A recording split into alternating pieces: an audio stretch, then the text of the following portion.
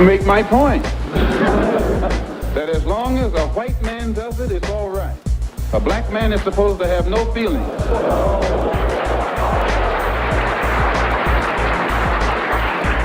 But when a black man strikes back, he's an extremist. He's supposed to sit passively and have no feelings, be nonviolent, and love his enemy. No matter what kind of attack, be it verbal or otherwise, he's supposed to take it. But if he stands up and in any way tries to defend himself, then he's an extremist.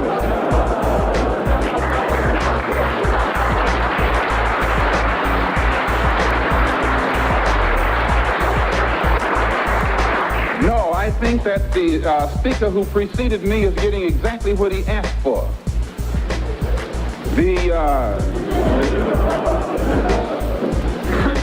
My reason for believing in extremism,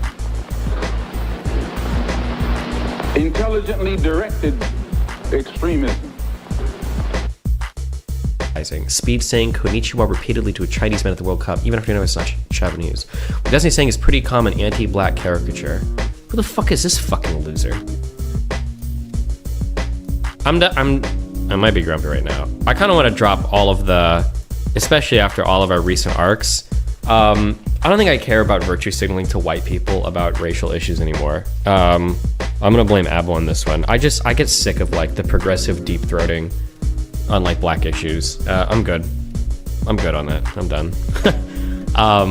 If you're gonna compare me saying there's like a kind of like a trend, at least on Twitch, of like the black like screaming content or whatever for the Kai studying ice pick, which by the way there might not be. Maybe those are just the only clips I see on LSF. But if you're gonna say that's the same as me going up to some Asian person and be like, oh konnichiwa, konnichiwa, konnichiwa, you're actually fucking retarded. Like go deep throat some people. Extremism in defense of liberty, extremism in quest of justice is because I firmly believe in my heart that the day that the black man takes an uncompromising step and realizes that he's within his rights, when his own freedom is being jeopardized, to use any means necessary to bring about his freedom or put a halt to that injustice, I don't think he'll be by himself.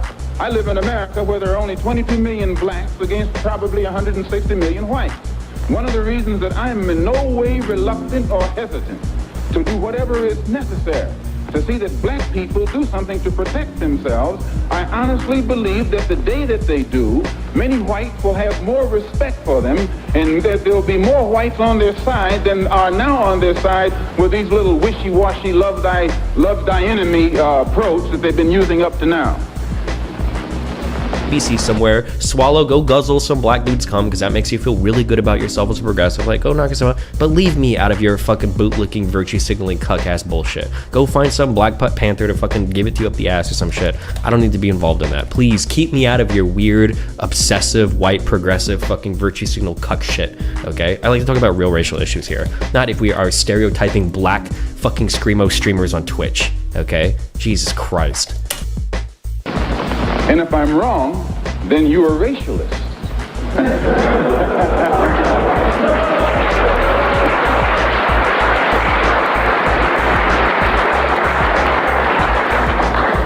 As I said earlier, in my conclusion, I'm a Muslim.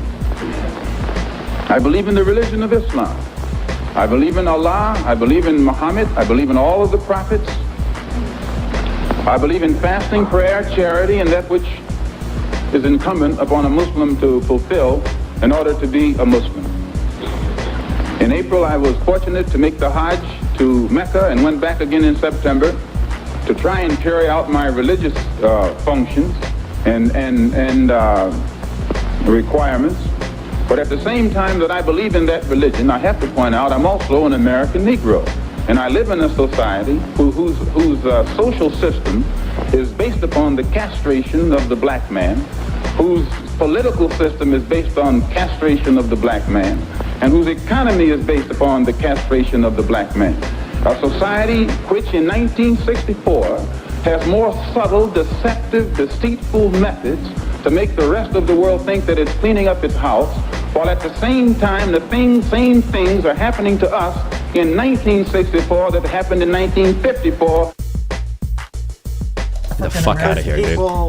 Don't. Imagine coming back from canvassing in fucking Georgia to people being like, well, actually, the real racism is when you stereotype. It's a common anti-black trope, actually. Like, bro, holy shit. Huh. Trying to, like, trip over your Can't fucking imagine virtue that signal. somebody might Get the fuck say outta that. Because they might not know Remember the to hit that like, context of subscribe, and issue. don't forget the notification bell. No, forget the notification button. 1924 and in 1984. I think people They came up with what they call a misunderstand, Civil Rights Bill in or maybe they 1964, misconstrue supposedly to solve our problem, how and after the similar bill was signed, three the issues civil are. rights workers were And murdered I in cold blood. don't and take the it very FBI, lightly. Ed Hoover admits that they know who did it. They've Frankly. known ever since it happened, and they've done nothing about it. Civil rights bill down the drain. No matter how many Because we bills hear the passed, language black people in that over country, and over, where I'm from, flipped still on its our head. lives are not worth 2 cents.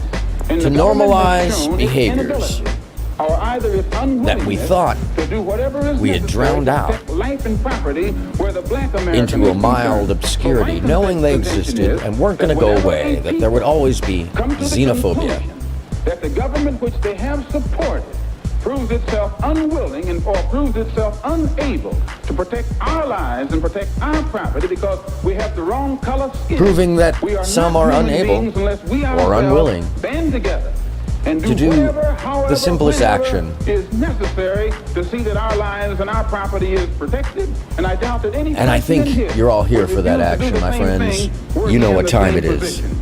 Or I should say, were he in the same condition. It's time to look up.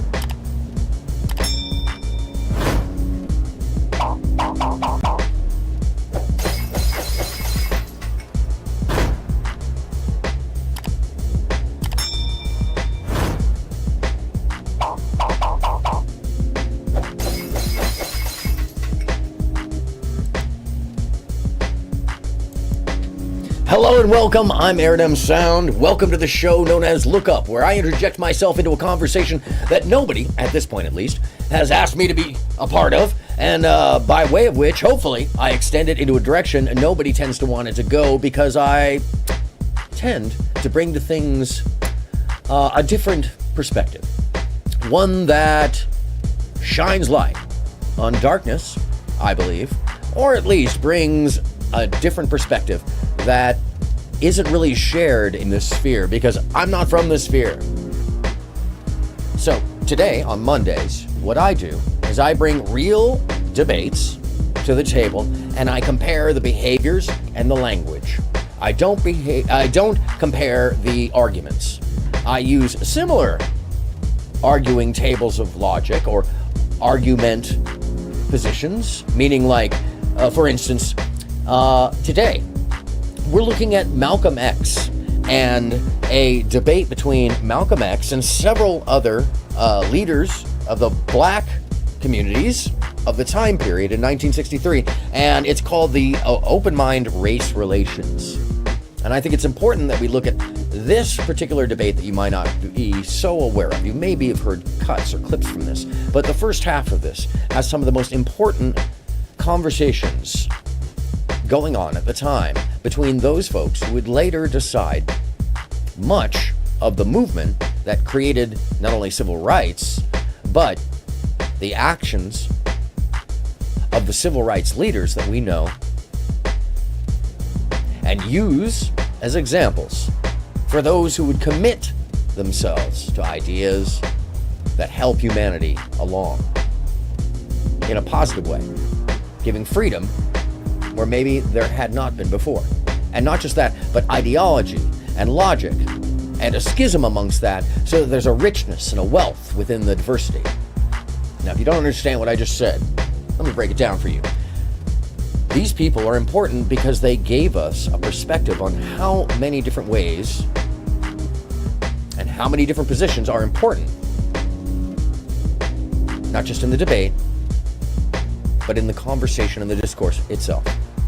You need more diverse ideas to make a healthier system. That's just how it is. And I say that's just how it is because I think there's a weird construing that I keep hearing, an upside down logic. Doesn't take long to find. Go in a Discord server where there are whole groups of people having deep discussions, they believe, that to the outside observer sound like, well, it sounds like what it sounds like when you walk into a mental facility in the rec room, because it's a cacophony of screaming and screeching and hollering and goofing. Nothing is serious.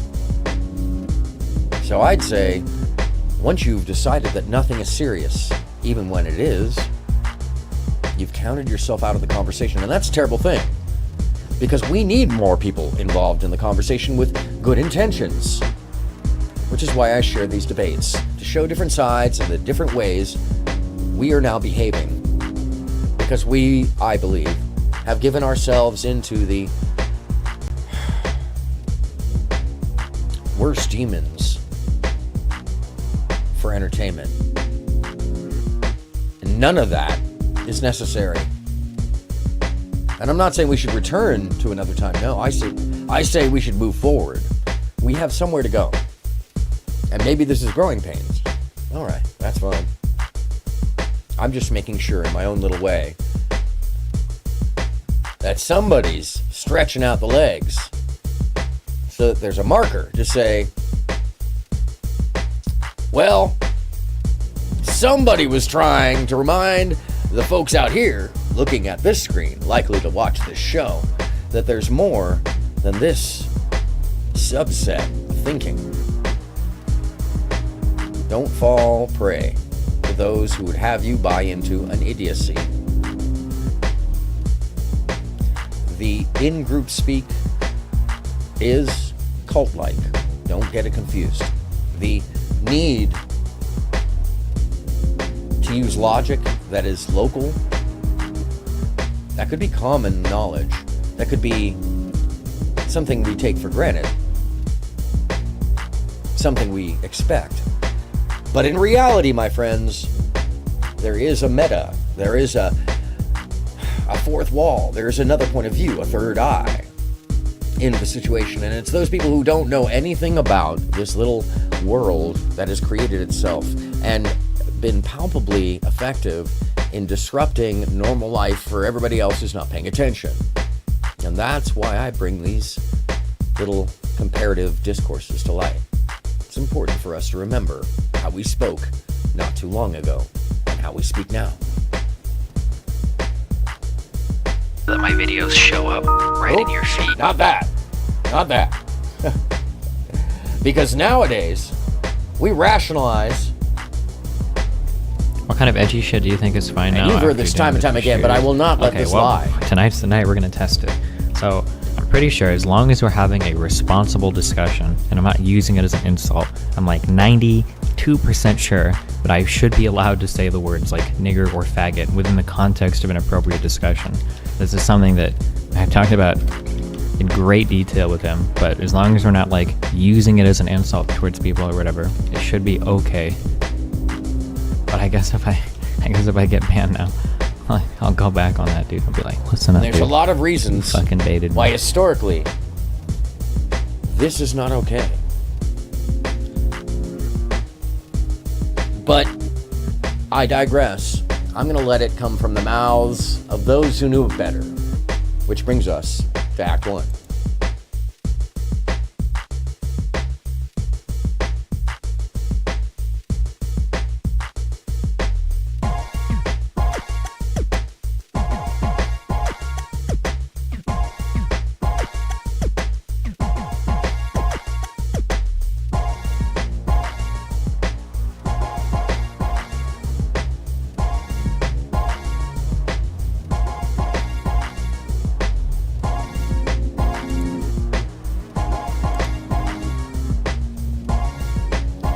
I'll shrink down because what we're going to watch is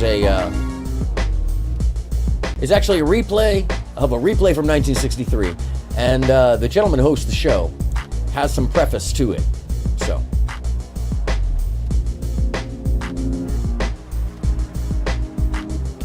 Uh-oh. Did I lose the audio here? No.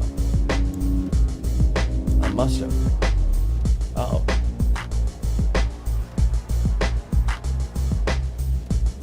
It happens.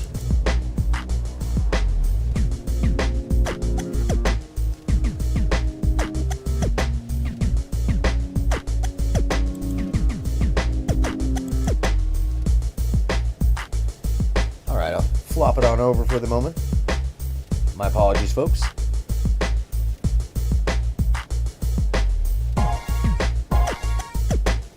Nearly 4 decades ago, when the program on race relations in crisis that follows today was first broadcast. Malcolm X was my guest that fateful day in June 1963. So were the 2 black leaders who in 1992 had survived nearly 30 years more of racial concerns and who joined me then for another special edition of The Open Mind, designed both to look back and to look ahead at race relations in America. It follows as well. Of course, when Malcolm and the others first explored the subject with me, it was still weeks before the massive 1963 March on Washington There it is. and Martin Luther King's Hello and famous welcome. I Have a Hi, Dream I'll be speech. tied. But What's already happening? what has been called 2 lines of dissent, 2 temperaments, 2 potentials, contended for the spirit of black America. This is very interesting to me. A tension because between the this has children not of Martin changed, it and the seems. children of Malcolm. A All too tension much. so evident in our exchanges the day I pre-recorded the program we are And mind about you, to see. Although this is a Wednesday, panel of black June leaders 12th, speaking, 1963. I would urge you all to Earlier remember that morning, Medgar Evers was assassinated. that much shot of in the the back by discourse a that bullet they're from a talking about high-powered on this rifle. table, this round table, Field Secretary for the National Association for the Advancement of Well- Colored People in Jackson, Mississippi, Evers had long lived on the very... frankly, to me, oh, how'd that happen?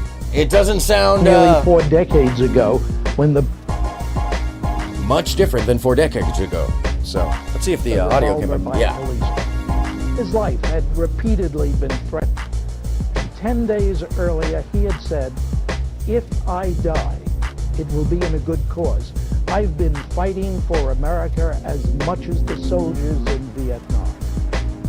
8 hours People before are I upset with recorded your that comments program. on speed. Who is this Medgar guy? Evers did This is die as equally from the fucked up as the assassin's clip Destiny's criticizing. With most Speed of saying the Konnichiwa thousands repeatedly. of Labia, welcome back. Thank you for also being here. Destiny saying is pretty So common many of them anti-black lynched. caricature. Who the The fuck is this killer or fucking killers loser? went unpunished. Evers' killer wasn't convicted and sentenced until 31 years after his foul deed. The day before, however, had also been historic. National Guard troops, So mind you, federalized what by we're the watching president for the purpose, had forced Governor George C. Wallace and his Happened state on the troopers day that to Medgar step Evers aside and died. for the first time permit qualified blacks to enroll in the University of Alabama. There was no violence. And that night, in a dramatic and emotion-laden nationwide television address, John F. Kennedy appealed for the first time to what Lincoln had called the better angels of our nature, to help set right the relationship of white to black Americans. We are confronted primarily with a moral issue, pled the young president who would himself be struck down before the year was over. The context of this era is very important to remember that It we is as old not as the script. take our momentary freedom of peace and practice of norm for granted, because there is nothing unusual about this upheaval.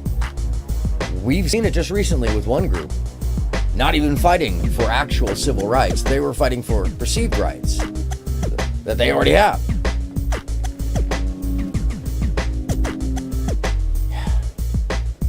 The mirrors, they flip around so quickly. But if we notice that they're flipping, at least then we can catch the reflections. And that's metaphoric for the, if you pay attention, maybe you can stay ahead of history's tide. stretches and is as clear as the American Constitution. The heart of the question is whether we are going to treat our fellow Americans as we want to be treated.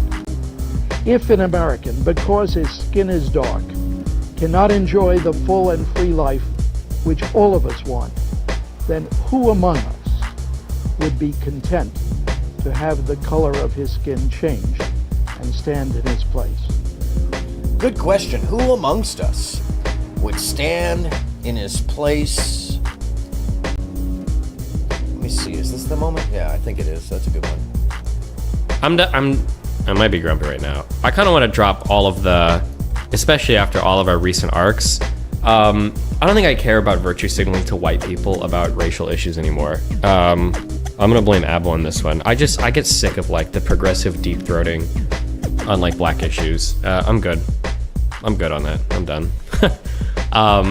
If you're gonna compare me saying there's like a kind of like a trend, at least on Twitch, of like the black like screaming content or whatever for the Kaiser and the Ice Pick Guy, which by the way there might not be. Maybe those are just the only clips I see on LSF. But if you're gonna say that's the same as me going up to some Asian person and be like, oh konnichiwa, konnichiwa, you're actually fucking retarded. Like go deep throat some BBC somewhere, swallow, go guzzle some black dude's cum because that makes you feel really good about yourself as a progressive. Like go knock yourself out. But leave me out of your fucking bootlicking virtue signaling cuck ass bullshit. Go find some black panther to fucking give it to you up the ass or some shit. I don't need to be involved in that. Please keep me out of your weird, obsessive, white, progressive, fucking virtue signal cuck shit, okay? I like to talk about real racial issues here. Not if we are stereotyping black fucking screamo streamers on Twitch, okay? Jesus Christ. Get the fuck out of here, dude. Sorry. I don't want to confuse the two because that's very humorous, what's going on in chat. Chat, undefeated. But what we're looking at is exactly the concerns being spoken about in the preface from the early 80s, by the way, regarding the panel you're about to watch. The entitlement and, well, white privilege. Yeah, it's white privilege. I don't know what else to call it. It's inaction, in behavior. So you can cover it up with as much as you want of a form of logic. But frankly, that logic never covers the behavior itself or the outcome of that behavior. So your language doesn't really matter. I could be speaking a foreign language. I could be speaking this in math to you or whatever. You know, whatever. It literally is whatever. That doesn't matter. Do I follow it up with bad behavior? That's what matters. The reliability, the, well, consistency, the reasonable senses. There's a whole bunch of things. Now, I take my time in saying these things because I've realized that there's a lot of fast talking that's going down. And frankly, we left that behind in the 1930s and 40s, actually before the 40s. You can see it in the movies. It's not because the film sped up, it's because people were literally just... And the only reason you do that is when you're trying to get a lot in, so people maybe won't notice. Now, for somebody who does that visually, I understand why someone might be doing that verbally. When it's not diarrhea, at least. Yeah. Who among us would then be content with the counsels of patience and delay? Hours later, Medgar Evers was assassinated. Still later that day, Malcolm X and my other guests joined me to record the program we are about to revisit. First, however, a caveat, a personal one. And you should know this, the audience members, as well. For the incredible foolishness of a young host literally smoking up a storm. This segment of our program is being pre-recorded on the morning of Wednesday, June the 12th.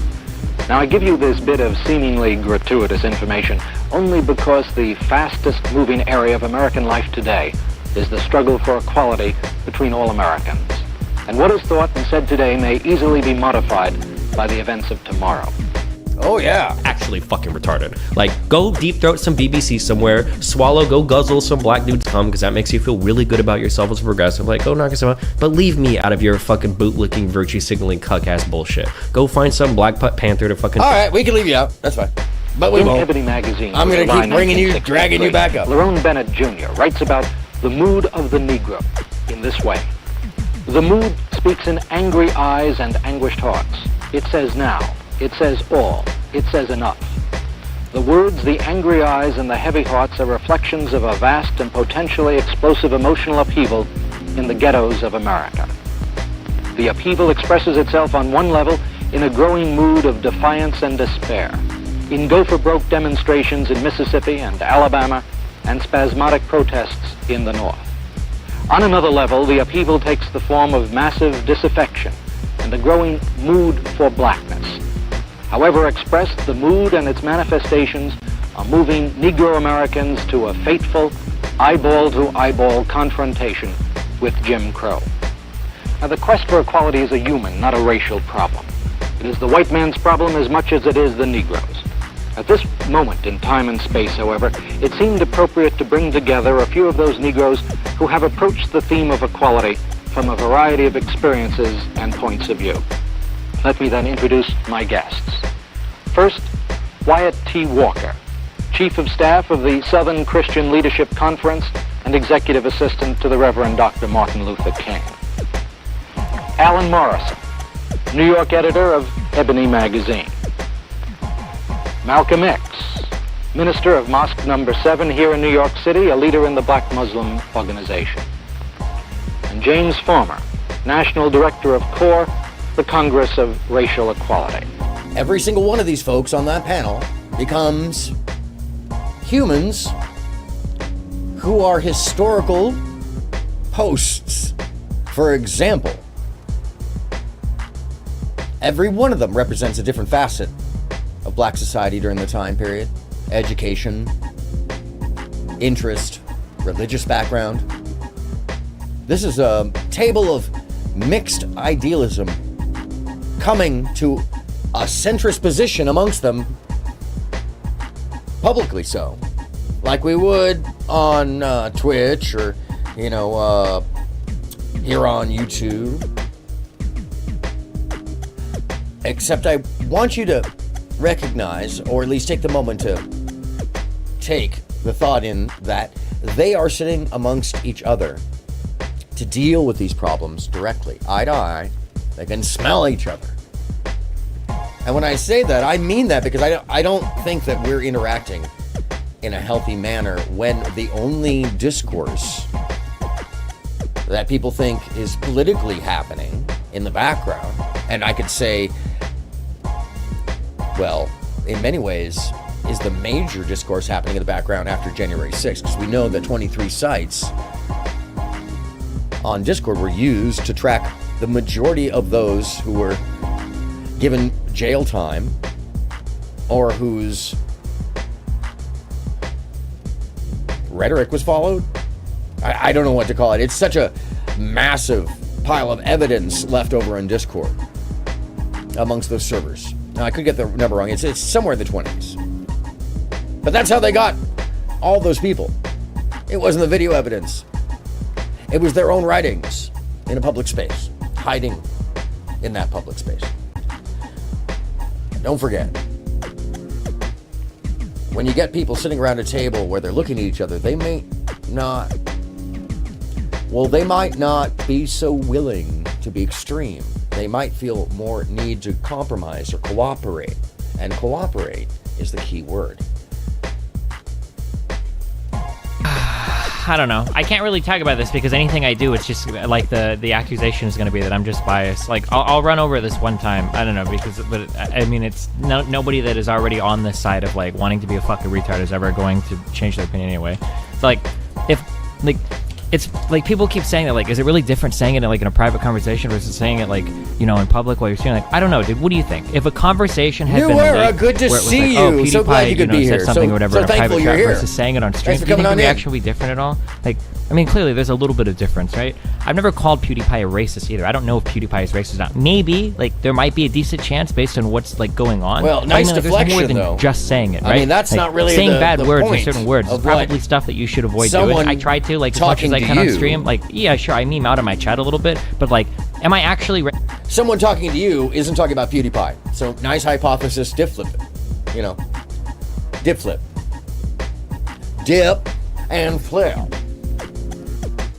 Dip and flip. And so I want to remind people that this is an old Essentology trick. And it's an old MK Ultra trick. When somebody is arguing with you and you want to talk about something else that you're more adept at, or that you know that you have the leverage on them, a but and, just like yes and, but if you do it aggressively enough, fast enough, you can just force an alternate conversation. And frankly, this person, I don't even know if they know they're doing it all the time. So the point of saying something about it in the moment would be to hold it up so that you can keep on track, because what has just happened is the conversation is no longer about the subject matter. Oops, excuse me. In this case, Steven's racism. No. Or his racist comments. No. Or whether or not he uses those racist comments in public or private. No. Or whether or not that behavior makes a person racist. No. That's not what that's about anymore. He's made it about what he wants to talk about. So this is how you deal with it when you're dealing with a child, which is the behavior that's being exhibited. You say, look me in the eye, look up here. We're talking about you right now, not about the other people. And you say it patronizingly. Why? Because that's childish behavior, adolescence. I am treating it as such because I'm tired of seeing it rule the conversation. Stick to the fucking point. As soon as you're off deflecting onto what a word means, definition, you can't pull it out of an encyclopedia, you're fucking wrong. You're just trying to be right. Move on. It's the tactic that's so popular around here that it makes people actually kind of insane. Because they think that by demanding clinical definition only to the point where the word means nothing can win an argument about a topic. My friends, this gets us nowhere. So, here's the practice terms that you will not need to hear today except in one side that I'm about to share in the comparative. Practice this with me. Stick to the point. You're deflecting. Stick to the point. Don't evade. We're talking about you. We're talking about blank. We're talking about whatever it is. Stick to the point. Okay, you don't want to have the discussion? That's on you. That's your character. This is what you say. Because it is a matter of their character. They'll use all kinds of spin and they'll spin off, but they're the ones who'll get more and more upset. And I think all of the mothers in chat will agree with me when I say that when their child wants to blame the cat for breaking the lamp or, stealing 25 cents that was on the table or whatever it is, things kids do, and they blame someone else, it's always about why somebody else did something or why something else is not their fault and not the topic at hand. It is the laziest, most childish format of thinking, and it's only used by those who are rote, meaning that they can memorize things but they don't know what they mean. They can be shown things, they can repeat them, they sound logical, but they don't know what they mean because they have no emotional intellect, I would argue, in my opinion, to balance it out. So they don't know how to apply it. They just apply it like it's a hammer over and over again. Why do I mention this? Because in the language of today, this is the big differential. Accountability versus none. And that's what I boil it down to, is accountability. Whether or not, in the person's character, at its root, they are accountable for their own language, behavior, or impact long term. And for those that don't have humility, they'll never admit to you that they've changed. They'll just point to something that they think is the marker post, but in reality, it's what they think. And that's what they'll stand by, whether it's right or wrong, because most of these folks don't see that the world isn't W's and L's. No. It's much more complex than that. Groups of people would be different, because if a person hates a group of people, you'd have to go through and like figure out how to get them to stop hating a group of people. But if another group of people are just like misunderstanding or have like some implicit bias, it's a bit different, right? Like somebody saying, I'm not going to hire any gay guys because gay people are always late, is going to be different than somebody saying, I'm not going to hire gay people because I think they're sinning against God and they're evil. What's the difference? Like, how would you handle it differently? Well, everybody, my name is Contraband, and I'm the creator of the Contraband Wagon. We're changing the conversation on race. You can find me at Twitch, the Contraband Wagon. And yeah, long story short is I've been having these conversations for some decades now, and I became interested in this subject matter as a young black man growing up in the South. When a boy told me that I wasn't acting black because I was getting good grades, because I wasn't in a gang, because I didn't curse, because I treated my teachers well, etc., etc., etc. Each one of those was like a dagger to me at that young age of 6. And so it really kind of shocked my conscience and made me think more deeply about the subject of race. I've been having conscious conversations and purposeful ones about the subject matter since then, and studying the subject matter since then. That was about 32 years ago. And Stephen Bunnell, the second from Omaha. Do we need his intro? We know who he is.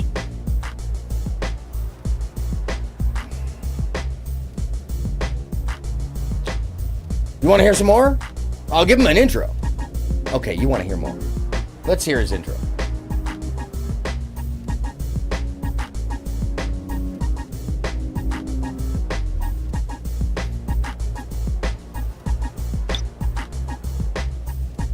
You just called somebody the N-word because he cannon rushed you in a game of StarCraft at 5 a.m. before school, okay? That's funny. I like slurs, so that doesn't mean you shouldn't say it, okay? Slurs are fun. N-word, W-word, G-word, whatever you want to say, fucking knock us up. But Karen is just like Gusano, just like whatever the fuck else you want to say. Karen is cracker, whatever. Karen thank is you for that, by the way, Lydia. Absolutely a slur for white woman. I appreciate you. Bellevue Hospital put her on administrative leave pending a review of the situation. Better hope you don't have a they-them reviewing the fucking case, because if so, you're out of here. Oh, keep in mind, when they say black in the media, that's with a capital B. Please don't get offended, okay? We literally refer to black people with capital letters, like fucking Jesus Christ himself, okay? Don't forget. You joking? No, in the New York Times style guide, black is supposed to be capitalized. You don't do it with white people. I'm not making this up. This is the style guide. White woman is in lowercase. Black men, the B is capitalized. I'm not joking. I don't make this shit up, okay? It's clown world. It's exactly the type of behavior that has endangered so many black men in the past. Who is this happening to now, okay? And if you say Emmett Till, then delete yourself. Do you know the biggest threat is to black? Yeah. I could come up with a number of ideas what the biggest threat to black people is. Or might be. One is definitely influence. One is definitely the language we use. One is the sensitivities to others. And whether or not we normalize sideways, slight, soft power, hatred. The minimization or the normalization of hate. It seems to some that because they want the privilege to use slander and slur as a fun little game when they choose to, because the world is ironic to them. There is no non-irony. Everything is questioned because they don't believe anything, but they don't know what to believe. It's their confusion as everyone else's problem. Does it sound like kids again? Yeah, sounds like that to me too. But they're all, for the most part, adults influencing the kids. So, anyways. Mr. Farmer, I think I would begin the program by putting the first question to you, referring back to this Ebony magazine story that quotes you as saying that Negroes are fed up. You say they are, quote, not afraid to go to jail now. They wear jail sentences as badges of honor, not even being afraid of being shot.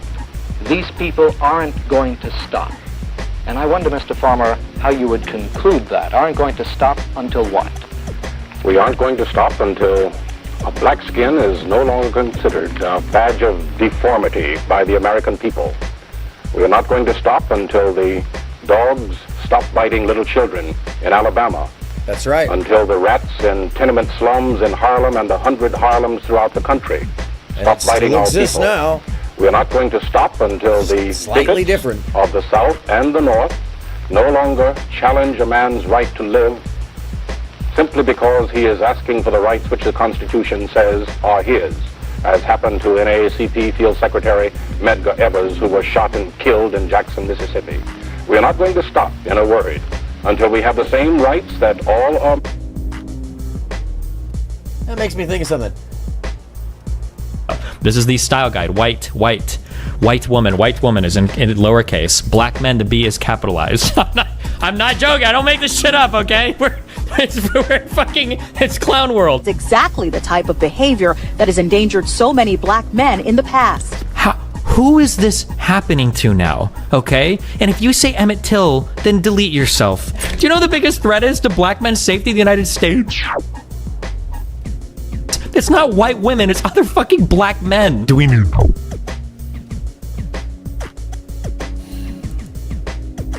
Americans have. We are not going to stop until we have jobs and are not walking the street unemployed in a proportion which is more than 2 times as great as among whites. We are not going to stop until we have the right to a house, a decent home, an apartment, any place we choose to live. We are not going to stop until we have the right to enter any place which serves the public. Why am I sharing this comparative? This is 1963. Do you think it's that long ago? One of my brothers was born in this year. My parents were happy, young people. One of whom was in their 30s. My grandparents were only in their 50s.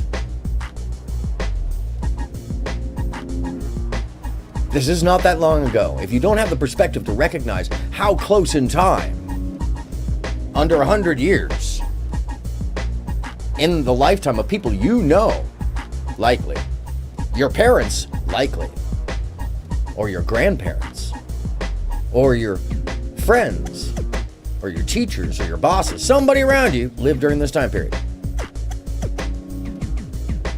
So just remember, when you hear the language of someone saying, if you mention Emmett Till, go off yourself. That's the language of a grown-ass fucking child. Labia was alive. You don't have... Labia is... Thank you.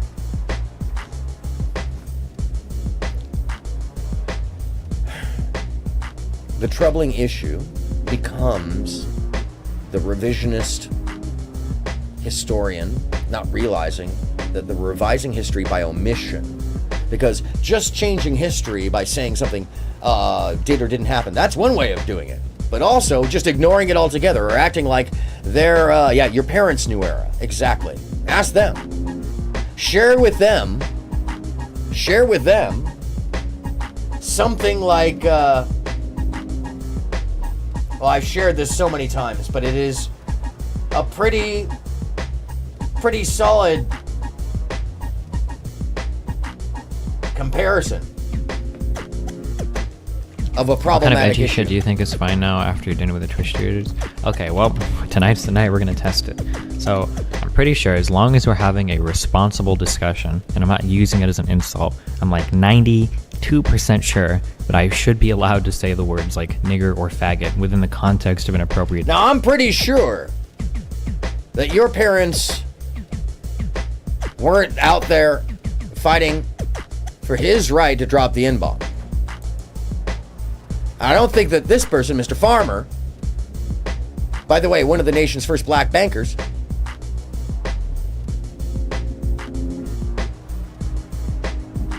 first black lenders, at least on a mass scale, I don't think that these people were fighting for this streamer to be the face for civil rights. What do you think? Am I talking out of my ass? Tell me. I don't know. I think I'm pretty on it when I think about what they're talking about. Yeah, and that's part of the issue, is that so much of the conversation is being driven by drivel and not moving all of us to somewhere better. No, it's deconstructing the entirety of the positive discourse so that folks can ideate, maul, destroy the meaning of words. Meanwhile, we got a whole bunch of books and the Google that describe what these things mean. And yeah, I would challenge these people, as I do often, to take these behaviors into public. Because you find out that they get real quiet once they're faced with somebody who won't take that they think might just be like, excuse me, what did you say? Because that's the real world. You have a chance of a repercussion. Accountability. See, that is the bigger thing, and I think we've talked about this. The cowardice of the modern individual who stays in that environment to argue is telling by their lack of face, their lack of name. People are always a little taken back by the fact that I'm so public. I've been public my whole life, that I'm a public figure, that I'm my moniker name, easily found, playing a boisterous character.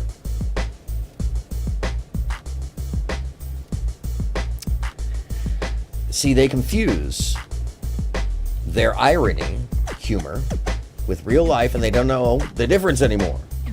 And that's part of the issue here. Which is why we should listen to the all folks over on the this country. panel. We are not going to stop in a word until America becomes America for all people. What would your assumption be about the time when, as you say, America becomes America for all people? Things are moving very rapidly now, and I think they're moving to a climax. This is a climactic stage of the struggle. And I would expect that within 2 or 3 years, the most brutal aspects of segregation in the South, that is formal segregation, will be eliminated. Segregation in businesses that serve the public. I would expect, however, that there will be exceptions, that in the hardcore states of the Deep South, such as Mississippi and Alabama, and the hardcore areas of the Upper and Middle South, it will take a few years longer for us to break down those barriers. I would expect that it will take several years longer in the North for us to wipe out the more subtle forms of discrimination in housing, in employment, in de facto school segregation, and of police brutality. I think, however, that within 5 or 10 years at the most, I'll be able to take a vacation and go fishing. How do you gentlemen feel about Mr. Farmer's timetable? New Era says, my apologies. There it is. If he feels that way, even when a black man, a Jew, and say anything about Jewish people, calls them racist and do all other stuff to black people when we say Jews. Yeah, so this is one of the things. There's lots of convenience to each of the arguments because you can find lots of examples of that other person with the blue hair just taking any argument to take it for a long period of time, just to take an alternate point of view without saying, hey, I'm playing devil's advocate. No, as a matter of fact, there is no reason to find that person reasonable, reliable, or cogent in a lot of cases, I find, personally. Yes, the Hebrew Israelites. Yeah, I mean, the variances of humans, the variances of backgrounds, the variances of these things are always seemingly boiled down to whatever is convenient through the lens of a myopic eye. That's the way I think of it. Because children, the child brain, at least the adolescent, retaliatory, rebellious one, the one that wants to fight everything for cynical or just contrarian purposes just because it seems like it's fun, which is really what we're talking about.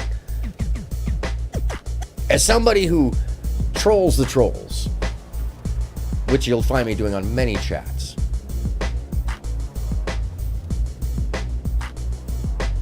I can tell you very clearly that nothing is easier to spot than a guffawing goofball adult who thinks the whole world is a joke, because they never know when you're joking. They don't know the difference. The whole thing is a joke to them. They're adults. They're out there. They're voting. They drive cars. They might have children. They even pay taxes. Maybe.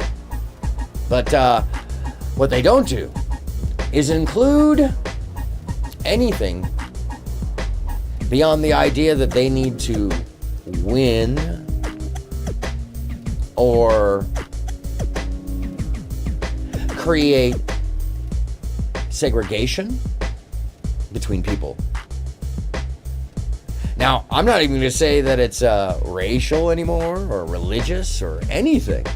It's just an otherism by those who want to win, which is what a lot of the folks in this panel were concerned about. Mr. Walker? Well, I would agree with Jim wholeheartedly that the revolution now has been mounted. What we've seen the last 4 or 5 years has been perhaps the rumbling and thundering of a revolution that had only established beachheads. And I think this is the critical significance of Birmingham, Alabama, that here the movement for the Negro's full emancipation took a significant turn. And I think the mood of the Negro around the country has been, well, knowing the frame of reference in which Birmingham has existed. If Negroes can stand up like this in Birmingham, Alabama, then what the hell, we ought to do something here. And I think it has given a new sense of militancy and a new sense of direction to the entire Negro community in America. What do you think was the ingredient here that led to this attitude? And Mr. Palmer said a moment ago, this is a particularly crucial period. We're all aware of that. What has changed now? What has changed in this year and in last? Well, I think the mounting of the revolution, in other words, there has been the contagion of heroism. I think the human spirit admires heroism and courage. And in an instance like Birmingham, they have seen this demonstrated by the young and the old alike, male and female. And it has an infectious quality. And the compounded frustration of 244 years of slavery and the last 100 years of quasi-freedom with all of the geometric frustration that the Negro has had. I think this is a part of what Dr. King describes as a zeitgeist. It just had to come, and this is the moment. Malcolm X?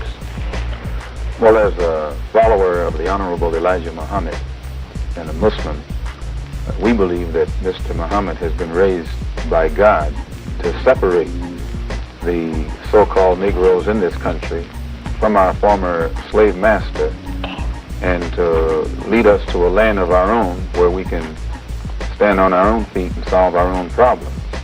And because we religiously believe that it is intended, it is part of God's plan to separate the former slave, so-called Negro, from the former slave master, the American white man, we also believe that every effort to force integration upon the white man or to force the so-called Negro into the white society is actually in direct and divine opposition to God and will meet with bloodshed and destruction and no progress or benefit either to the so-called Negro or to the white man in this country. So you see, even at the time period, not everybody was in agreement. There was a lot of discourse about how people should live or what the future could be. It wasn't settled. It wasn't that long ago. The ideas between the groups who were leading the political movement, the civil rights movement, the religious movements, the grassroots efforts, they were not in agreement. So when we take this for granted and we let the trolls run the conversation as if it's theirs, when they don't actually provide solutions, when they don't actually engage with the actual issues, they just talk around them, about them, and inflame them and leave them behind in a dumpster while other people have to deal with it. Or the frenzied sycophants jump around and ooh and ah the flames and throw more fire on. These are the concerns. I say this because the flippancy and the quickness with which some folks would leave history like this behind because they weren't born during that time period, so they don't want to include it in their thought process or their compassion or empathy or reasoning or even have that at all, or a premise for an argument. No, they just want to take part in the argument and say what they have to say and be right. And the only thing that matters is the viewer count, whether it's botted or not. It doesn't matter. People are impressed when you F the system. Apparently, in that little sycophantic group.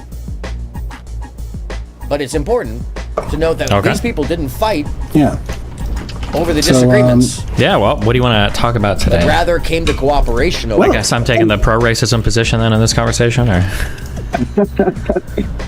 I don't know, brother. I guess I just want to talk to you a little bit about the work why does that have to be a position at all?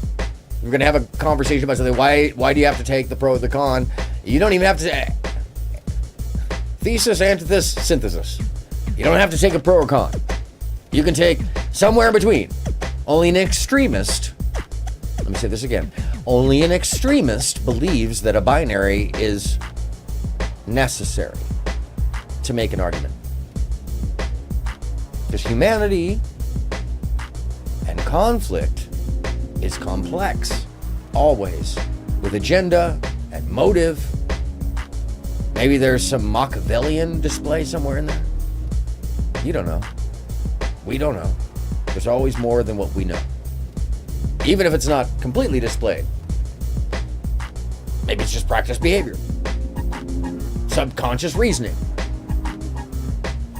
Humans, the interactions between us, they boil down to, maybe a plus or minus sometimes. When it's necessary. But most of the time, it's about accepting a wider scope of reasoning into the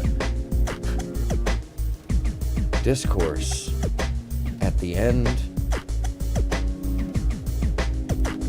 If you allow for logic beyond your own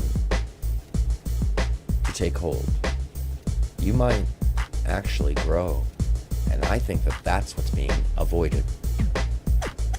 Done, and kind of get your reflections on it, and kind of tell you a little bit about how I see your work could be influenced by the work that I'm doing, basically. Gotcha. So basically, what I do is I try to have authentic conversations with people about race that they typically don't have. Like a lot of the conversations that I see you having, I think are novel conversations on the subject matter of race. But one thing that I kind of noticed from watching them is that I didn't think a lot of them were very productive, at least in the way that I'm trying to be productive. So I kind of want to compare notes on that a little bit and try to see, what's your intention with these. By the way, this person is so giving him so much grace. By the way, Steven's playing a video game. The game that you see here, he's not listening. He's just playing the game. Rude, first off.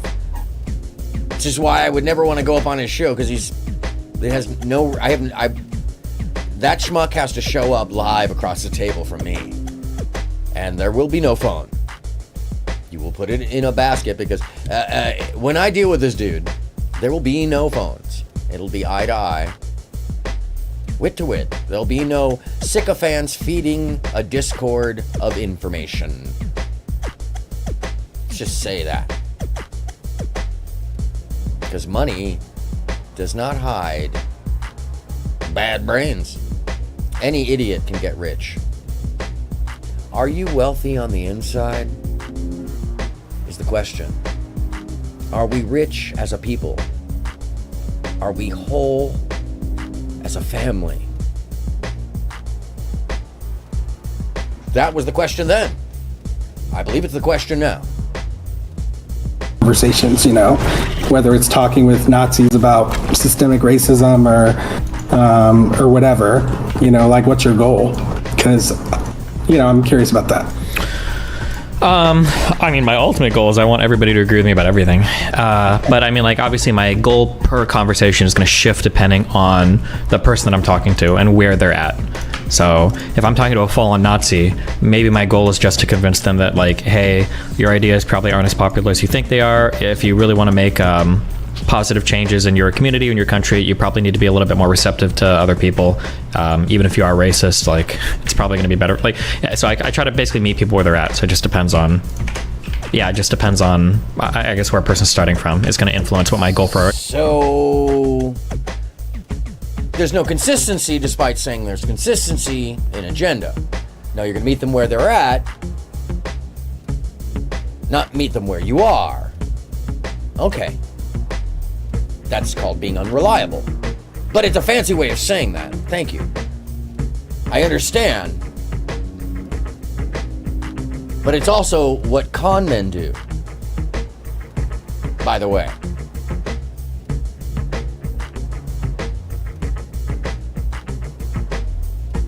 We're not talking about centrist thinking. We're talking about unreliable behavior. Motives that don't match the action. That's a big deal. You come to the table or you don't believe the topic at hand, but you want to play devil's advocacy just because you want to win. That's not engaging in a topic. That's being a jagoff. Get out of the conversation if you're not there for the best intention of the purpose. That's right, you heard me. If you're going to be in the space talking about politics and actually trying to make motions in the world, and you have, this one has, made some impact in his little circle amongst the people that follow him. I'm not saying amongst the bigger world. That's not going to happen. Money, no amount of money is going to get that into the rest of the world because all this video exists. So that's the funny portion of it.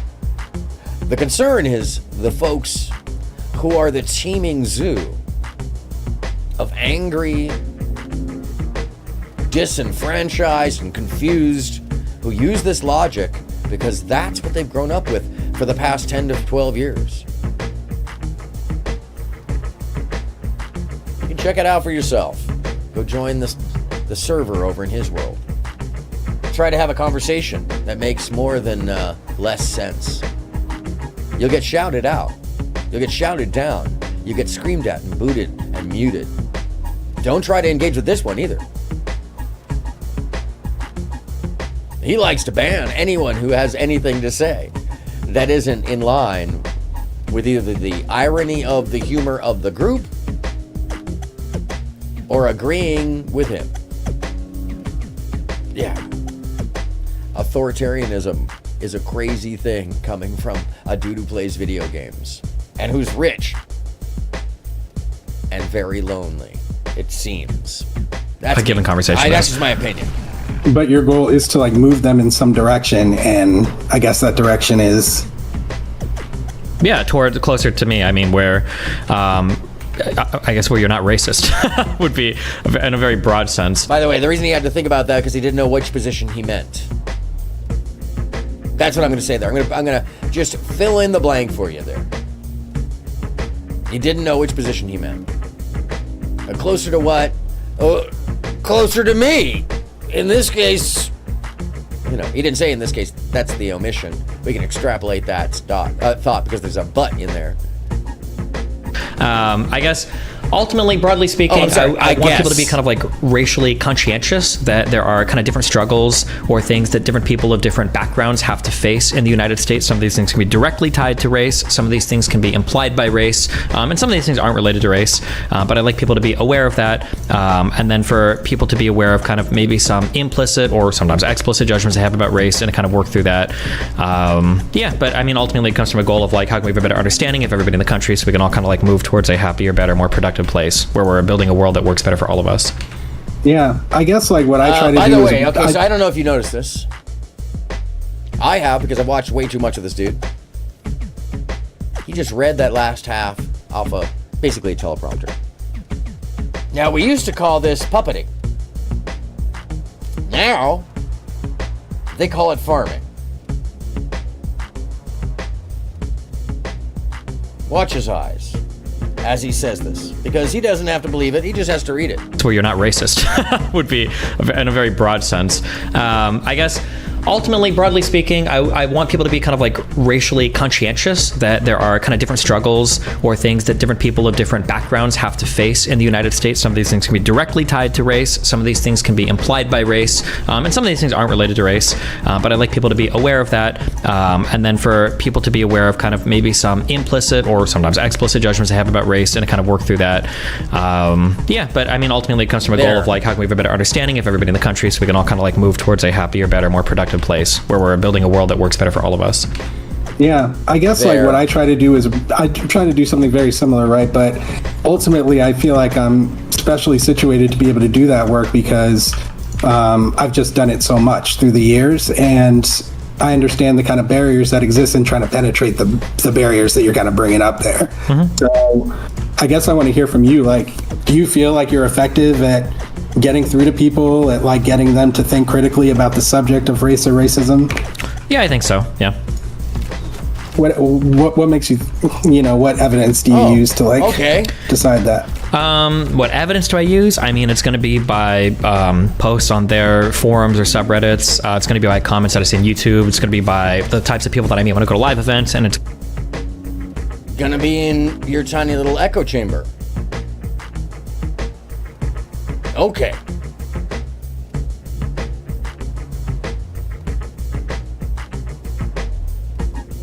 Okay. Mr. Morrison? Well, I agree with Reverend Wyatt Walker when he says that the revolution which is now going on in America against second-class citizenship and against racial oppression had to come. I don't altogether concur with Reverend King's analysis, which I think is well intentioned but founded in his mystical philosophy that this is a zeitgeist period. I think the revolution was yes, Labia, it does seem like inevitable historical forces. Does seem like Stephen Bennell II is full of bullshit, in my opinion, as well. It's the easiest way to say it.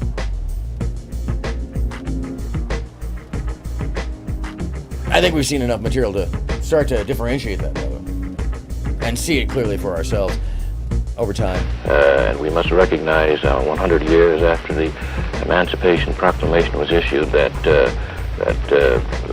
chattel slavery was succeeded by racial segregation, and that as chattel slavery had to be overwhelmed and destroyed by a military conflict and by force, and it may be necessary, as we are seeing today, that racial segregation has to be confronted in a similar manner, and that the force and might of the state has to be exerted in uprooting inequality from our society and in destroying racial segregation, which is simply the successor to chattel slavery. The revolution, and I am very glad to note that that word has reached a new significance and a respectability in our culture and language, embraces all classes of the Negro population, from the young to the old. They are united in a determination which has reached a zenith, a new point in fervor, that they will not suffer indignities further, and that they are prepared to die. Negroes are prepared to pay the price of violence in their struggle for equality, as a noted Negro educator stated this week, outside of the United States, I may note.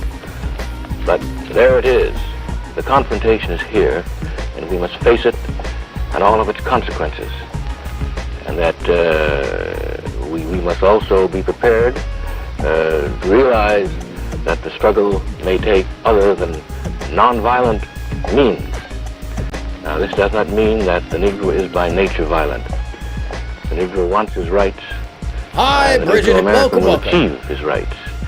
The that it may be necessary to defend his birthright, to defend his heritage, and to maintain his status, and to go forward to the goals that he has set for himself, to protect his life, to protect his family, and to protect his status as a citizen.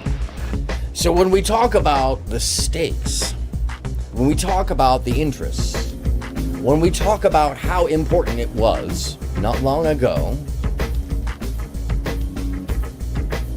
to be aware of what the terms and the words and the intentions and the agendas really meant, and how the civility to compromise, cooperate, commiserate, and have discourse between logically minded, rational people who are looking for answers and not just to hear themselves bloviate. When we see the stakes and the weight of those measures that those people were taking at the time and the language they were using, we see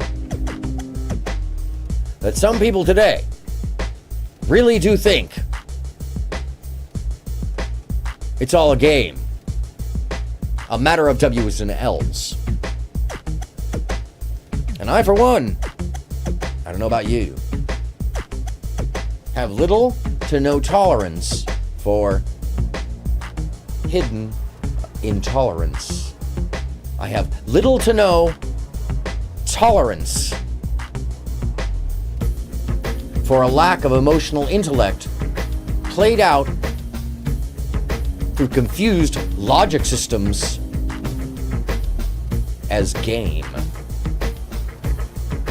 We should be aware of this as one of the most dangerous systems to the human mind.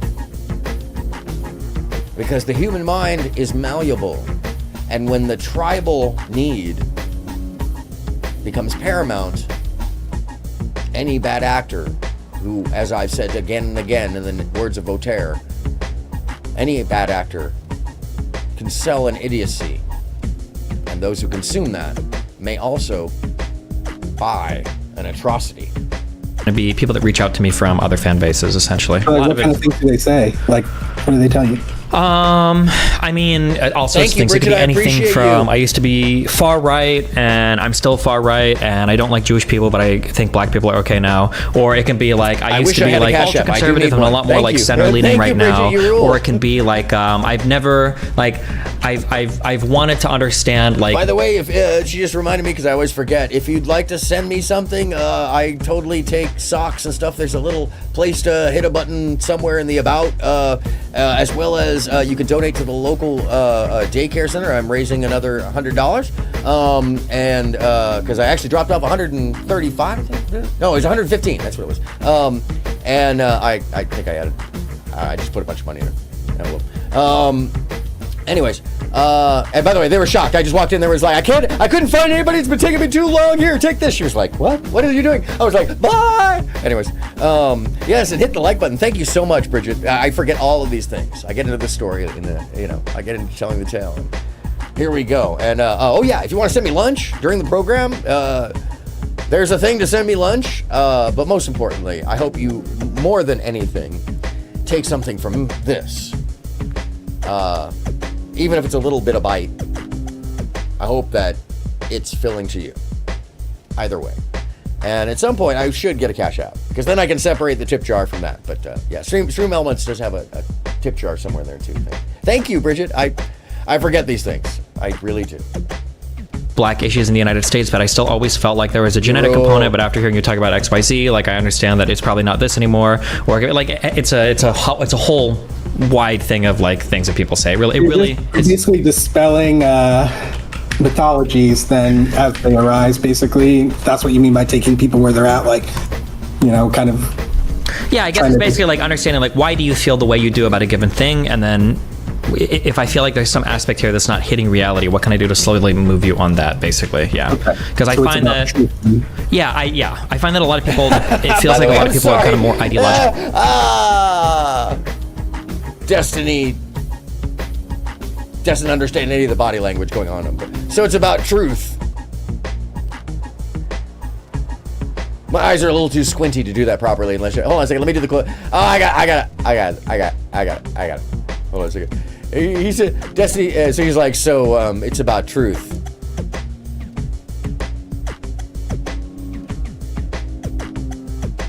Yeah.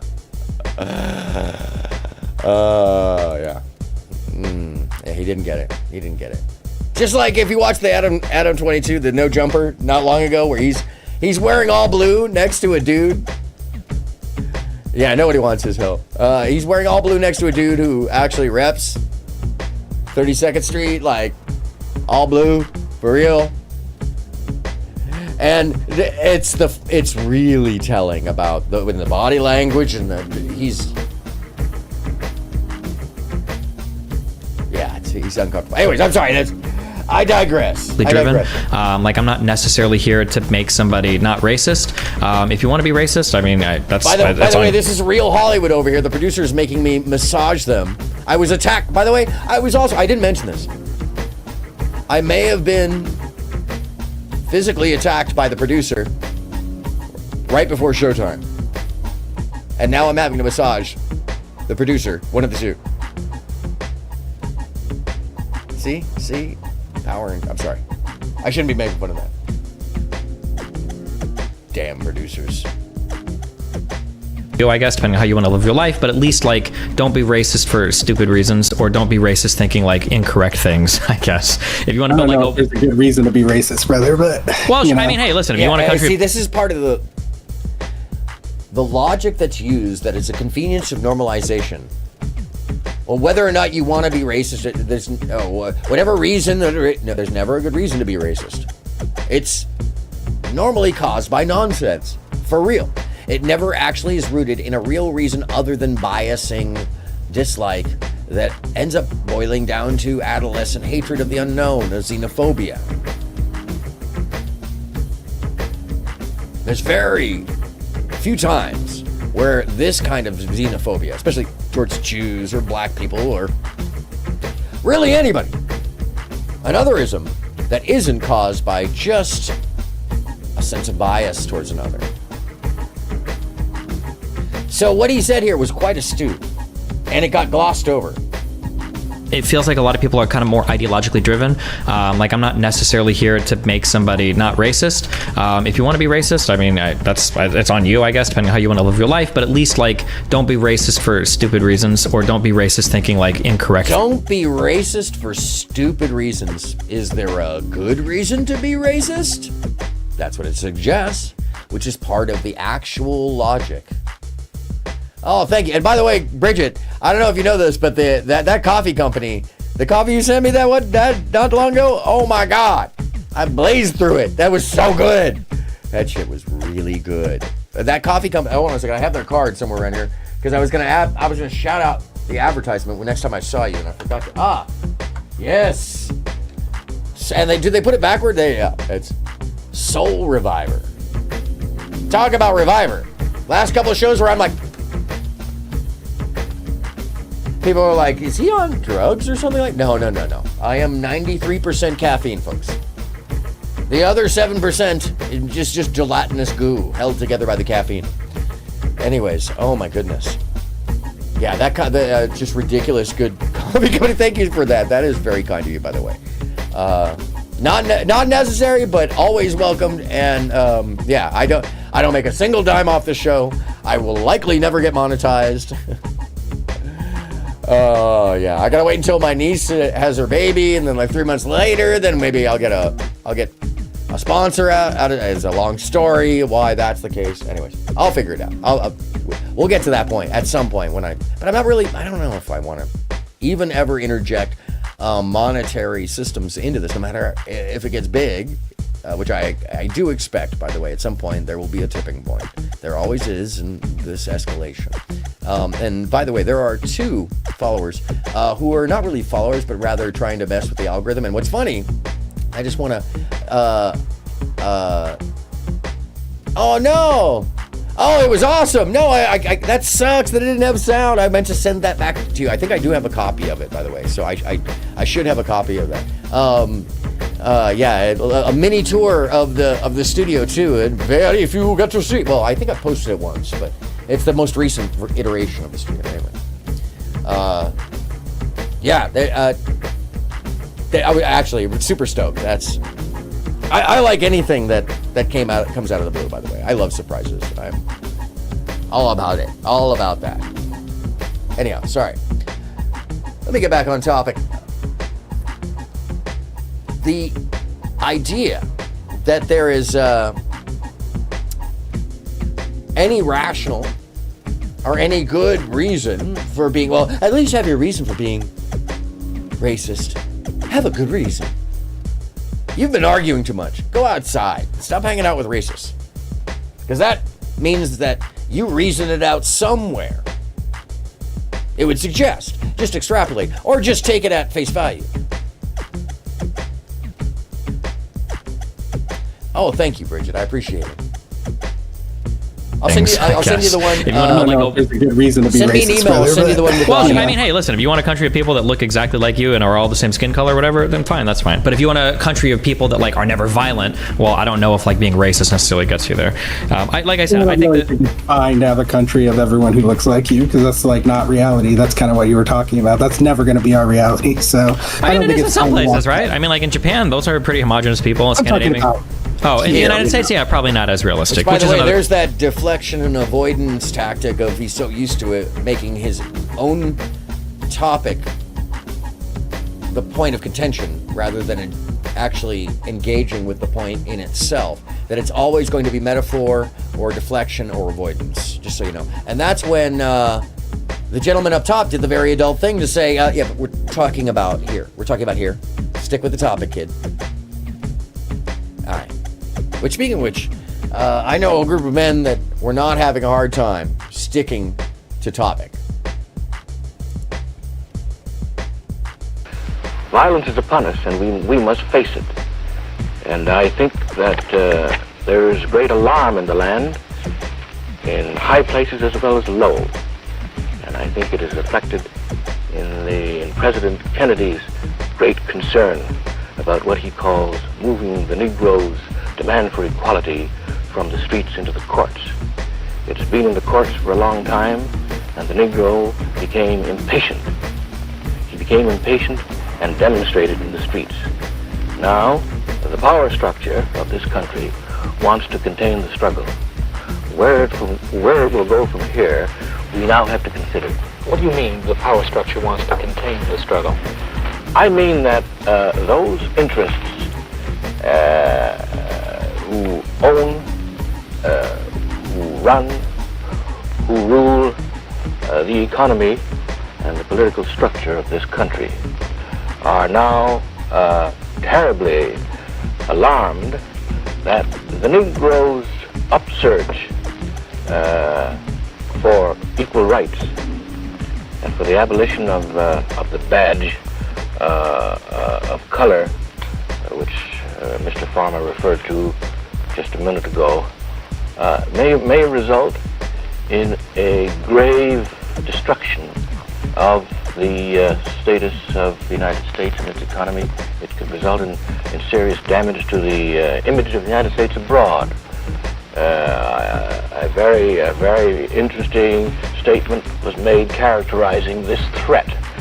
An organization was formed just a week ago by Negro intellectuals and a couple of political people.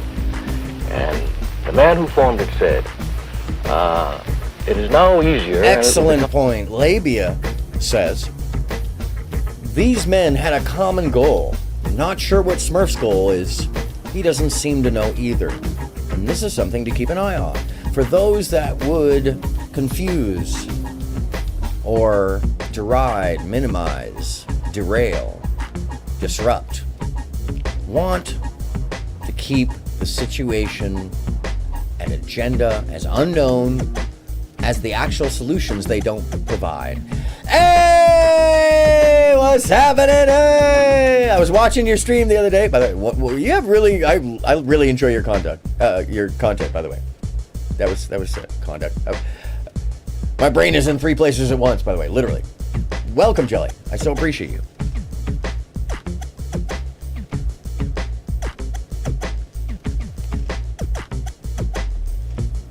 Yeah, I was watching your one of your streams. I got to catch a live one now. You have a great intro. I love it. And the show itself was. I watched a couple of them. So. That's right, I watch you folks. By the way, I have a new... I don't want to go into it too hard because it would be making this show a little silly, but Jelly with the Hanafuda earrings says, "Let me oh, what's good?" Oh, my pleasure, anytime. You know, I just like to read out loud her screen name, so that's not to make light of anything, but damn, that's good. And I want to go into whatever chat and just like banter about Brian simping or people simping Brian. Yeah, it's good content too. I enjoyed it.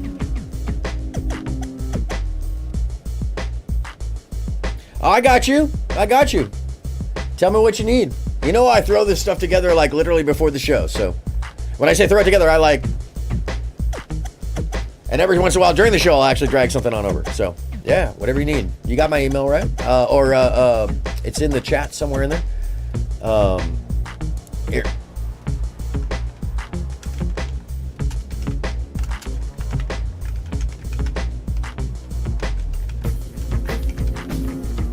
There it is, yeah. Boom. I have like 15 emails because of all the different businesses and different things over the years. I still have my Yahoo. You could write to almost anything. I used to have a Hotmail. I don't know what happened to that one. And by the way, there is a website coming. There is a website. My pleasure. Thank you. And thank you for being interested. I appreciate that. Happy to sit with you and put it together on your direction too. It's very easy. It's a lot of fun. I actually love putting the orchestra together. It's a group. Anyhow, these folks had a common ground and a common goal to get to, despite the fact that they were coming from many different directions of the ideological spectrum. And it is not to be underestimated at how important that actually was to the entirety of the event and the cooperation that ended up happening. Because I do not believe that our version of civil rights in the United States, in response to the actions of slavery's 400 years of abuse and murder, wide-scale disenfranchisement of generations of people, I don't think there's really ever been another movement that acted in such a short period of time to correct the effort of millennia. And these people at the table, ladies and gentlemen, Lita Caprati! If you didn't know, now you do. Lita is the official, unofficial co-host, but most officially, true. Brittany Venti was on the Whatever podcast last night. It would have been a good night for Labia to comment. Oh my gosh. Yeah, I was doing all the research for this one, and I was stuck in between here and some other things that are going on. By the way, there's an incredible murder mystery happening in real time on Speakeasy's channel. Oh my God, he has cracked it so wide open, and it's a channel filled with people that are just like kind of idiocracy, you know, but God love them, because there's such a mix now, because there was like 300 or 400 people watching at 1 a.m. last night, because there were literally like one of the two dudes on or maybe both of them might have committed a real crime, like it's murder related, like and it's real. He's doing such a good job of covering it. I'm literally going to nominate him next year for Streamies, and everybody talks smack about him because he's into hip hop and whatever, but fuck them. If you have a mind, if you have an interest, and you find yourself excelling, go on. I can tell you, that's what they did. Far more simpler to persuade. Oh, good. I'm sorry. Did I miss you early on, Lita? The legislators. I apologize. To pass civil rights legislation, because the danger, the menace to the system here, to American society, is great, serious. And he put it this way. Labia says, Read between my lips. Go on. I don't fuck with you. I was doing my best Tree 411 right there. I don't fuck with you. That's my version. That's my impression. I still don't know if I should be watching Tree. I feel like sometimes I just have to turn it off because I'm like, I can't disavow. And then 10 minutes later, I'm back on me like, I don't know what to make of that. I don't know what to do about that one. I'm very conflicted about Tree. So, any suggestions on Tree, by the way, let me know. Because there's certain aspects of it that I want to avoid, but certain aspects of it, I'm like, man, I kind of need to hear this because she always has that inside. And she and I, by the way, are following a lot of the same inside stuff. It's crazy how many times we cross paths and they're like, I mean, she's got a big following, but I'm like, and she's like, she responds to me quite often.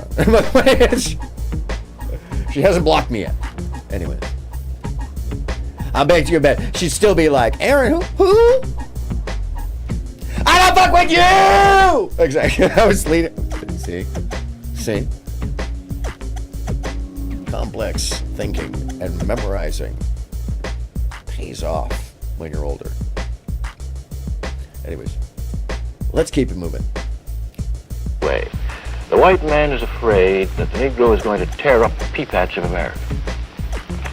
Well, I too think that the Negro's revolutionary struggle is a part of a historical process. We see a worldwide struggle for freedom, and Negroes could not escape becoming a part of that. This struggle is going on in Africa, in Asia, it's going on all over the world. And certainly the Negro-American... Yeah, that's the way I've been feeling about it, Lita, by the way. Because I try not to, like, support things that are horrifying. It's not like I'm going to Nick Fuentes' channel and being like, oh, I missed the last one. No, and even worse, that sometimes she'll get me laughing about things that I'll then look in the mirror and be like, what the fuck is wrong with you? Oh my God. But then I realize, she's kind of Dangerfield. But then I realize, oh my God, she's fucking serious. I don't know what to do. Yeah, I turn it off when I get to the point where I'm just like conflicted. And she's making me feel a certain way. So let's call it art, I guess. Because sometimes I'm like, yeah, and then other times I'm like, the fuck? Yeah. And if you want to know how I got there, it actually has a lot more to do with the fact.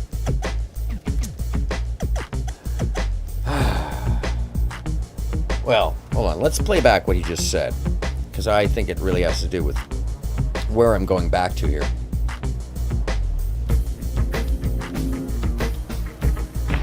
Well, I too think that the Negro's revolutionary struggle is a part of a historical process. We see a worldwide struggle for freedom, and Negroes could not escape becoming a part of that. This struggle is going on in Africa, in Asia, it's going on all over the world. And certainly the Negro-American was bound to come to the point where he asked, what about this American faith and what about these tenets of democracy? Don't they apply to me? And if not now, when? I think that in historical terms we can... Hold on. Let me just... Hold on. Labia with the amazing ideas.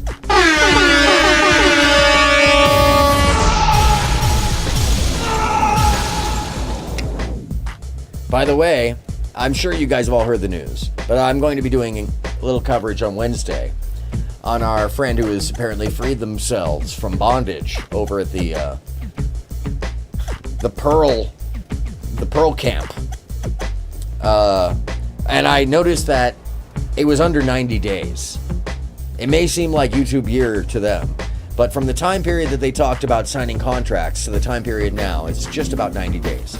Which means that dude got out before the termination or the extension of the contract, like the consideration. So I'll just put it to you that way. I've been looking at it, and I think there's going to be more to reveal, but I'm waiting a couple days exactly. I didn't want to do it today. It's also for this, but yeah. Oh, I appreciate that. There are spaces that I semi-watch, so why not? I appreciate that. Yeah, it's sometimes it's just like you got to keep an eye on it, but at the same time, you know, Pearl Plantation. Yeah. Not much anymore. Not much anymore. Now she's putting up the rollout bed at Dad's house. She was actually asking for advice on how to put her bed together today. By the way, her former employee, he still has the apartment and the gear. Ain't that interesting? As far as I can tell. Because the lives are all coming from the same place. And he says it's been a month. Hey, I don't want to get down there. It's so juicy. It's like juice, but it's thick. So it's it's more like a morning blend, where you just took all the fruit and just shoved it in there. Like a Frosty, oh, jelly. Former employee, King Snitches. Oh, yes. That's coming on Wednesday. And I'm sure there's more going to unfold. That's why I didn't want to do it right away. Everybody's jumping on it right away. A slurry. Yes, more of a slurry. I wonder if she is. I would not be surprised. No wonder Blessing is like, well, guess I'm going to America. Anyhow, that's just, I don't know. We don't know. This is all just conjecture and thought. Yes, her morning slurry. Date the new militancy of the Negro back to World War II, when Negro boys in uniform were fighting against the master race theory of Hitlerism. Sorry, I was going to go back to the comparative here. Another thing I'll point out, how likely are you to pass any legislation advocating for racial mandates or something, right? This is probably a delusion. It's never going to happen, Yeah. I don't know. We got CRT laws now, a lot of them. So wait. Well, maybe. I'm sorry. We just got right back into it. We aren't even anywhere in this footage, by the way. I can't even let it go more than 20 seconds before I got to say something. Reason to be racist, brother, but... Well, I mean, hey, listen, if you want a country of people that look exactly like you and are all the same skin color or whatever, then fine, that's fine. But if you want a country of people that, are never violent, I don't know if, being racist necessarily gets you there. I said, I think that... It's fine to have a country of everyone who looks like you, because that's, not reality. That's kind of what you were talking about. That's never going to be our reality. So, by the way, the reason he rammed all that into a sentence is he just strongman the situation. I hate all these debate terms. No, what he did was... he just acted in denial and tried to push propaganda, rhetoric. Maybe he didn't even realize it. I don't think he does realize that he's used to doing that in language, shoving the context of an idea at a person and expecting them to just accept it. Yes, Nick's baby is on its way. I think they're gonna call it Bubbles. I think they're calling Nick's baby Bubbles. He said something about learning sex sometime in the near future, although he thought it was gay. I'm quoting him out. I'm taking his quotes out of context. I'm sorry. But there was a chocolate shake involved, for sure, in one of those. Yes. Yeah, he's very condescending. He's also not paying attention. He is still playing the video game while this conversation is going on. So keep this in mind. He has no respect to start with because he's not looking at the camera. He's not engaging the person directly. He is... Thank God, Bridget, somebody got the reference. Yes, Nick's baby. They're going to name it Bubbles.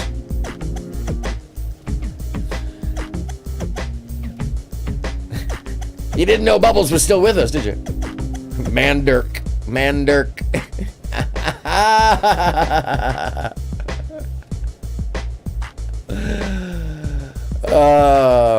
Excuse me, Mandirk. Oh, look, it's Mandirk. Sorry, Mandirk. Hugs, Jelly. Hugs. Deep hugs. Sorry, that was... I think the third one was unnecessary. Sorry. Which one am I? Over here, sorry. So I mean, it is in some places, right? I mean, like in Japan, those are pretty homogenous people. In Scandinavian. In the United States, probably not as realistic. Which is another thing I'll point out. Like, how likely are you to give them, like, pass any legislation like advocating for racial normalizing or minimalizing by deflective, dismissive language. It's not probably. It is not. It is a certainty, not a possibly. And it's only in the debates with people like him that you come across this insane idea that it's all possibly or probably. The fuck planet do you live on? What country are you in? When is the last time you left your fucking house or talked to somebody who wasn't in your circle? Oh, no time ever recently have you had to engage with somebody that you didn't just deflect to saying you're wrong, I'm right, because I have followers. Which we still aren't very certain, because the amount of times that you've been, well, the amount of times that people have said that this person might be, and it's possible that allegedly they are botting for views.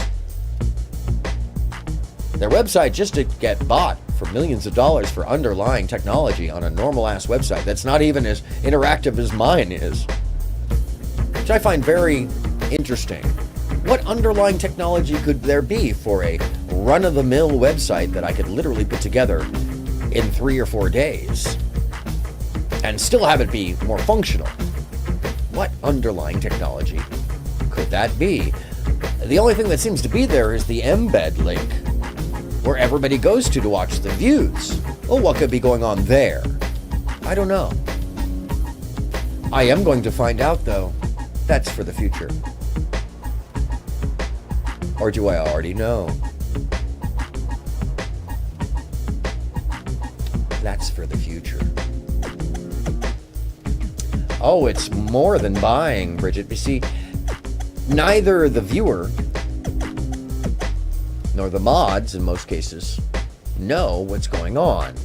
Just a very few who edit, maybe, or maybe they are real close in, always there on the servers. No, there's very few, and they are logistically positioned so that nobody knows that directions come from atop. But we've seen how the mob works. And in this case, and how the embed, to my understanding, might work if it was to be doing this, is that you go in through the embed link and it adds 6 to 20 view bots to you. And the real way to tell whether or not somebody's got a real view count, by the way, is whether or not their views slip and slide, or do they grow in non-algorithmic, non-natural slip? Do they just stand firm for hours on end? You don't have to buy them when you invent them for free. And I don't know this for certain. Or do I? You judge for yourself. I don't have a conclusion for you there. But I do have some conclusions in this scenario. Dates or something, right? Like, this is probably a delusion. It's never going to happen, you know? Yeah. I don't know. We got CRT laws now, like a lot of them. So, well, we're on the way. Maybe. I'm not sure what you mean by that, but we can hop into that later if you want, yeah? What I mean, yeah, let's talk about it now. Like, I mean, what I mean. Maybe. Are they laws or not laws?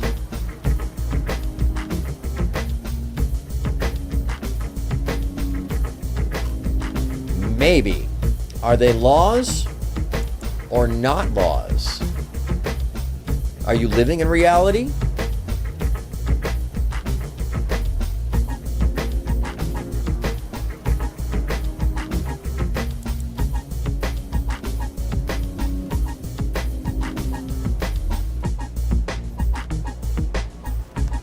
Of course, they were bound to ask themselves, what about the master race theory back in Alabama and Mississippi? Shouldn't I fight against that just as hard? I think another reason for the evolving militancy is the increasing education of Negro youth. As one of the Negro sit-in leaders replied when he was asked back in 1960 what accounted for the difference between his father and himself. He said, well, Pop had only the Bible. I've got the Bible and the college education. How are you going to teach a man about the tenets of American democracy without expecting that at some point he will ask, don't these things mean me? If not, now when? A third factor that has created the new revolution is, of course, the emerging nations of Africa. Negroes have gotten a greater sense of identity and identification and a greater sense of pride as a result of it. You can only push a man around so long. And this has encouraged Negroes to demand that the pushing around stop. Now then there have come the sit-ins, the freedom rides, before that Montgomery, the bus boycott under Dr. King's leadership, now Birmingham. So it's like a miasma now, north and south. Negroes are saying not tomorrow, not next week, but now. Of course, what I'd like to do is get back in just a moment after we take a break to the questions that you gentlemen have raised, particularly the one that Mr. Morrison raises about this effort of the power structure in this country, as you say, to contain the struggle that you are discussing, Mr. Farmer. But let's just take a break and we'll be back to that subject in a moment.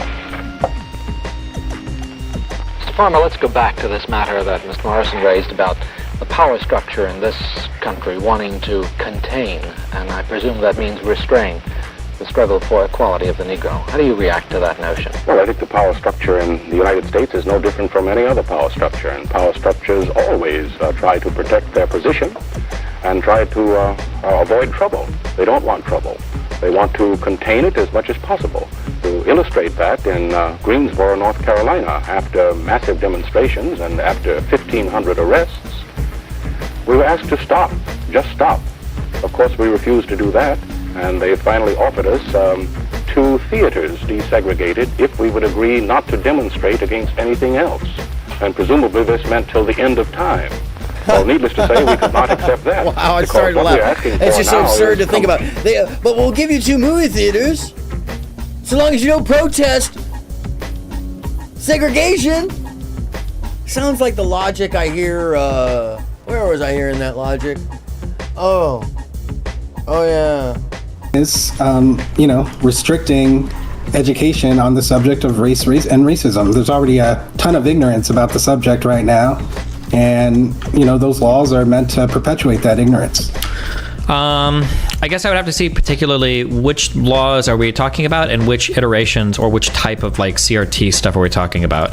I feel like on a very broad sense, I would defend this idea that we need to be aware of how race intersects with class in the United States and how we've actually used official governmental structures, so not just social attitudes and not Twitter, to depress certain groups of people, especially black people. That's that type of education I'm cool with, but the education of we need to be aware that white supremacy exists in every single part of our lives, including math, and black people learn better by running around in the classroom, that's I'm not on board with. So it depends specifically, I guess, what we're talking about. Yeah.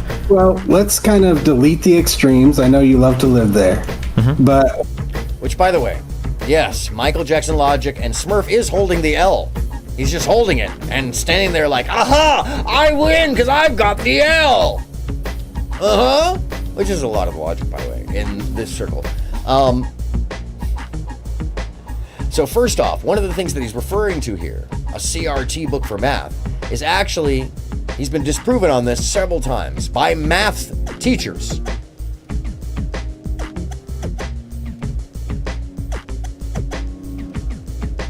That doesn't matter because expertise doesn't matter to him in particular, and to the logic of these kind of people, because they know a little bit. They read it online, and in his case, he's reading it on Discord, so it must be true. People are telling him on Discord, so he must be right, because the whole group is feeding him the information while he's playing a video game. The lack of reliability to start with of a person that is not willing to engage as an adult in a conversation and focus on it is proof enough that this person, well, they just don't have the kind of believability that it takes to actually be weight in this conversation. But that's my opinion of it. Oh, no. That's the character of it. That's different. Sorry. Like, you know, I'm not talking about anything on the extremes. Most things are not...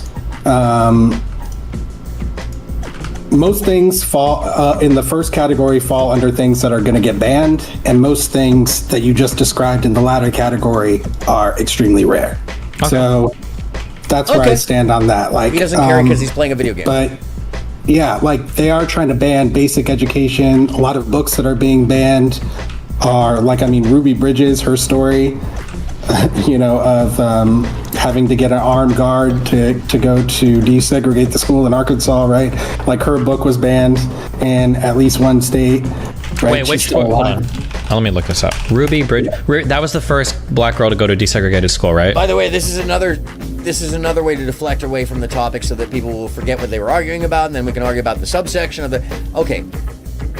You can either take it face value or not. You're immediately saying you don't trust what the other person is saying is true. Well, let me look it up. I don't think that's true.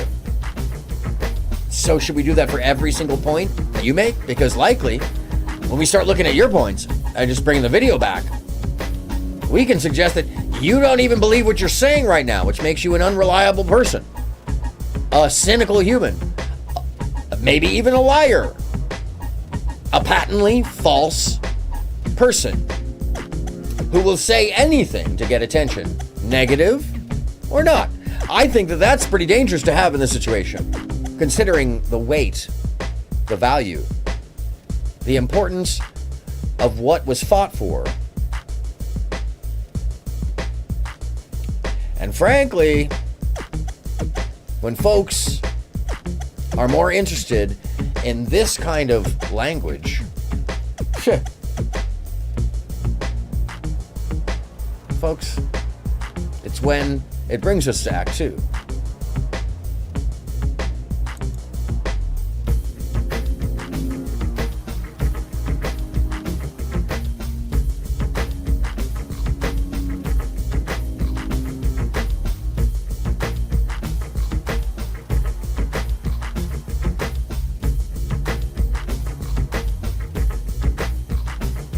Comments on speed. Who is this guy? This is as equally fucked up as the clip Destiny's criticizing. Speed saying konnichiwa repeatedly to a Chinese man at the World Cup, even if you know it's not Japanese. What Destiny's saying is pretty common anti-black caricature. Who the fuck is this fucking loser? I might be grumpy right now. I kind of want to drop all of the, especially after all of our recent arcs. I don't think I care about virtue signaling to white people about racial issues anymore. I'm gonna blame Abel on this one. I get sick of like the progressive deep throating on like black issues. I'm good on that. I'm done. If you're gonna compare me saying there's like a kind of like a trend, at least on Twitch, of like the black like screaming content or whatever for the Kaiser and the Ice Pick, which by the way there might not be. Maybe those are just the only clips I see on LSF. But if you're gonna say that's the same as me going up to some Asian person and be like, oh konnichiwa, konnichiwa, konnichiwa, you're actually fucking retarded. Like go deep throat some BBC somewhere, swallow, go guzzle some black dude's cum because that makes you feel really good about yourself as a progressive. Like go knock yourself out, but leave me out of your fucking bootlicking virtue signaling cuck ass bullshit. Go. Okay. Yeah. So, yeah, well, what do you want to talk about today? That when she's out there, still alive. Sure. You know, it kind of goes hand in hand with this rewriting of history that we see has happened time and time again through the kind of mythology of white supremacy. So that's why it is important to talk about white supremacy, because a lot of people don't understand it. They don't understand how it works. They don't understand the power mechanisms behind it. And so it's all invisible to them. And that's problematic in our society at this time. We need people to understand what's going on, how power is moving to make whiteness continue to be centered, to continue to dominate. That's like a thing that's going on. And it's not something you can understand without understanding the history of race and racism. And that's why there's such a virulent, effort to stop that kind of education. I think you can totally understand that without understanding any history whatsoever. I feel like the goal of... I'm not denying that, yeah. I agree. Oh, yeah, okay. Yeah, so because I feel like the fixation... Classic example of when he's not listening and he just wants to speak. You want me to run back what was being said to him? So you can hear it again because he just wanted to speak and was waiting for his turn. He wasn't listening. Engaging with a conversation when they're important conversations is the matter of character, of a person's character. Whether they engage honestly or whether they are being, what's the good word for it? An asshole. Sometimes on like any time you want to talk about a particular piece of curriculum, it's all invisible to them. And that's problematic in our society at this time. We need people to understand what's going on, how power is moving to make whiteness continue to be centered, to continue to dominate. That's like a thing that's going on. And it's not something you can understand without understanding the history of race and racism. And that's why there's such a virulent, effort to stop that kind of education. I think you can totally understand that without understanding any history whatsoever. I feel like the goal of I'm not denying that, yeah. I agree. Oh. Wait, did Mr. McTinkles come in here to tell us that he had small pee-pee energy and then said bye? Oh. He could have literally said said something to Kai and Sanat and Speed for their behaviors like, duh. Yeah, exactly. Not going off like he does and repeating what's being said, which is just as bad. He thinks that because he's not doing it to the person that it's not as bad, or that it doesn't matter. Because nothing matters to them if they're doing it when they don't want it to matter. Just like, this is an adult. This right here is an adult. Right, or at least in their mind they are. By the way, thank you, Mr. McTinkles, for telling us you have small pee-pee energy. And bye to you as well. All right, hope your small pee-pee energy has a decent day with that small pee-pee energy.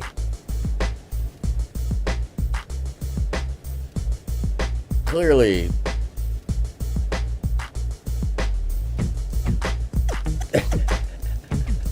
Wonderful. Wonderful. You know you're doing something right when the schmucks show up.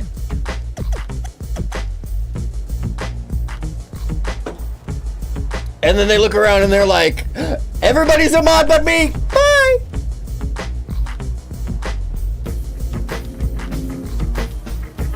Yeah, small Smurf energy. Small Smurf.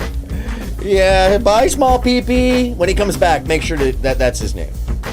Small pee-pee. By the way, I see that person in other chats. Which is funny. Like, bruh. McTinkles? Yeah. No, I see that person in other chats, which is going to be good. Because, by the way, the part of the reason why I put the chat on the screen this whole time is because it's videoed. And then I leave the chat over here, and at the end of every show, I screen record that as well. Because sometimes I don't want to miss stuff, and sometimes it'll go away, and I don't always have the chats replayed. But I do keep them, like logs. I love my chats, but also sometimes, every once in a while, a little piece of information comes across that's necessary to call back up later. Yeah. And then I find out whose page it is, and I find out who they're subscribed to, and then I find out all kinds of stuff.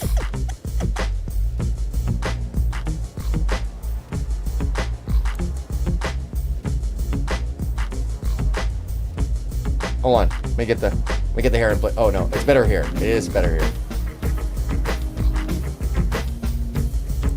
Anyhow, sorry. Bye, small baby. Can you think about this? Can you imagine somebody doing that in Mike's chat and thinking that they were going to be smarmy and smart about it? Like,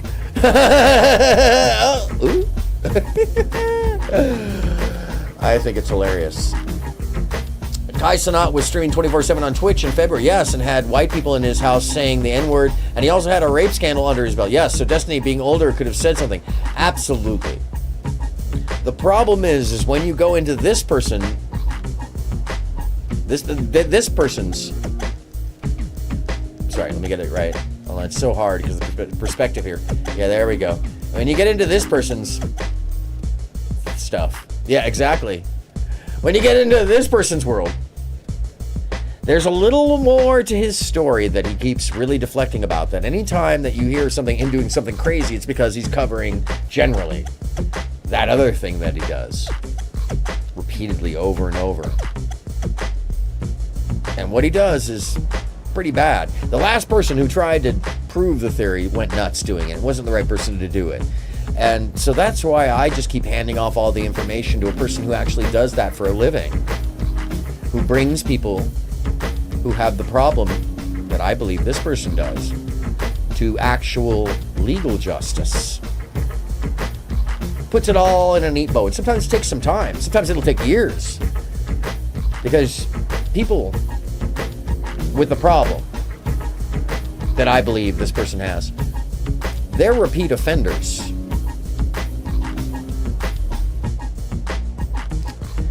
This is true. This is true. Lita Caproni coming with receipts that I wasn't back online at that point. In any case, we're seeing the disparate difference here and how one person is just simply not listening about things. Yeah, Lita knows stuff. That's true. About things that they should be paying attention to and engaging with, and instead of listening and taking part, they're waiting to say something. White privilege is a thing. Okay, yeah, so because I feel like the fixation sometimes on like any time you want to talk about a particular piece of curriculum, when people are like history of slavery, I think people's minds like kind of shut off everywhere, where it's like, okay, well, this conversation is closed because now we're making this kind of like you said earlier about like... Whose minds? Where?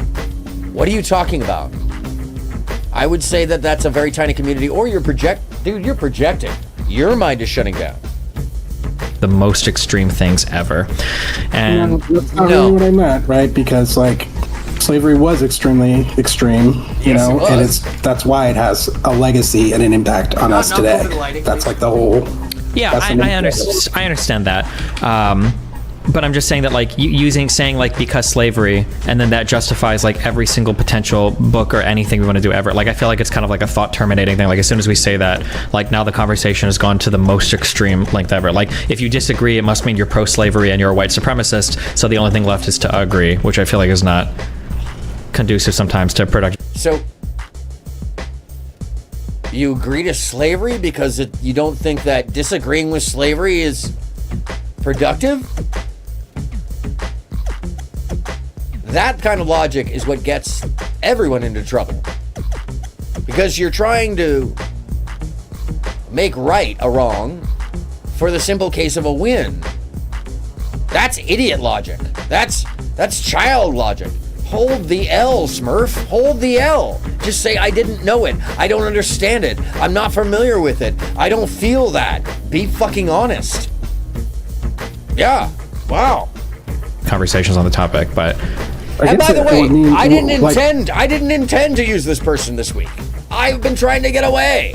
It's like Pearl. When you're looking for bad shit in comparison, great examples of bad language, bad behavior, the worst opposites. There's really only one that came up that wasn't just off the rails, just racism. That's like, it's not subtle enough to make the point of normalizing bad behavior, because obviously that stuff is just off in the other verse.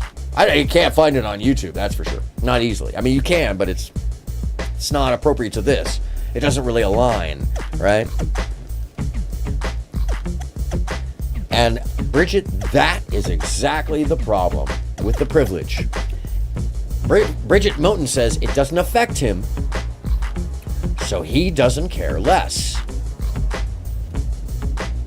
Fingers in his ears. Desegregation of everything. We're asking for an open city. Our power structures always have to be prodded. And I think that if we continue to prod the power structure of the United States, as we're doing it now with marching feet, and by sitting in with a demand for freedom, such as a picket line that is going on up in Harlem now, protesting unemployment and discrimination in the building trades. We will continue to prod the power structure so that the economic part of the power structure will realize that the choice is between granting the demands, the legitimate demands of Negroes, or going out of business. Yes, but when you talk about power structure, I think now of the national government, and I think of President Kennedy's speech on Tuesday night.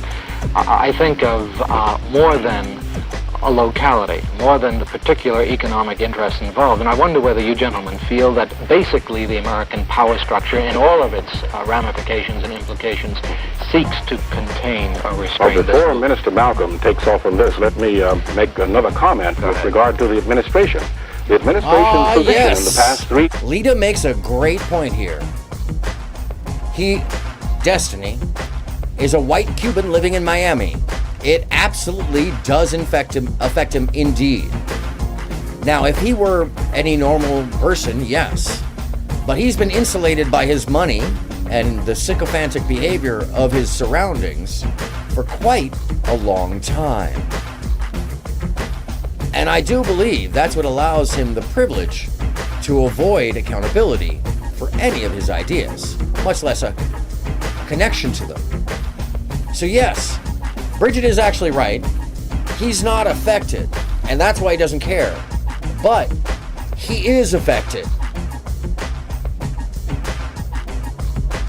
He's just disassociated himself with it. And by that, I mean he doesn't have relationships with his family anymore, and most of the advice he gives is to cut people off as soon as they ask for money. Now, meanwhile, he still drives a Ford Focus. They just gave him $50 million. He's been a millionaire for years.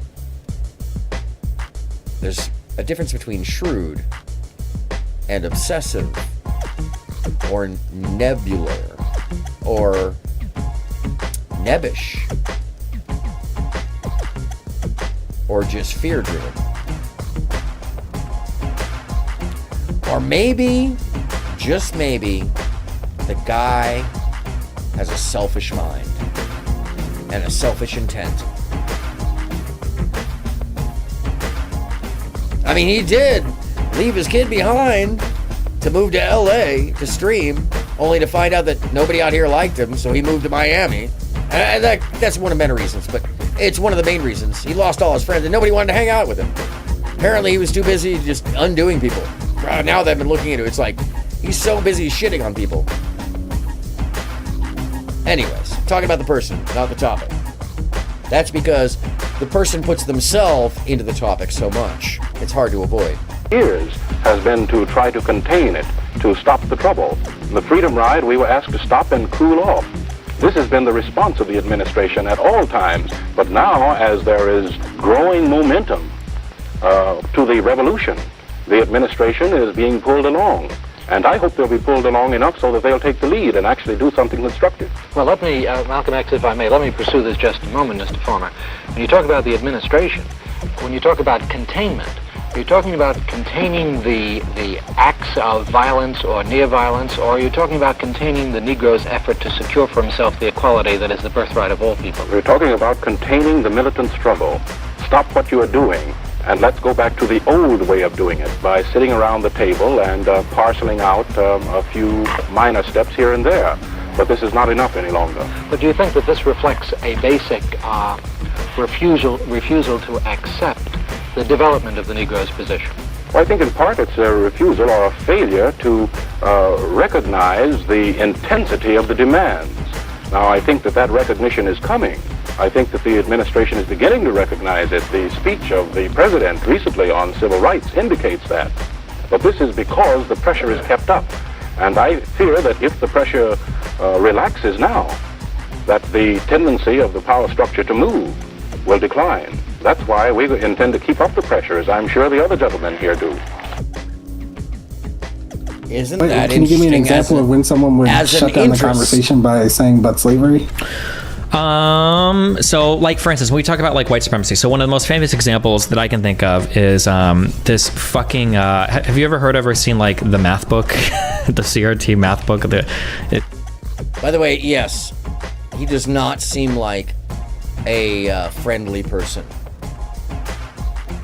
Something people talk about a lot. It was basically, I did hear someone mention math. I'm a math teacher, by the way, for the last almost 20 years. So but No, basically. Gotcha. There was a book that was being pushed. It wasn't a math book, but it was like a book for teachers on a guide to like curriculum, and a lot of the verbiage in there was pretty weird. So like, no, what's weird is his misrepresentation of the verbiage in the book. It's a book that's written by black math teachers and professors to talk about how to acclimate an interracial class so that those that may have been missing education in the black community, or those who were on a sliding scale of knowledge, could be acclimated.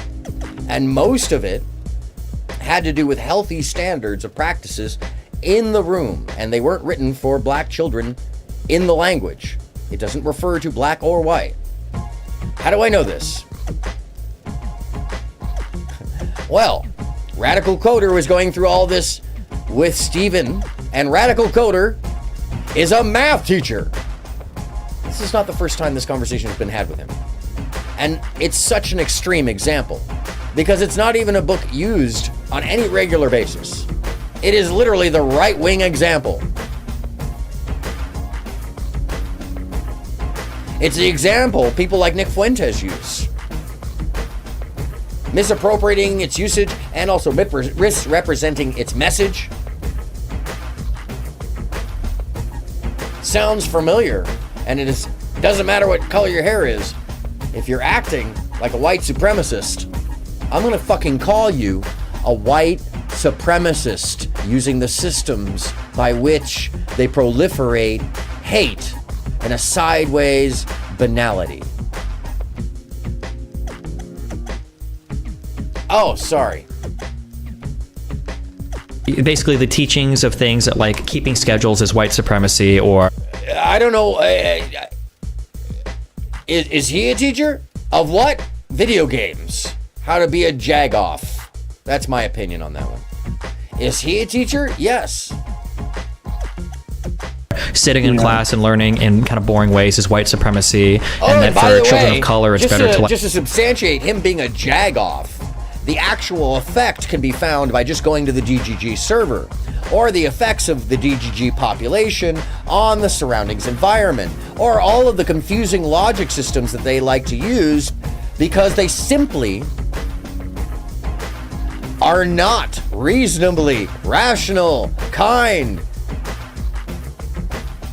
or the kind of people that any of us would ever want to spend 20 minutes with. Maybe they could be, but by the influence of this one, they demean and minimize us all, frankly. Much less the topic at hand that they are slowly trying to destroy by clinically diffusing every word for nonsense meaning, while the white nationalists sit amongst them, clapping and gimping. Yes! Run around a lot to learn. Like, kind of like statements like these are like a little bit weird, but it feels like if you try to challenge them, people are quick to throw at you like, oh, like you don't understand the white supremacist institutions of the United States, and therefore like it's kind of way of like shutting the conversation down. Well, so that I happens do agree, when you're and what I would say about that is that an idiot, you get that's shut down in that segment of extremes. That like that's not what's proliferating out there. Sure. Exactly. So I agree that that's extreme. I agree that it shouldn't be out there, that it's not helpful for teachers or students. It's using an extreme to argue that others' extremes are extreme.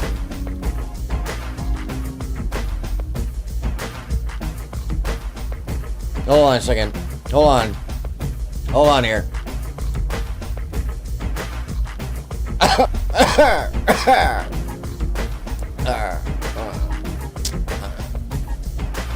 The fuck?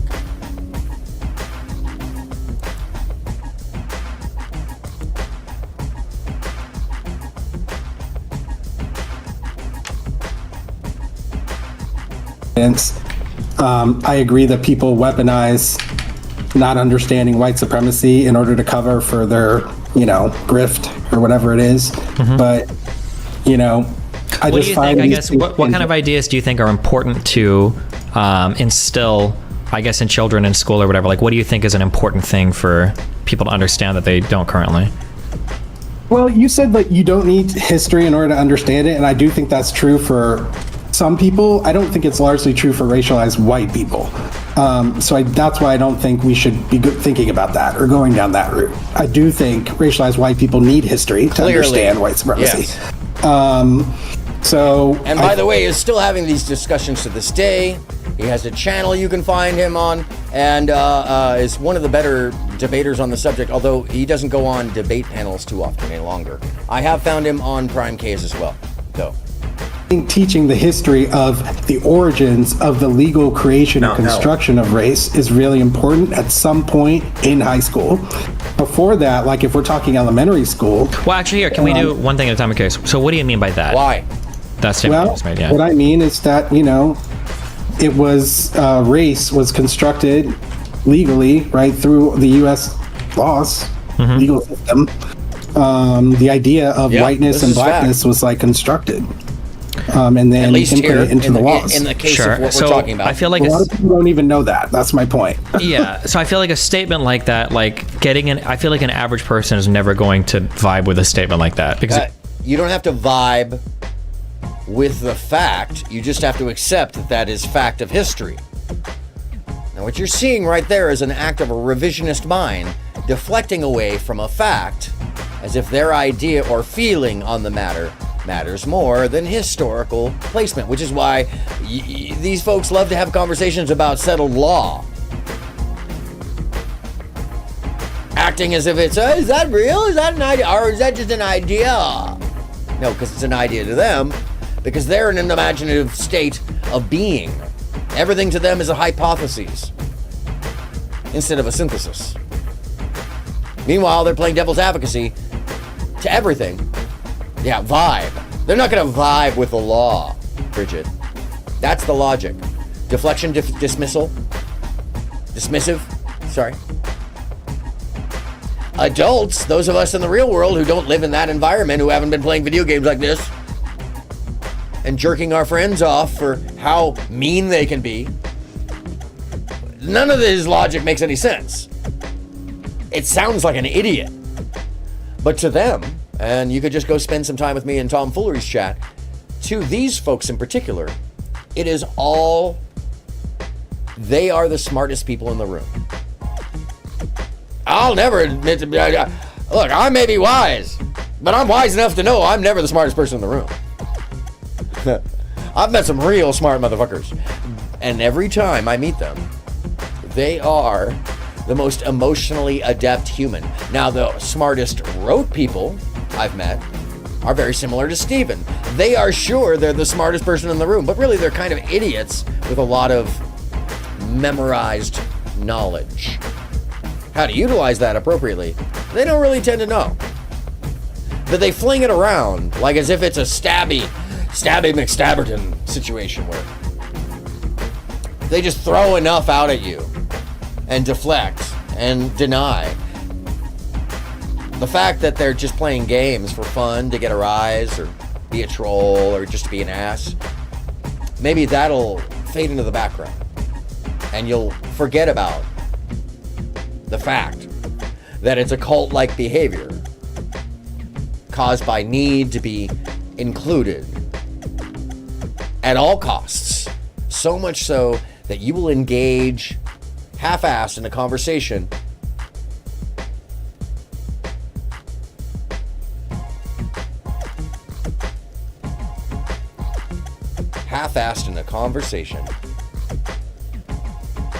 just to seem like you're smarter than you are, despite the fact that you don't care about the topic at all, which is even more dangerous. Yes, it's actually dangerous. Why?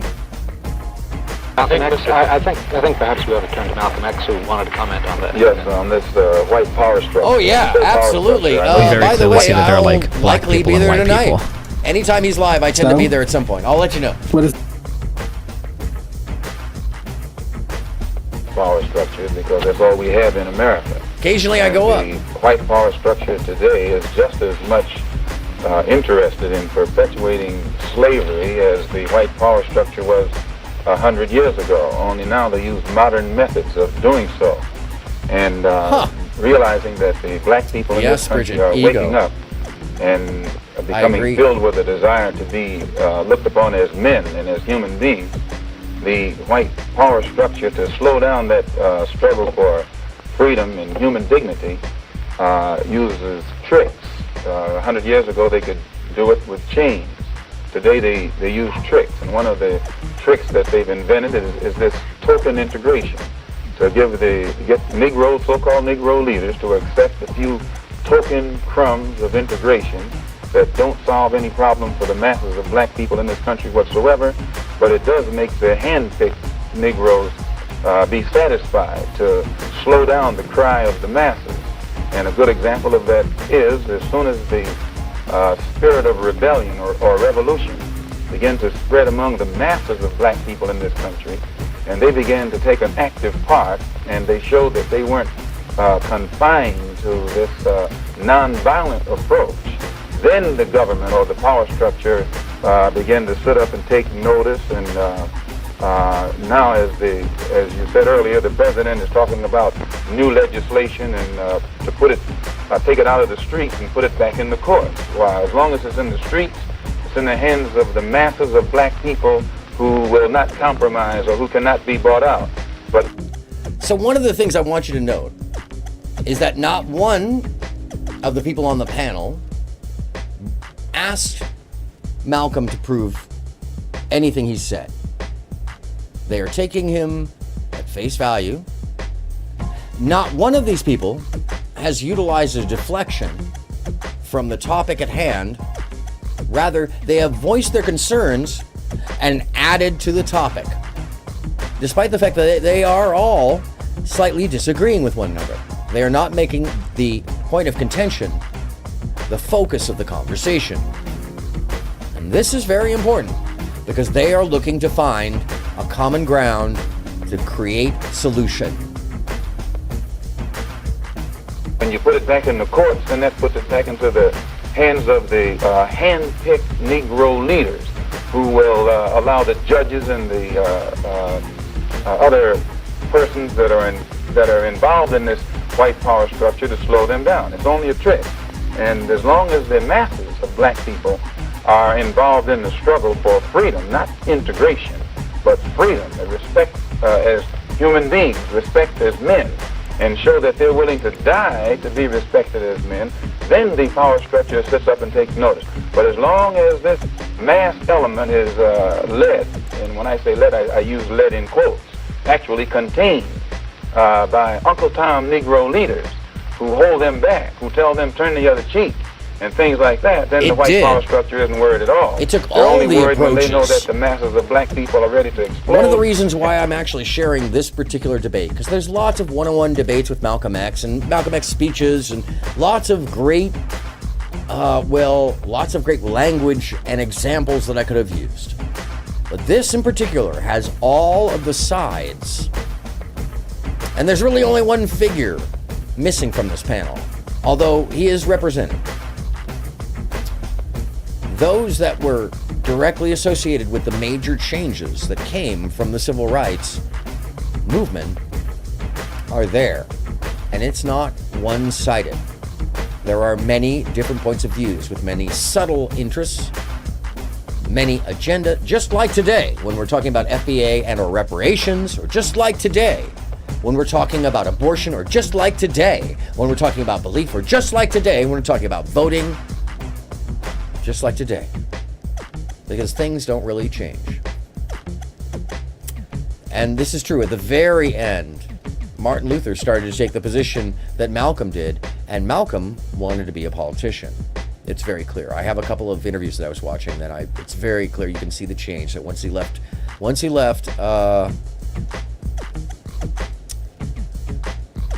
the Honorable Elijah Muhammad's directorship, he changed his entire positioning. And I believe, honestly, he would have been an excellent politician. He was everything we like in politicians. Like by the late 70s, he would have absolutely been a senator or something. It would have been amazing. In any case, let's hear from him. In exploding, it will destroy some of the furniture in their house, and then they react accordingly. Mr. Morrison? Well, I believe that the dominant interests in our society, which are white, of course, are extremely worried that their system will be seriously damaged. It is disrupted now. They want to halt the disruption, which is being caused by. I'm sorry. Yes, yeah, the Nation of Islam. That's correct. I couldn't get the words out there, so. Thank you. I appreciate that. Wave of militancy among. And I was going to say the FOI, but the FOI hadn't formed by then, and because anyhow. Goes all over the country. President Kennedy, in commenting on thank you on the and efforts this, by the way, one more time, this is why Lita Caproni is the most official, unofficial co-host that is official that anyone could have. Real quickly, Lita Caproni! All right, let's get back to it. Used by American Negroes to gain their ends and their goals, which simply stated are unrestricted access to citizenship rights. Said that it is better to settle these matters in the courts than on the streets. But he passed by it, so you probably didn't notice it. Unrestricted citizenship rights. These are the levels we're talking about. These are the weights and the concerns we're talking about. Citizenship rights.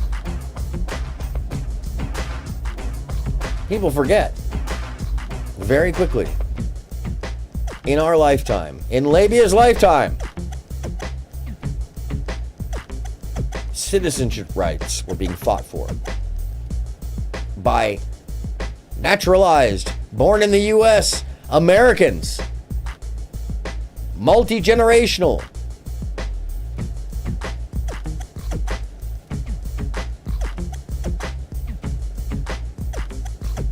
Wow.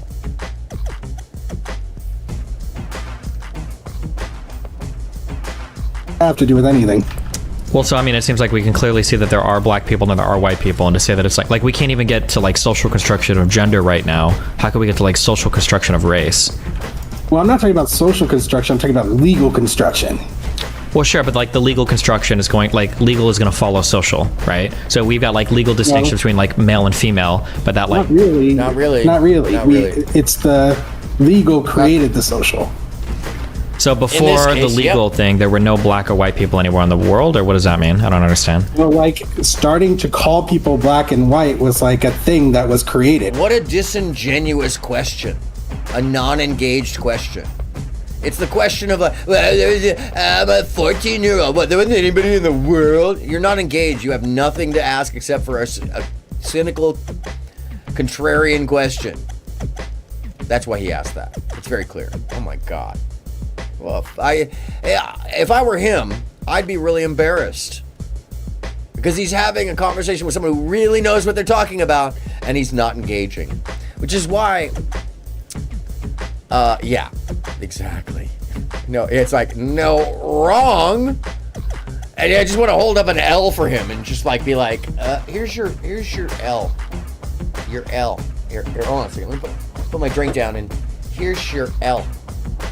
L. He got an L. He got an L. Right? So it was something that was started in the 1600s, and then it was weaponized in the country through the by the way, through the use of the. Once again, I have it out of frame. I don't want to. There's some evident differences, though. There's some distinctly self-evident differences. So I know it's out of frame, but what is going on? Why this person is not really paying a lot of attention has to do with what's going on out of frame, and it's part of the. It's part of the whole. Welcome, Tom. I'm sorry I didn't say hello as I'm squeezing this down. Part of the reason that he's not paying a lot of attention and not able to engage directly, and it's just kind of contrarian, using contrarian logic, as a retort to somebody who like really knows their shit. And it really, not just that, is trying to have a constructive discourse with him, no less. is because, let me run this back just a little bit, of he race. couldn't care fucking less. Well, I'm not talking about social construction. I'm talking about legal construction. Well, sure, but like the legal construction is going, like legal is going to follow social, right? So we've got like legal distinction between like male and female, but that like... Not really. It's the legal created the social. So before the legal thing, there were no black or white people anywhere in the world, or what does that mean? I don't understand. Well, like... Only a person who's not listening or not engaging would ask a contrarian logic question, in my take, who doesn't give a fuck, who has nothing to actually add to the conversation. That's the only reason. I mean, like, that's not even a logic. Oh, so there wasn't black or white people here then? No, dummy, engage in the conversation. Do you not know history? If you want to argue about the history or when it started, that's fine. But if you're not going to be constructive, fucking just play your video game. Do one or the other. By the way, we know for a fact that if you're doing multiple things at once, specifically something that's supposed to be taking up all of your stimuli, capability, your eyes, your ears, and your motion, you're not going to be thinking very clearly or stay cogent. I don't care who you are.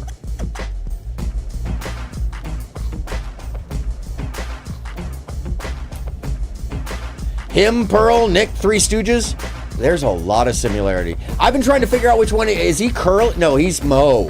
He's Mo, isn't he? He's the one. Mo thinks he's the smartest one,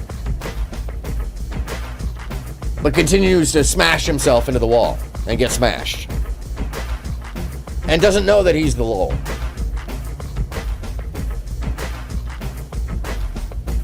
Starting to call people black and white was like a thing that was created, right?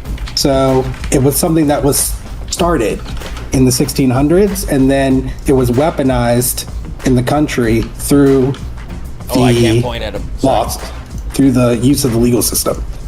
So that's kind of. Am I to understand then? So, for instance, that like there weren't like people that were racist against darker skinned people or lighter skinned people or other types of complexions. No, and that is a cynical response to that. Are you an idiot? Of course there were. By the way, look at the face that the gentleman is making up there. Let me do the close up with him. By the way, this is what it's like to talk to a little kid or teenager who thinks they're very smart. And at some point you just get to a point where you're just like,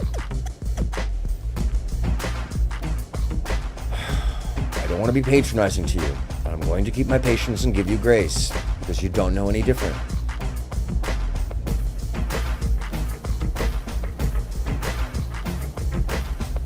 I can't get my eyes halfway down like his. It's a seething in there too. Anyhow, which by the way, Steven doesn't notice, doesn't care about any of the body language, and he would use the excuse, "Oh, I'm autistic." No, that's called being an asshole and covering it. Even worse, being a real asshole, covering up being an asshole with having a neurological disorder. Fucking A, that is just disturbing. Yeah, there's a word for all of that. It's called sociopath. Check it out. That is also sociopathic, Tom. Having a conversation on these matters for a W is like the worst behavior one could have because of the weight and value they have in our society, which is the comparison that I'm making partially in today, also in the behaviors and language, but more importantly to understand the kind of things that were going on. For instance, Labia was alive and kicking a young lady while the other conversation being had. Sometimes Evanston, you just keep the conversation and the stream going. Yeah, I know, I totally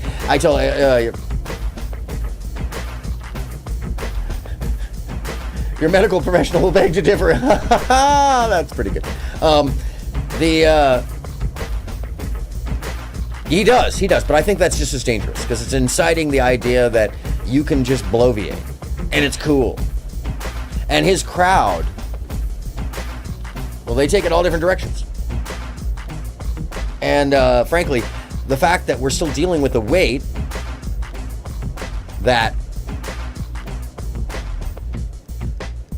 the situation at hand had that hasn't gone away in the U.S.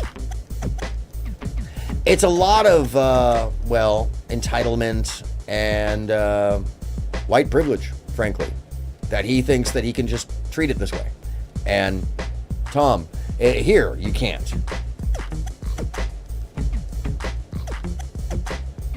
That is, Tom, that has nothing to do with the conversation. No, that's really actually, Tom, I hate to say it, that has very little to do with what we're comparing here. And I'll share with you the other video. Negro started out trying to settle his problems and to correct his because this is the context, Tom. These gentlemen destroy the basis for his struggle and eliminate the grievances, very serious grievances he had in the courts. Our NAACP. By the way, Tom, that's called a non sequitur. The one prior to the making a point actually about struggle and legal Smurfman's logic earlier. You're either arguing with the topic or you're not. And actually, today, that's also the thing is I already made the point of saying I'd call this out. So stick with the topic, Tom. That's where we're at. Oh, you're responding to Labia. Oh, my apologies. My apologies. I thought you were responding to me. My bad. Let's see what happens in chat. Start taking the chat too seriously. Chatter. Yeah, but sometimes Destiny just argues for the sake of arguing. Yes, that makes sense. Labia, you're a medical professional. How's it, Tom? Heart disease medication different if you have melanin or not. Just one example. Oh. Okay. Context sometimes does matter, especially in chat. Chat's so hard with context. Tom, I've seen Tom answer something with like needed context of what he was saying in the moment, by the way, and many people go through this, but Tom in particular does it really funny. He'll be like, it like happened 5 minutes ago. To give out heart disease medication different if you have I don't. Heart disease medication differ, and then he'll put a period where it doesn't belong if you're have melanin. What are you saying? I don't understand what you're saying.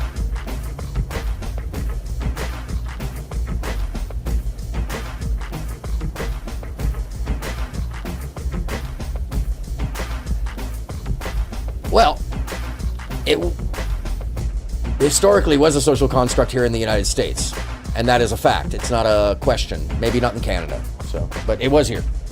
Or the 1600s is when we think about the creation of the categories. The other person was the creation of the racial hierarchy as we know it today. It was created. It didn't exist before that. No. There were different categorizations of people beforehand, right? So it's not like an idea of races didn't exist, but not the black and white, hierarchy that we think about today. No. Interesting. Okay. I often just on intuition, I super don't believe that, but I guess it's possible. But I feel like it doesn't matter about your intuition because it's a historical fact, which denies you the ability to have an intuition about it. You could just look it up.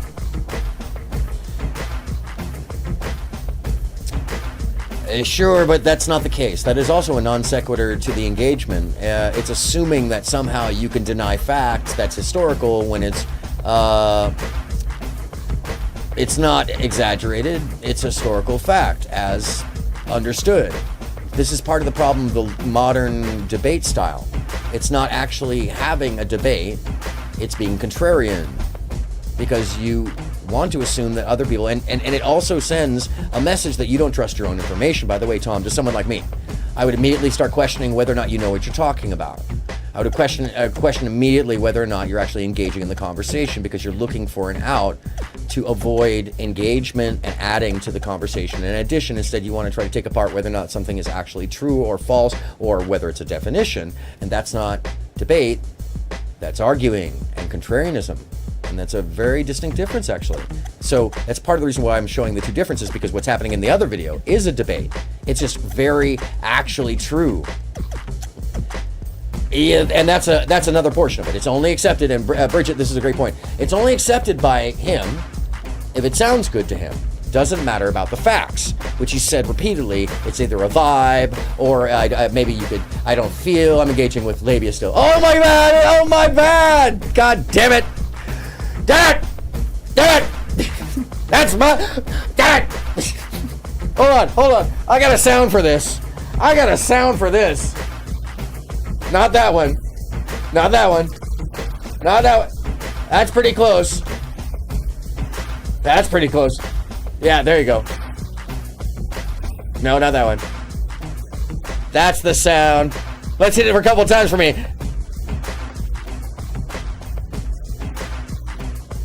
Okay.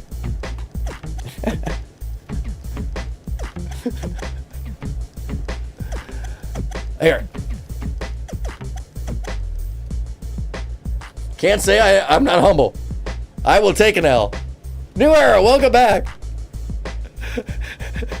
Thank you, or otherwise I'll just keep reading it. He will read anything on the prompter. What do you mean anything on the prompter? I mean anything on the prompter. I'm sorry. Tom is drawn to labia. More power to you. So am I. I'm not gonna lie. Labia was here first. I accepted labia early. Labia loves you. Labia loves you. I will read anything on the prompter. I'm sorry. By the way, his body language up at the top is just so everything about this video. It's so everything. Oh, awesome. How's it looking on your TV, by the way? Thank you, by the way. Let's push a little more of this. We'll get back to the real debate on the other So side. I go back to like Roman times or Greek times or whatever, that people of different complexions and treated differently based on how they look. I feel like that must have been a thing. Well, I mean, you can't just guess that, right? You have to like find out. Yeah, and let me be specific about that. Yes, Phoenicians and Romans didn't get along, and camps didn't get along, but the idea that somebody was lesser than as a slave had nothing to do with your skin color. As a matter of fact, there is plenty of examples in Norse, up in the Northern Territories, where the folks were a little less civil, let's say, about their neighbors, where it didn't matter what you looked like. You weren't us. You're coming with us if you're alive. And you will not be free ever again, and we'll sell you. The Vikings, the Celts, the Hun. Jeez. I'm just thinking of like the whole list of them. Everybody. Nobody gave a damn about what color your skin was until it became a trade.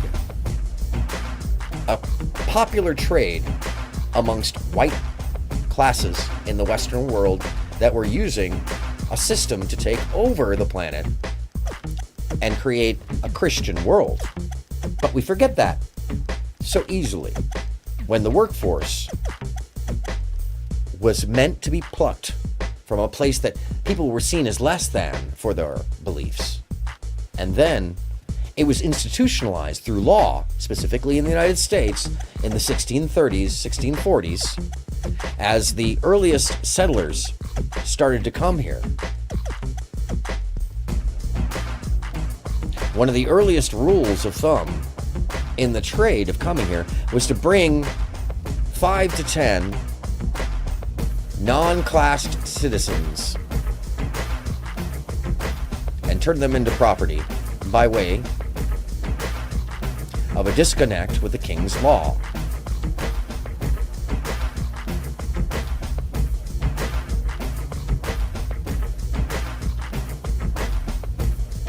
Oh, that's related to that, but that's not saying specifically, and that is a good point. They did do this.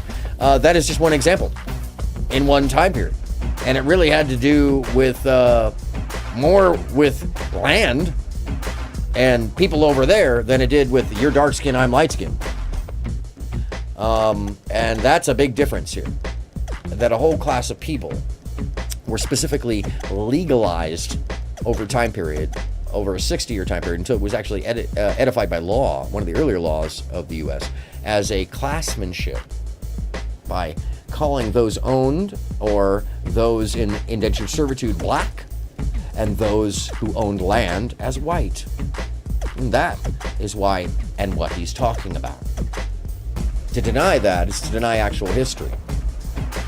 You can, And that's what he's talking about, why I'm saying that the Smurf is not engaging. Oh, no. Tom is incredibly, New Era, don't get it wrong. Tom is incredibly educated. He is from French Canada, though. So his knowledge of American history is very, actually pretty good for somebody who's not from the country. Most people, we don't know any, let me ask you some French Canadian history. I dare. No, he actually knows a lot of American history. But there are, there's things in context that especially French in Quebec, this is not a thing. They took everybody who ran from the U.S. People in Quebec never saw this, as well as the history of the people who came to Quebec.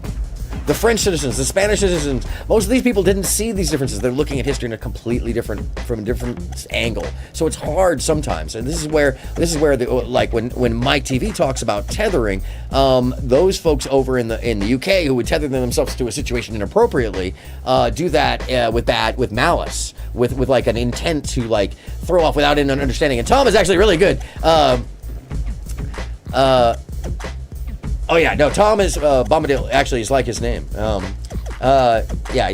Era. Just so you know. No, New Era has not. It's just it. If you didn't know Tom, if you didn't know Tom, it might come off as that, Tom, because especially because there's some context to your conversation with Labia, and I was missing too. I was like, Tom, why are you always challenging? You're so good at challenging me. You're one of the very few who knows how to like find those edges. I love it.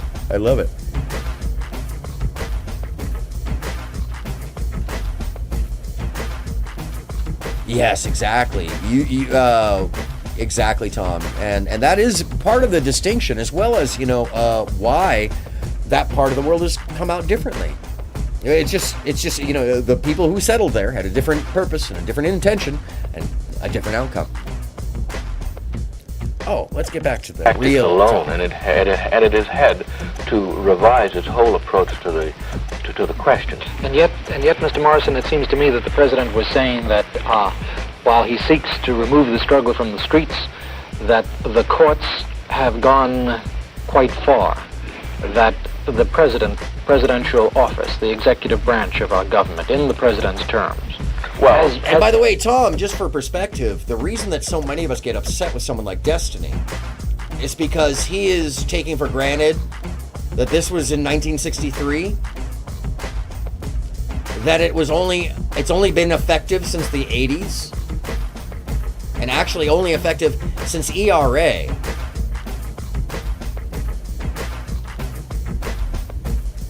Yeah, Tom, there are no DGGers here. This is a totally different world. They stop in once in a while. Who is he? Mr.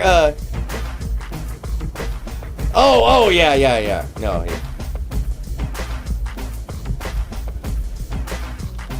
Oh yeah, he does. He definitely does. I've seen his library. It's crazy. It's crazy anywhere. He also, by the way, Tom grows some amazing plants. Point being is that the reason that people get very upset with Destiny is because he makes light of something that is just very new. And New Era, by the way, is awesome. By the way, New Era will challenge you directly too, and it has a great mind. It's a great group of people, by the way. Little PP did stop by, and thank them for that little PP energy, stopping by and being like, peep, peep. That got the big ol'. Hold on. No, that's not it. Yeah, that's it. That's what happened there. Little PP got that one. Oh man, almost there. Yeah, no, I love my trap. Undefeated, small but mighty. Small but mighty. May I remain small but mighty.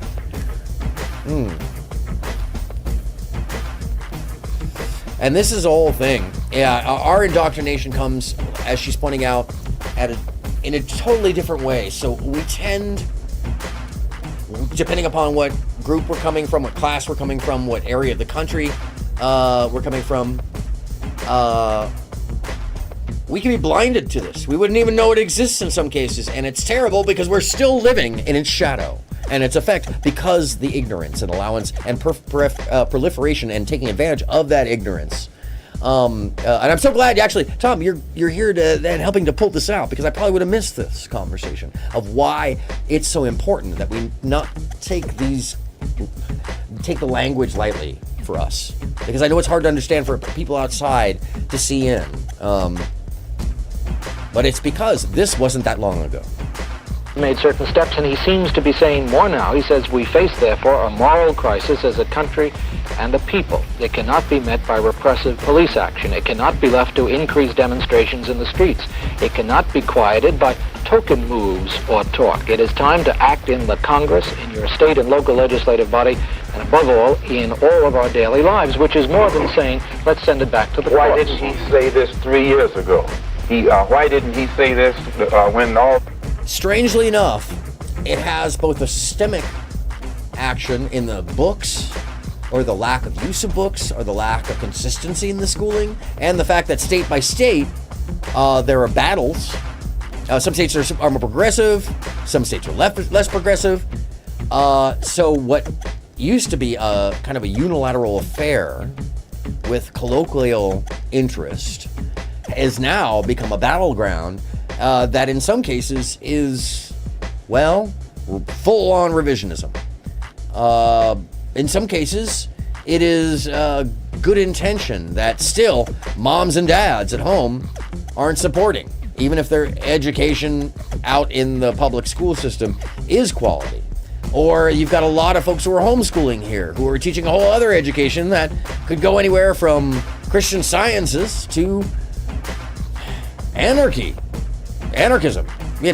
which, by the way, that has its values too. But yeah, there's a lot of issues actually with our education system right now of not coming to a center ground that does our whole, both justice system and the social order of the nature as good as it has in the past. And this is the other issue that comes in when you've got debate bros murking up the water with a lot of their behaviors, much less King debate bro, murking up the water inappropriately, I would say so, because they don't care, and they don't act like these things are still in play and are still needing to be battled for, and still stretching our Constitution and constitutions as a nation. It's a very American affair, though I do see its echoes around the world in many different ways. In this case, it's the matter of the not caring when none of these gentlemen at this table have rights to vote. This is 1963. None of these gentlemen at this table can have a credit card. It's 1963. Most of them lived until the late 90s, if not the 2000s. Some of you were alive while this was happening. And so when a 34-year-old dude with blue hair decides that he can decide or be the arbiter because he vibes with or does not vibe with a piece of history, that he can be the arbiter of what is real, allowable or not, he's admitting, he's showing what the men at the table are talking about, the privilege and the blindness. Oh, sure, absolutely. End the show, I will go back through and click on that. I love that stuff. Thank you, Jelly. I appreciate you. Always looking for new things. Feel free to email me, by the way, if you got any clips or something that you found that you think I should look at, or if you'd like to turn me on to somebody who I'm not aware of, who might need some light on them to shrivel them down to size, because the worms, they crawl up when you throw the sun on them. 1991. Beam that agrees with Pearl about slavery. Oh. This is what I'm talking about. Influence. It matters. Our words matter. Our associations matter. The imprint matters. And when people are living in a life that just the clout matters, then that's influence. And they're saying clout matters. Especially when you talk to folks and you go in and you just want to have a conversation. You're chasing clout! What the fuck is that? I wish I had that set up. Join the Discord. Actually, here, I got you. I don't have it set up. You know what? Give me 2 seconds. Yes, join the Discord. Feel free. The reason I do the email, by the way, Tom, is because, at least for that kind of stuff, is just so folks feel a little safer about it going directly to me, as opposed to just kind of being out there. And most people don't know how to... I'm not going to lie. Gen Xers. A lot of Gen Xers.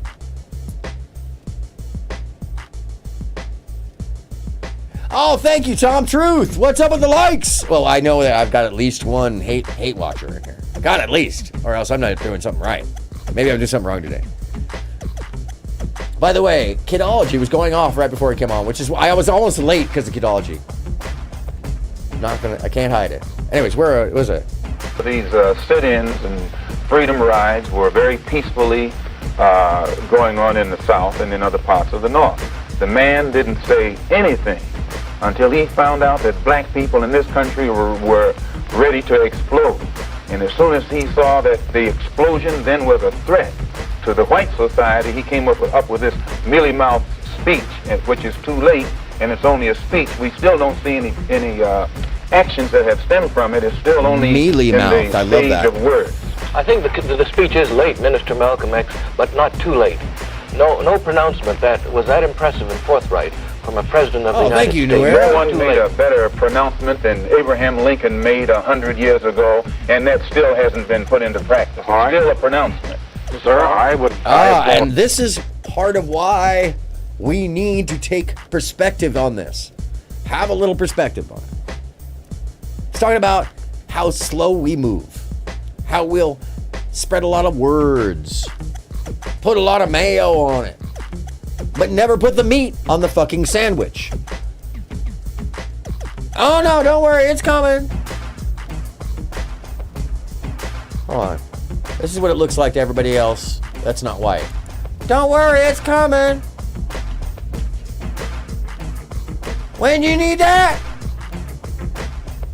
it's coming.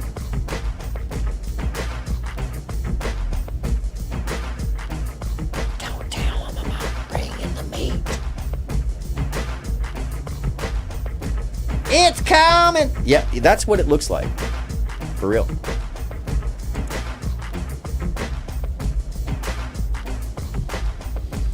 So, when I hear these gentlemen, and well-dressed, man, can we please bring back this style? Maybe I'm a little, I like button-downs. I'm comfy, and I also wear some very comfy ass shirts, but it's all about the textile, folks. Come on.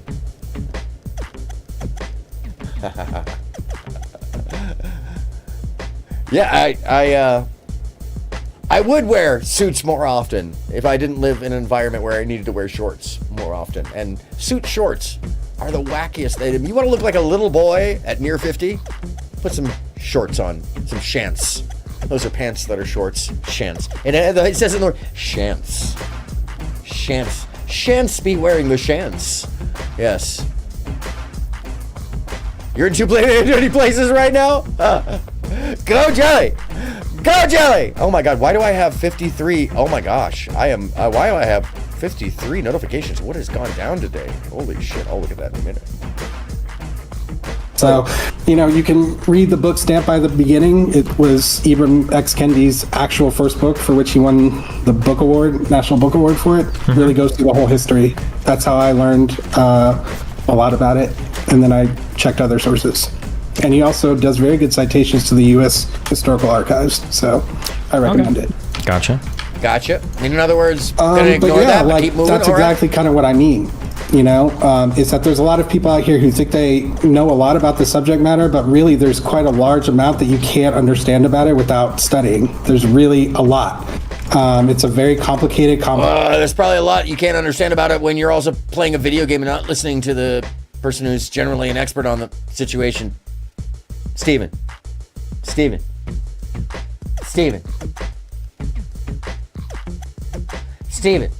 Sorry. You can't hear. Subject that can't really be understood easily. He has or his without fingers effort. in his ears. And people don't think that way about it. Like you said, you can just see black and white people, but there's an infinite universe of uncommon thinker. So what is the stream about? How are we not over oppression and slavery? Only been here for 10 minutes. No. It is actually a comparative in behaviors and language. An understanding of what is important in the conversation and why it's important. To look at the then and now and compare the two. Just for what is being taken away then and what we can take away now or not. And specifically, in this case, the example keeps coming back up with the same person, unfortunately. Undermining a conversation they don't even care about taking part in, which is even worse because it's cynical at best.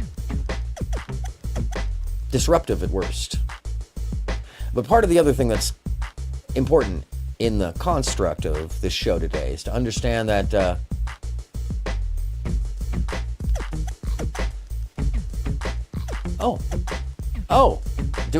we know Uncommon Thinker. Awesome. Part of the thing that's important to note today is that, and I keep saying this, the other footage that I'm showing with Malcolm X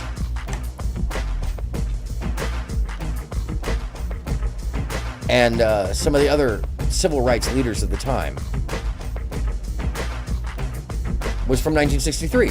And it wasn't that long ago. And the effect didn't take until maybe the 80s, if that. And then it didn't get really felt until the 90s. And then it didn't really come into political play and social power until the 2000s. And now, as it's coming into play, those who are losing a little tiny bit of grasp want to act like none of the situation matters. None of the words they use matter. Or none of the lack of perspective they have matters.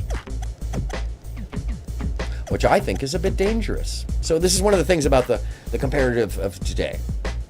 There's many things, but specifically the behavior and language. And it's pretty clear. The difference between, if you just want to look, these guys. Words for what words are worth, and those were good and beautiful words. Now we want to see the president follow up these words with deeds, because we will judge him in the next election. We will judge the entire administration, not by the beauty of the words which they uttered, nor the soundness of those words.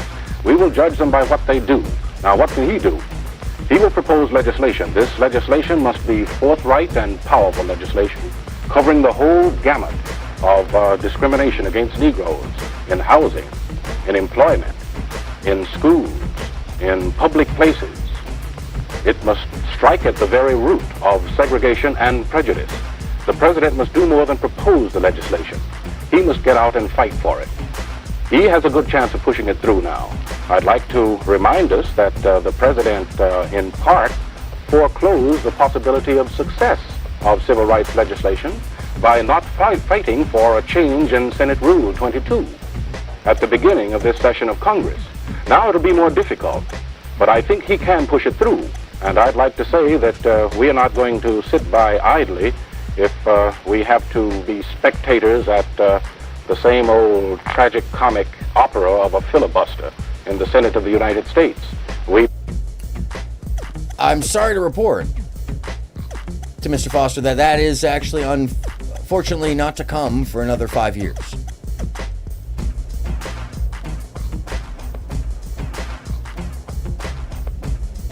Though it was already on its way through Congress. The bill itself, as it stood written then, was not to be utilized for some time to come, and not to be actualized until the 70s, although the law was passed, and then not to be buttressed up until 1979 with ERA being put into motion.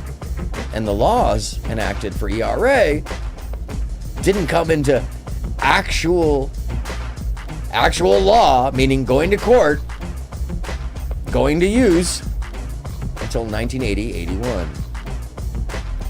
I was 7 and 8 years old at that time.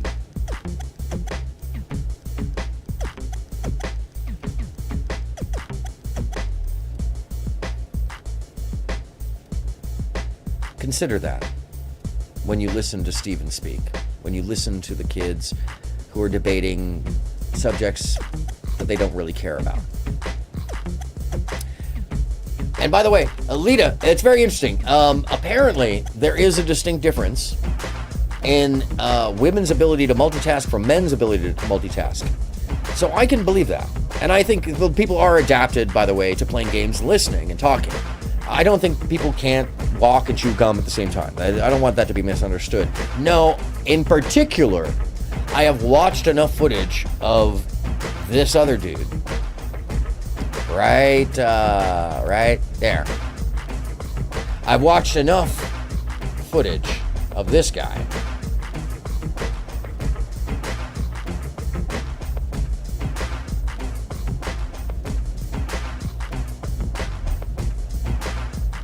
to know that he's not paying any attention. You see, he has a lot of certain patterns and tells and ticks, like sucking on his lip when he's playing a game, searching to his right when he wants information from Discord, looking down in center when he's actually reading notes. And I can always tell now when he's actually giving a damn or not, because he has a couple of just basics, like pulls out of the hat sentences that he says. It's just like someone you get to know. And unfortunately, I have gotten to know this person, at least their show persona, which I've also found several cuts of footage that suggest that everything on his show is him, which is even more concerning. There's no character. You think I growl in real life?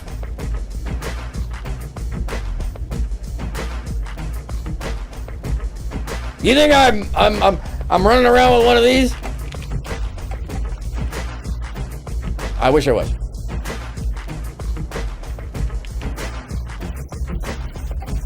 That's true, remember?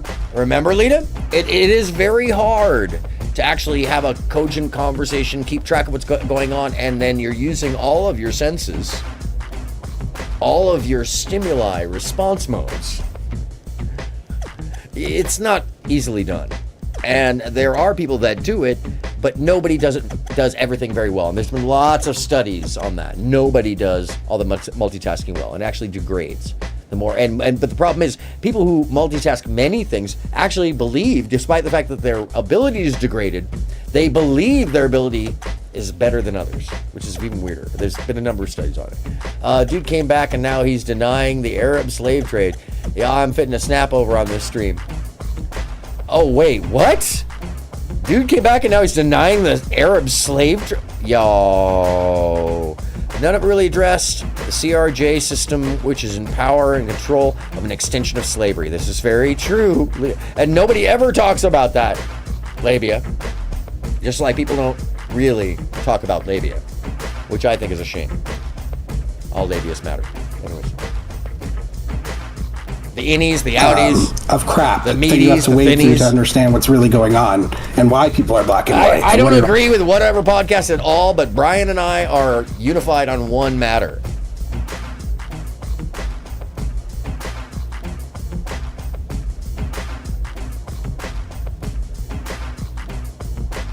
Yes, it's labia. All right, bye. Means. Sure. Do you think that, like, to understand, like, racism today, or to say that, like, we probably shouldn't be racism, or we should understand that people come from different backgrounds due to racism, like, do you really need, like, a huge historical... Sorry, what panel is this? Hold on a second. Do I need to change? Oh gosh, I don't want to change right now. He's the only man. There's a slave trade pretty much everywhere at some point in the world. This is true. This is absolutely true. I'm gonna go. Hold on a second. So I don't want people to jump off my stream, but I feel like it fits into the mode. I feel like it fits into the mode here. So let's jump over there for 2 seconds. Hold on a second.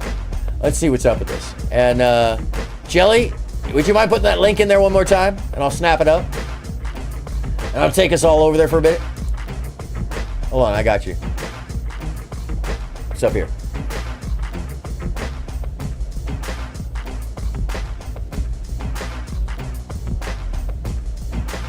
By the way, if you're wondering, like, how does he have the chat somewhere? Oh yeah, no, I have the chat somewhere. Oh, where is it? It's up here somewhere, I know. Did you already just put it in the chat? Chatter. Should I just go back down?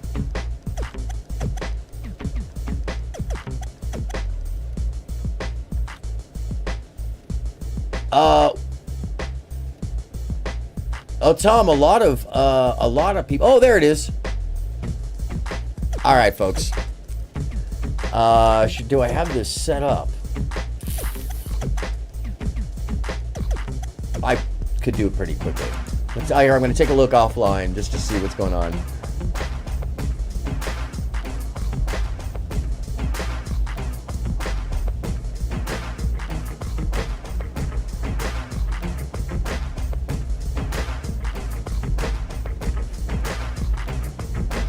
Oh, we're talking about ADOS too. Oh my God. Yeah, we're gonna peep into this. I'm literally setting up a. Oh my God.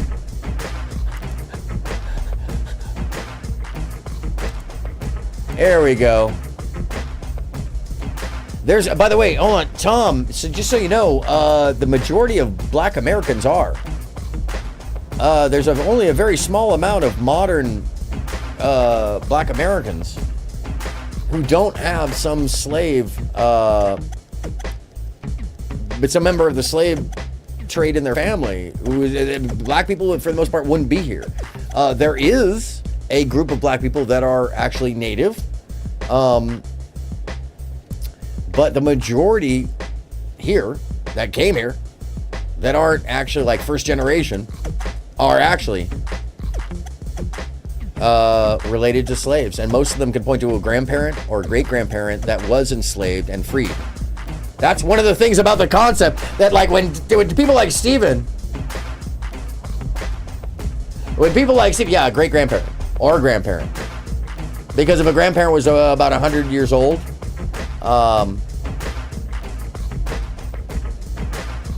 slaves.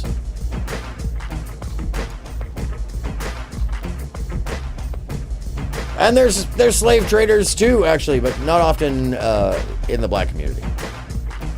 Most of, by the way, those folks ended up moving up to French Canada, especially once it was outlawed. Okay, I'm sorry, just hold it off here. Interweb audio, chicka, say her name. That must be that. Is that what that is? Say her name. Yeah. All right. For yourself. Honestly. And it's scary that somebody like you are raising children. Can you guys hear that? Can I get ones in the chat if you can hear that? What type of help? All mixed.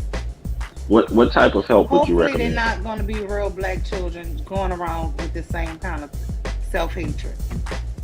Well, that's I noticed when I brought up the depends. No, okay. So don't forget that there was still people willing to make money off the trade that were here in the U.S. It wasn't common, but you know, just like you find Jewish slave traders, and it's a silver line. It's something good. By the way, FBA stands for Foundational Black American. Tom. Oh, good deal. Excellent. Thank you, Bridget. You know, if that is not Here we go. Give me 2 seconds. Oh, my goodness. I can't with you. You know what? I'm ending the show, so everybody say y'all final thoughts, and we're going to go ahead. I can't. You done gave me a headache, sir. I cannot. She can't. Oh, my God. I honestly can't take hearing a man who's supposed to be a Black man hate his own people this much. This is absolutely crazy to me. So you believe that I hate Black people? You saying it, not me. Did anyone hear me say that? Yes, everybody is hearing you say that. Oh, everybody shit. Can hear you. Everybody heard him say it. I'll have to rewatch. What are we watching? Holy shit, Jelly. Yeah, I don't think that I've ever. It's so many silver linings to us being killed off and murdered and castrated, or men castrated and hung and bitten by dogs and chewed up and made, and the men getting butt broken and the women getting raped. Yes, Tom, indigenous is Native American. You know, we were lucky to be here in bondage. It was lucky. But for Thank you, everybody Bridget. else, it was horrible. But for us, we just the lords of the lowest. Anybody, Black Beauty, do you have anything you want to say, honey? Jose?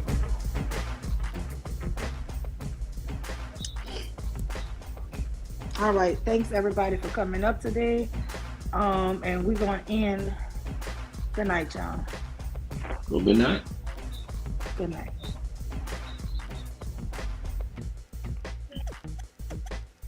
Wow. Whatever we just caught right there at the end. Jelly, thank you for turning us on to that. Clearly this is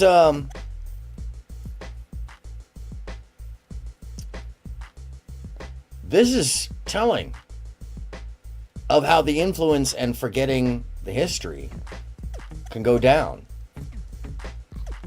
frankly. And I don't think it can be taken lightly. We saw this with Sinji as well, and her calls for genociding black babies, despite she herself having black male babies. Let me be specific to that. She herself has a black female audience. What did I do with the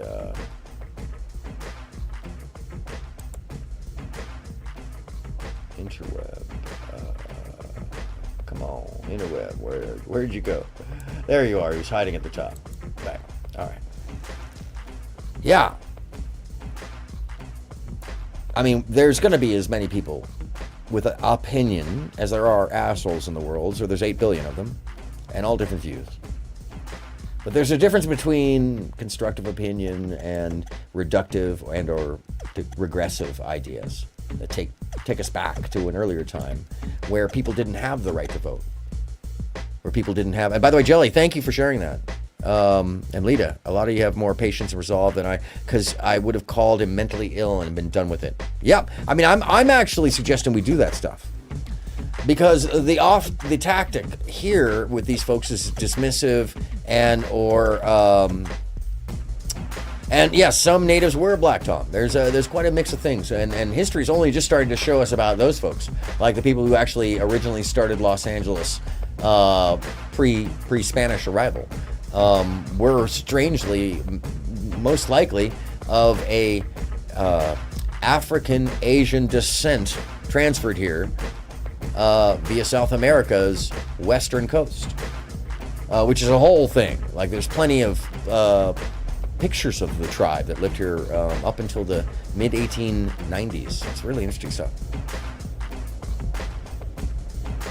Yeah, absolutely, Tom. There's lots of stuff that we're only just finding in the past, like 50 years in Los Angeles about the history pre the Spanish, actually Mexican integration. And Mexican, I mean, actually, by the time that the Aztec culture is already formed, after the Spanish. Tom,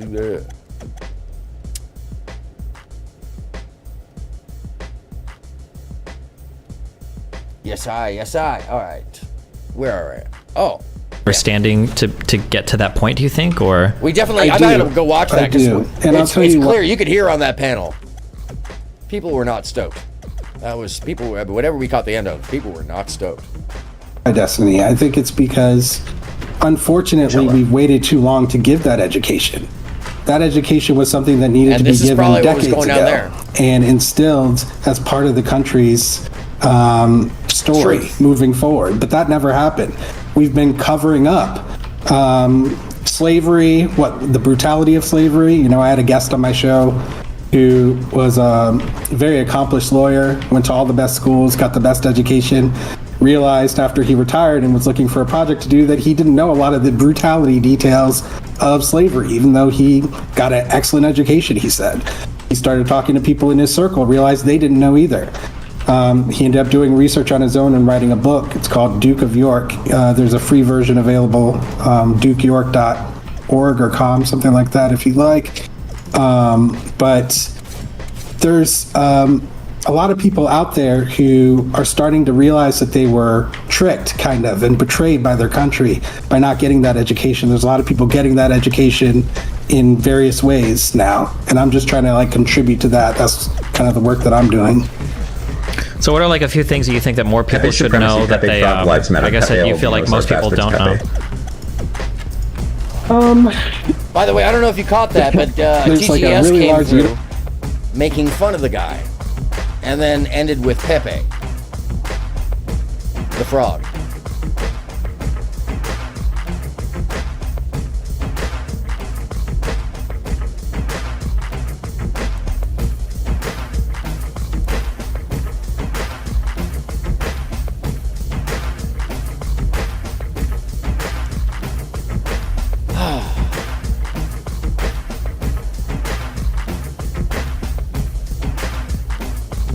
Which brings us to Act 3.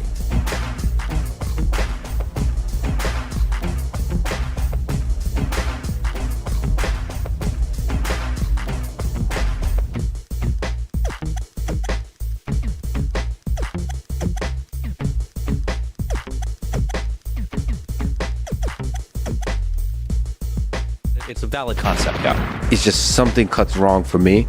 Like, for example, I'm not bothered If you haven't already had a chance, I am smash the bothered by the buttons, excessive please. use of the word fuck. If you got a small or large thumb. But not in the same way that moderate use of the word fuck. What is it? I'm curious. And when somebody calls somebody an R word, thank you. By the way, what is it that? What is the feeling that you get that makes you feel bad about it? It signals to me that you don't give a damn about people who are struggling in ways that you are not struggling.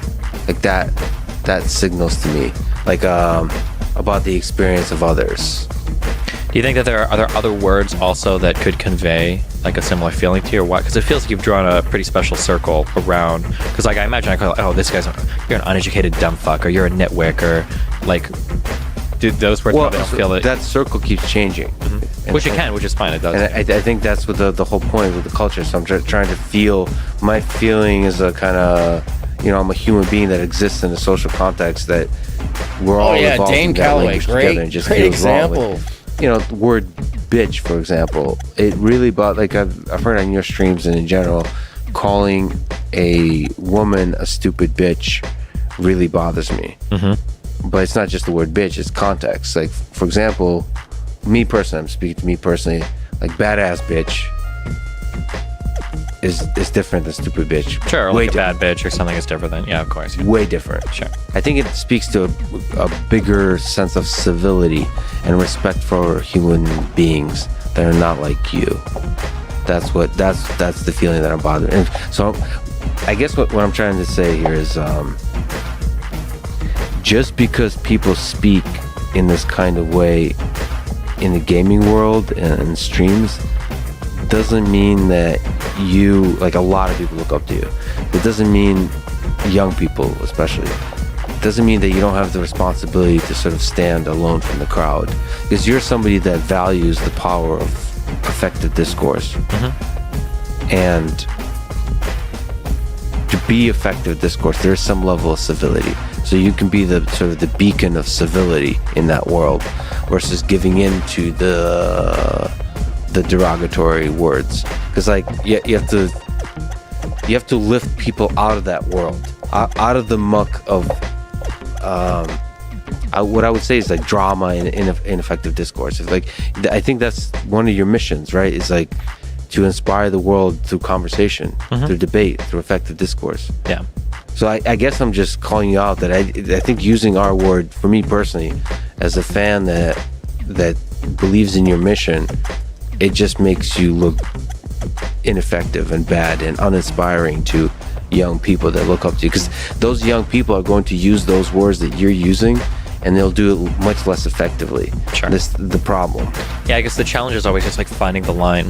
Like, my vocabulary shifted dramatically from even from like 2 or 3 years ago. I think my vocabulary shifted quite a bit as we've kind of gotten rid of some words and some things have kind of come in and out. The R word is one that has kind of gone out and come back and gone out and come back. That one we've definitely gone back and forth on. I know there are different thoughts about it in different communities on the internet.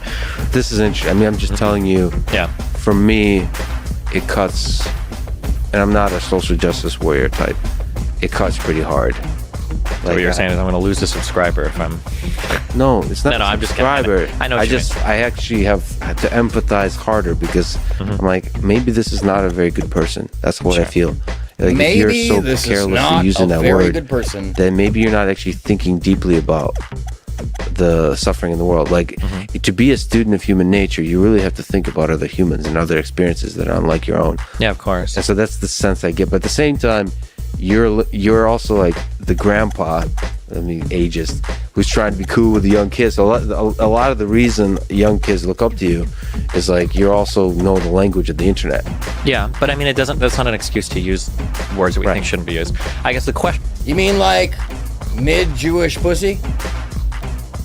Or the N-bomb? Or the R-bomb? Or the F-bomb? And by the way, although he's deleted the recent ones, this is the logic and it has never changed. And he's said over and over, and I have tons of clips of him saying that he still maintains the same logic and reasoning. So we can assume that he still uses this language as a matter of personal interest on private time, which is why I shift to this. What kind of edgy shit do you think is fine now? Again, after doing and what again, we should? Okay, and well, again. Tonight's the night we're going to test it. So I'm pretty sure as long as we're having I don't care, it was 5 years ago. discussion, and I'm not using it as an insult, I'm like 92% sure Could have been that I yesterday. should be allowed to say the words like nigger or faggot within the context of an appropriate Because basically, discussion. This is the something civil that rights fight I was talked about yesterday. in great detail with him, but as long as we're not like using it as an insult towards people or whatever, it should be okay. But I guess if I get banned now, I'll go back on that dude. I'll be like, listen up, dude. You fucking baited me. No, man, you baited yourself. Somehow convince yourself that something that has been socially worked out already, long before you, somehow you worked out in your mind that because you thought it was okay and you were going to rationalize it, you had a conversation with somebody else and they told you it was okay, and somehow because you're making money, it's okay. No, that's not okay. Not in any way, shape, or form. Because the gentlemen that are having the real conversation, they had real consequences on their plates. And the effect of their work changed people's lives to this day. But it took damn near to this day to get that impact to happen. Full tilt and full stop. Plan to have demonstrations, non-violent demonstrations, and massive there. And I'm sure Wyatt Walker can tell you that they have similar plans. Yes, I would hardly agree with Jim Farmer, and I can understand the impatience and frustration that Malcolm X evidences.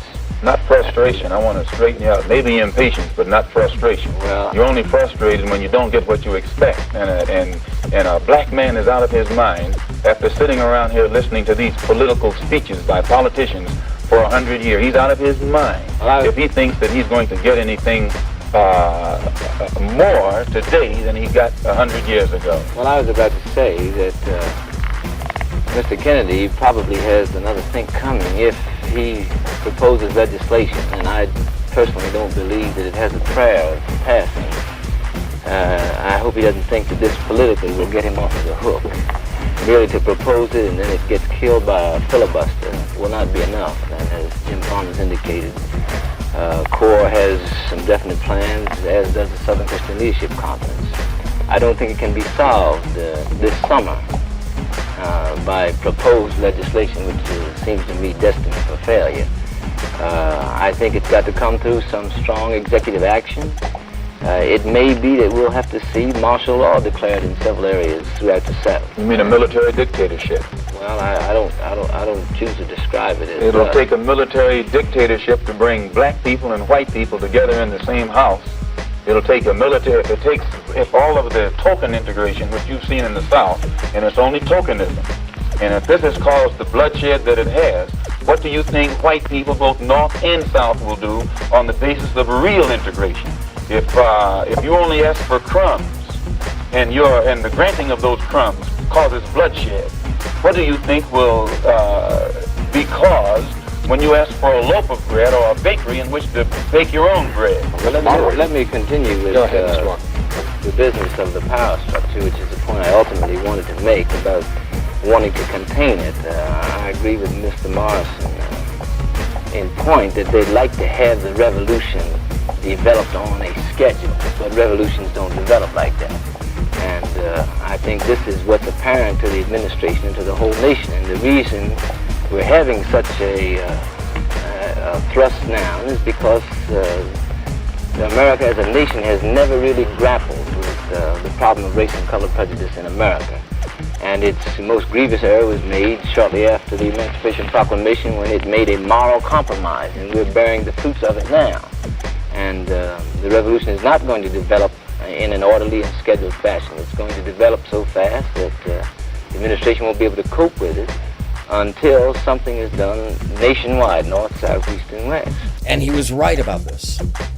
And his point being made is that it took massive effort and push across many boundaries, a little bit of violence, despite Martin Luther King's protest, and a lot of effort from many communities across the entirety of the United States.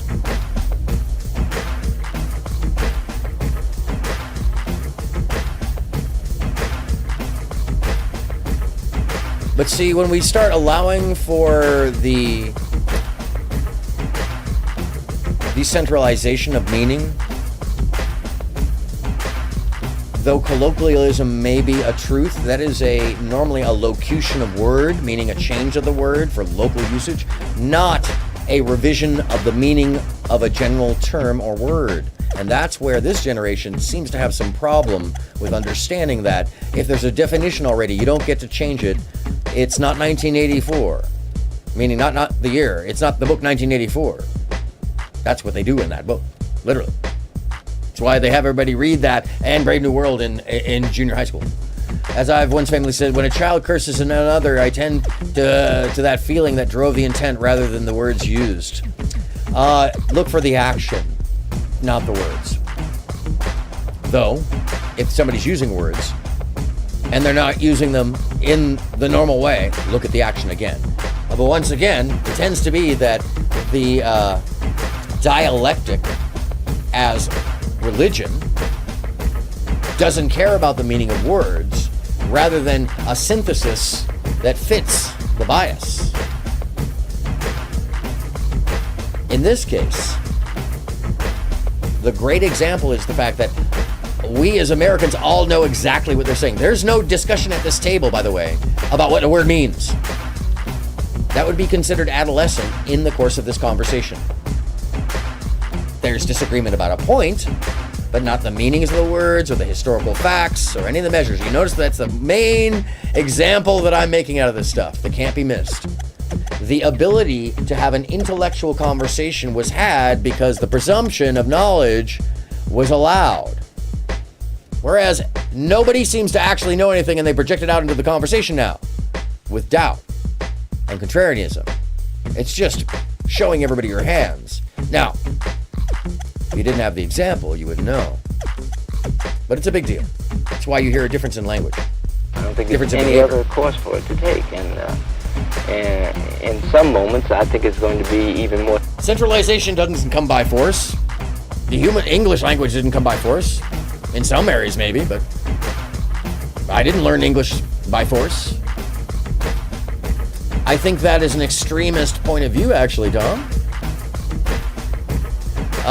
It is and by extremist, I mean like it's an extreme angle at it that it's made work in some small fashions, but that is a convenient way. You might be the fool on the hill today. No, consensus isn't proof, but consensus of use of language is proof. That's the easiest way to, if you were to deny all proof just based off of the fact that you could say not all consensus is proof, but the use of language without people having to be forced based off of just learning or reading, that would disprove your point. And that is a generalization. We can generalize topics. We can generalize action and behaviors when it comes down to the fact that you just can stand back and go, oh, everybody is speaking English and nobody is holding a gun to their head. In the United States. And in a lot of places in the world. And despite the fact that that does actually happen in some cases, it's not the norm, right? So, but what you're suggesting is that it's not that you may be confusing the state of flux with the state of being, and although the state of being is always in a state of flux, the ebb and flow of that flux is non-noticeable to those who are using it. May not be that ill-intended when using the word in descriptive terms. No, I think he's negligent. I think he's negligent. And he's peculiar. You're giving him too much grace. He's intending to do what he does. He obfuscates on purpose. He flips and flops in the same way every single time. I have way too many examples of the same behavior over and over and over and over again as practice measure. It's actually a really lazy way, though it seems really impressive on a certain angle because he's aggressive. But that aggressive means nothing. If, especially in debate, it means nothing. The more aggressive you get in debate, the more high-pitched, the more fervent, the more angry you get, the more you've lost. And a peculiar understanding of it, or the habit of it, is actually a tell of unhealthy behaviors in respect, or with respect to the subject matter at hand, particularly. In other words, he doesn't really respect the subject, he just wants to be involved in it. We call that tethering. Specifically in the United States, they've all seen the Trihex videos. And despite the fact that Trihex may have apparently, accepted the apology of bringing viewers over once to his channel years ago, I can tell you that Trihex doesn't feel the same way now. I wish I could share more, but I can't. But I can assure you, he does not.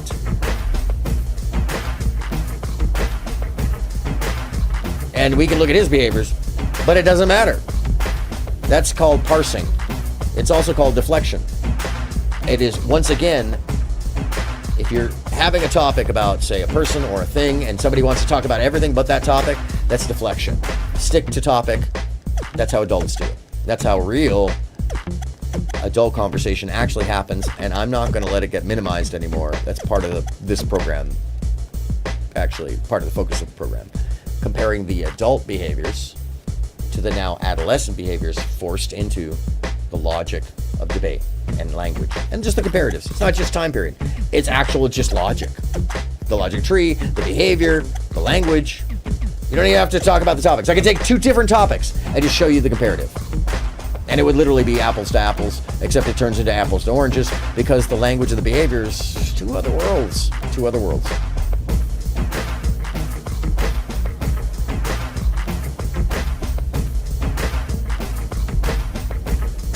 Tom, you're trying to be too clinical and too philosophical about something that is not this philosophical realm. To be able to identify who's in play to your room, Tom. None of these people are speaking philosophically, and none of them are debate bros. They're not going to even engage with that topic. You notice how they don't see it as recognizable to real to the topic. This is normal people viewing it, by the way, Tom.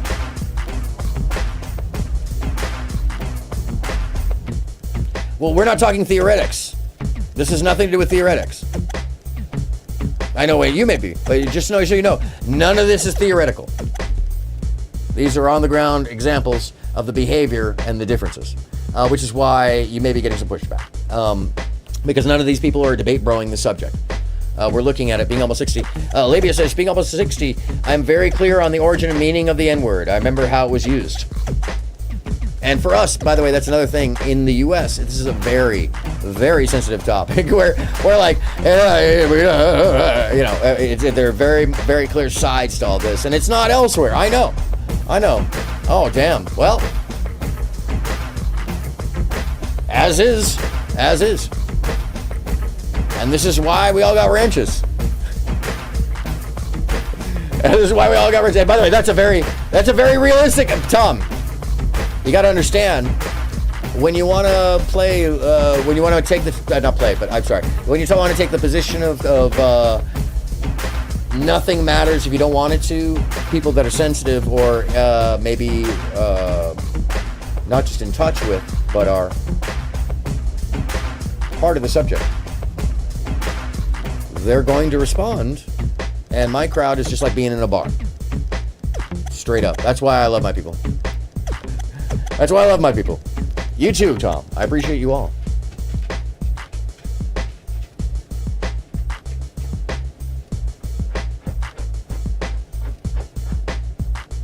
Yeah, that's Friday. And by the way, New Era, Tom, come on up for Friday. This is exactly I've been waiting for you people. Come on. Sorry, I apologize. I did not mean to clap. I did. I totally meant to clap. I mean, seriously. Disagreement and discourse between two people that are very educated. I'd love to hear you guys have this discussion because it would happen in the way that I'm actually urging people to have. It would be respectful in general, and it would also be inflammatory, and it would be wonderfully back and forth. No, that's fine, Tom. You are welcome, and everybody. By the way, just so you know, either way, Tom, this is the thing: is my chat's a little rowdy. My chat's a little rowdy, and good on him. I got both your backs, by the way. Yeah, let's do it Friday. I got you guys. Or if you don't want to do it publicly, there is a Clear the Beef. There's a Clear the Beef where I'm happy to be the moderator in the Discord server. So. But yeah, Friday. Call in Friday, 4 p.m. Pacific. You guys are more than welcome to talk about this, and I'm happy to talk about it with you as well. I'd actually probably get Mike as well on here. Yeah, 4 p.m. Oh, but why not, Tom?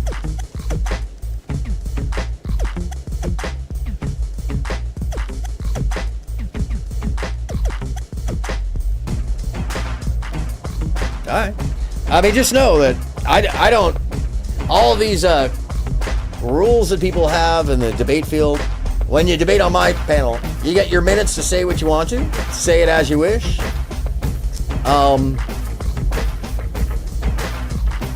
That's your perception. Debate from there. He actually didn't say fuck you. He said fuck your perception. That's different. Ah, well, there you go. So you would come from two different positions. But if you're going to a debate, you're looking for conflict, because debate is conflict, not argument. Argument is deflection, a point in order to engage for negative purposing. So, and in any case, that's why I share these things.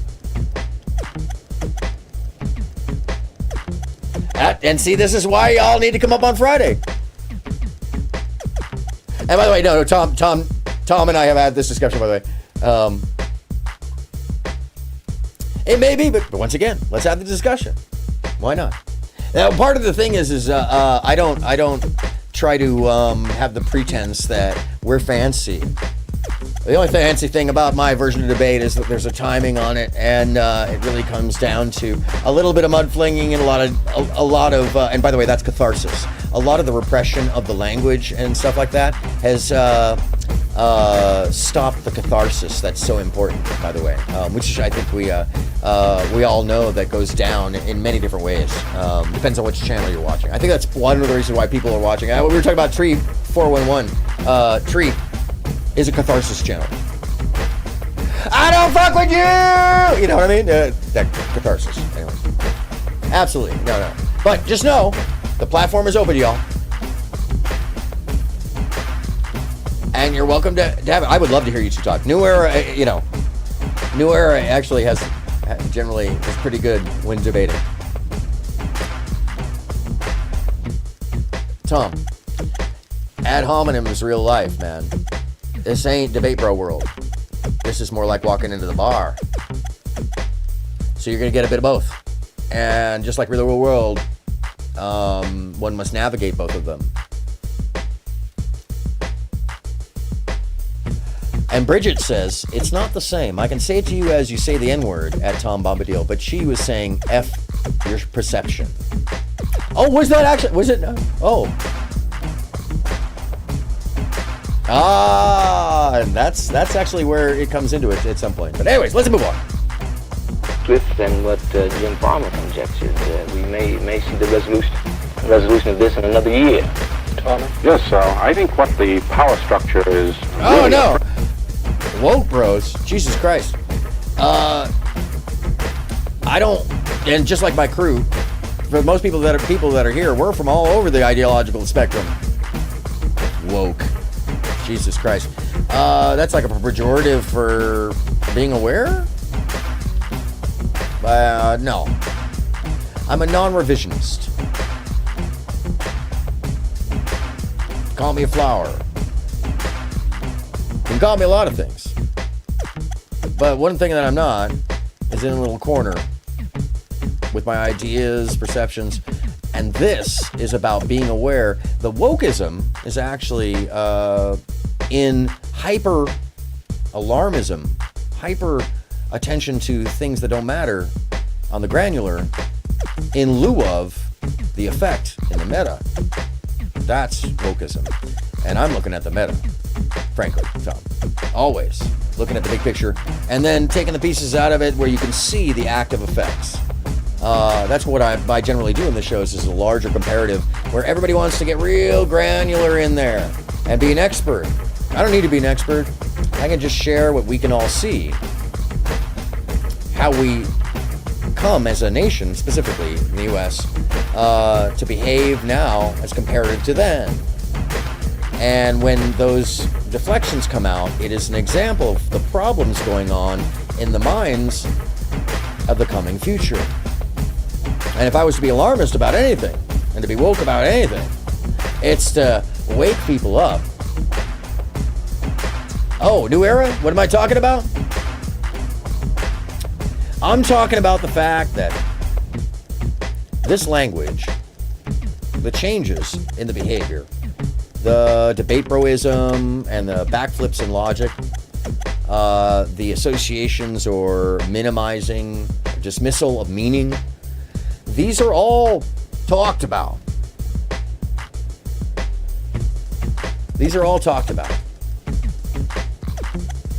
In 1984 and Brave New World. Two different angles. One being the left, the other being the right. I'm boiling it down very simply. But we can't take it for granted that this is coming into effect right now. Because this is the time period that they were talking about it coming into effect. And these weren't just fantasy writers. No, they were both Aldous and Orwell. Huxley and Orwell, they were, oh, you're good.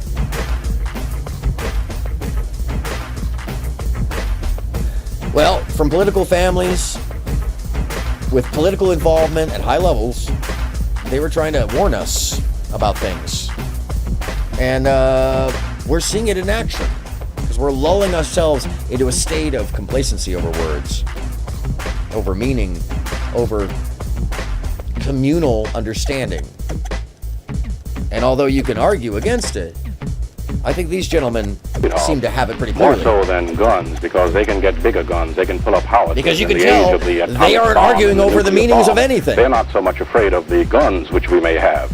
We don't have many guns compared with the guns which they can pull up.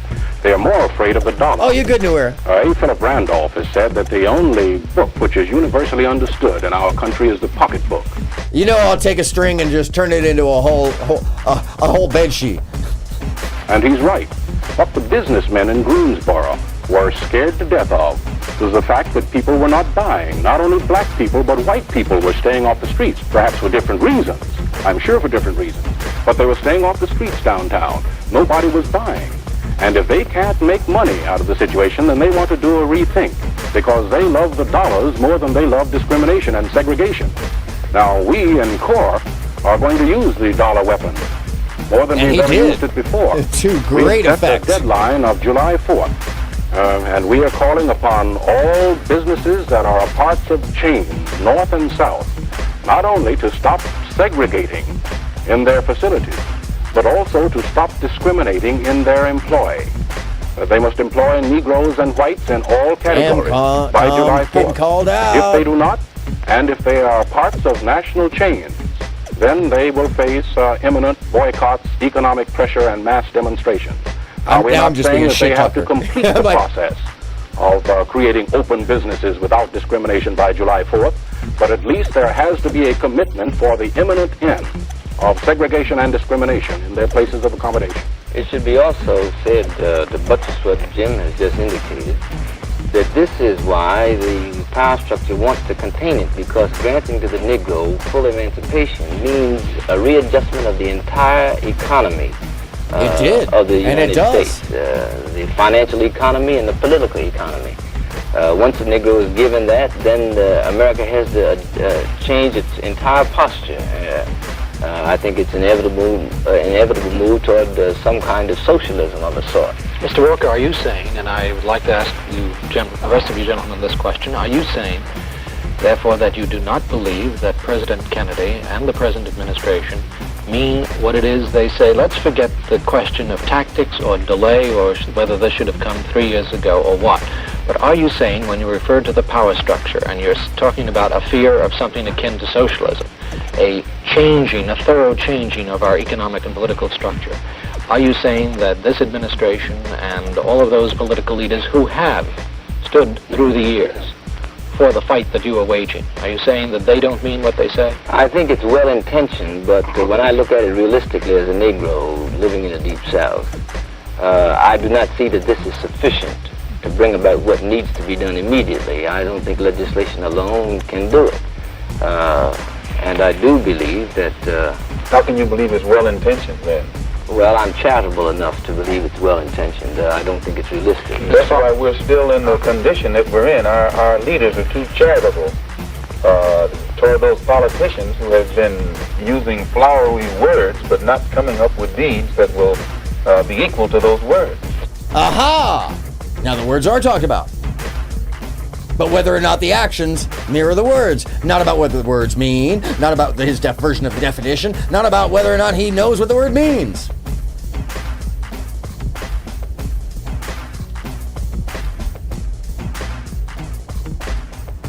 This is very, very important because they aren't arguing over definition.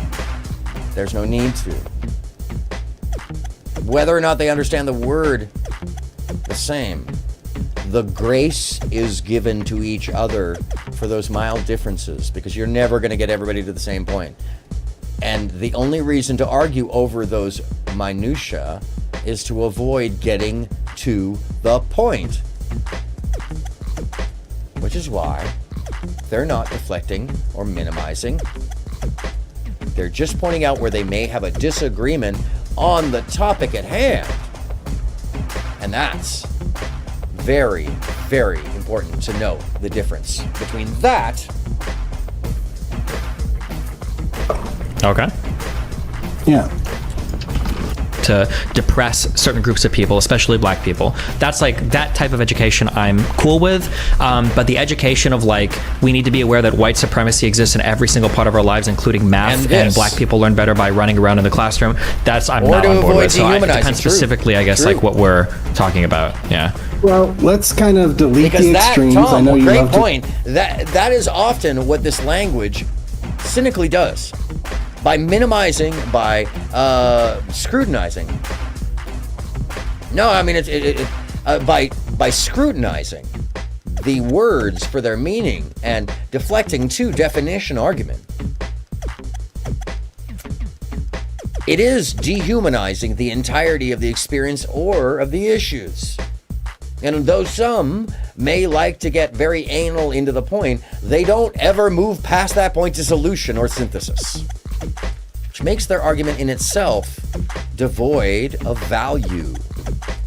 Which is why you notice that the other panel keeps moving forward with the topic. Sir, I think the real question is not whether they mean it, but what they do about it, whether they can pull it off. Because we've heard good words for hundreds of years now, and they haven't come off. Yes. Now, maybe they meant it. I don't know. I can't look into a man's mind and read his mind. I'm not a mind reader. But what I know is that those words have not been backed up by deeds. So we will have to judge the administration. We'll have to judge its good intentions by what it does, not by what it says. But of course, it all comes back to Mr. Morrison's statement about power structure. And this is why I keep not beating a dead horse, because it's hardly dead. Coming back to the question of whether you feel that basically the power structure, however one might define that in this country, is basically opposed to the Negro's search for equality. This, it seems to me, is such a basic question. It's such a basic question that we ought to take a break for a moment and come back to it in just a moment. Mr. Walker? Same you question wanted to say something. people are Yes, I having. want to take- By the way, I want you to recognize, you the audience, that this is the same question that is being posed on panels to this very day. Except it is assumed by the white host of the NBC show to be true, though now doubted.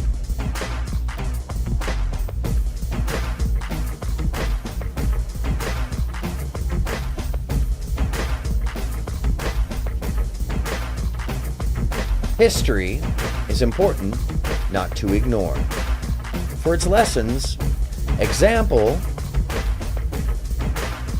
and so you don't make yourself look like a fucking ass. Repeating some shit somebody else already said. A strong exception to the Or thinking it didn't exist before you, struggle of the Negro because you emancipation didn't live out during of that the streets time. back into the courts, and I'd take the inference as meaning that it's dangerous for the battle to be waged in the streets.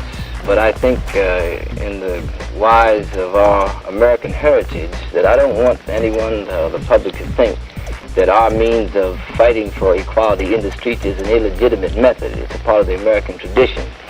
And I do not want it thought that because it is dangerous, that it should be taken from us as a methodology to secure full emancipation now. May I just say, as an historian, my reading of what the You know, president I'm not said talking on about Tuesday night anything is on the not. extremes. There Most is things are something wrong not. with what Most things fall in the first category, fall under things that are going to get banned, and most things that you just described in the latter category are extremely rare.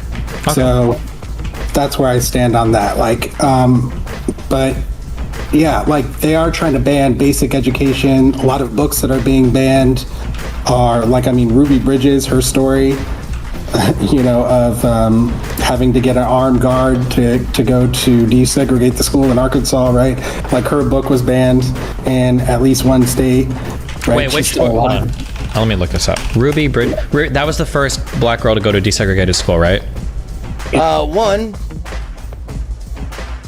if you don't know white privilege, you might not know that double checking a black man who is an expert on the subject, when you're checking his facts about Ruby Bridges, you might be displaying a little bit of white privilege there. Pro tip. Jesus fucking Christ. Let me check your fact about Ruby Bridges. I know this is all you talk about. This is what you focus on. But I'm a contrarian. I don't trust anybody, much less the fact that I don't trust myself because I don't know anything. That's really what that tells the rest. I'm sorry. I got something in my eye. That's really what it tells the rest of the world who aren't inundated with this little world, by the way. It's the trippiest shit when you're standing where I am. Arkansas, yeah. In Arkansas. Okay, gotcha. I feel like I heard the name of it. Okay, Ruby Bridges book banned.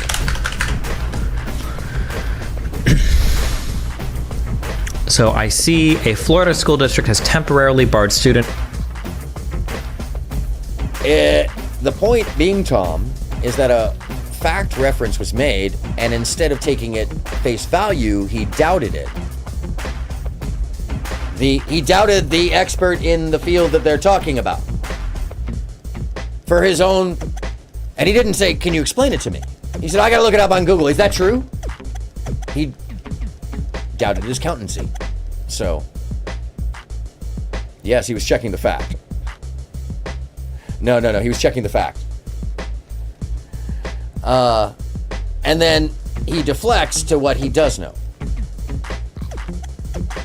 From viewing a historical film about real-life civil rights pioneer Ruby Bridges at an elementary school after a parent filed And he a complaint proceeds to try to this take it month. apart here. And then I see, okay, hold on. Ruby Bridges speaks out against Texas book bans at congressional hearing. It's not just disingenuous, it's deflection and aversion to the point. Oh, okay. I mean, that's just one example. There's a lot of them. Doctor, I'll take your word for it. I have cancer, but I'm going to go look it up on WebMD just to make sure. It's called patronizing. It's being an ass. It's being an ass. I love being an ass on purpose, but when you do it without knowing it, it's called being an asshole. Because of the O at the end. Yeah, Texas. And by the way, that was really popularly known, and he also mentions it before. Tom, this is what's even worse, is I have somewhere a clip of, I was looking for it today, it's somewhere way in the background. I have a clip of him where he knows that it got banned. Or maybe he just doesn't fucking remember because he's too fucking, who knows, too many things.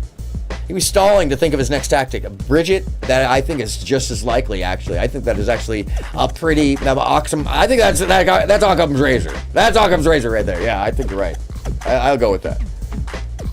I just brought her up because I thought it was crazy when it happened because she's still alive and like literally talking about her experience. So like it's just insane to ban, you know, a film or a book or the viewing of it when she's out there still alive. Sure. You know, it kind of goes hand in hand with this rewriting of history that we see has happened time and time again through the kind of mythology of white supremacy.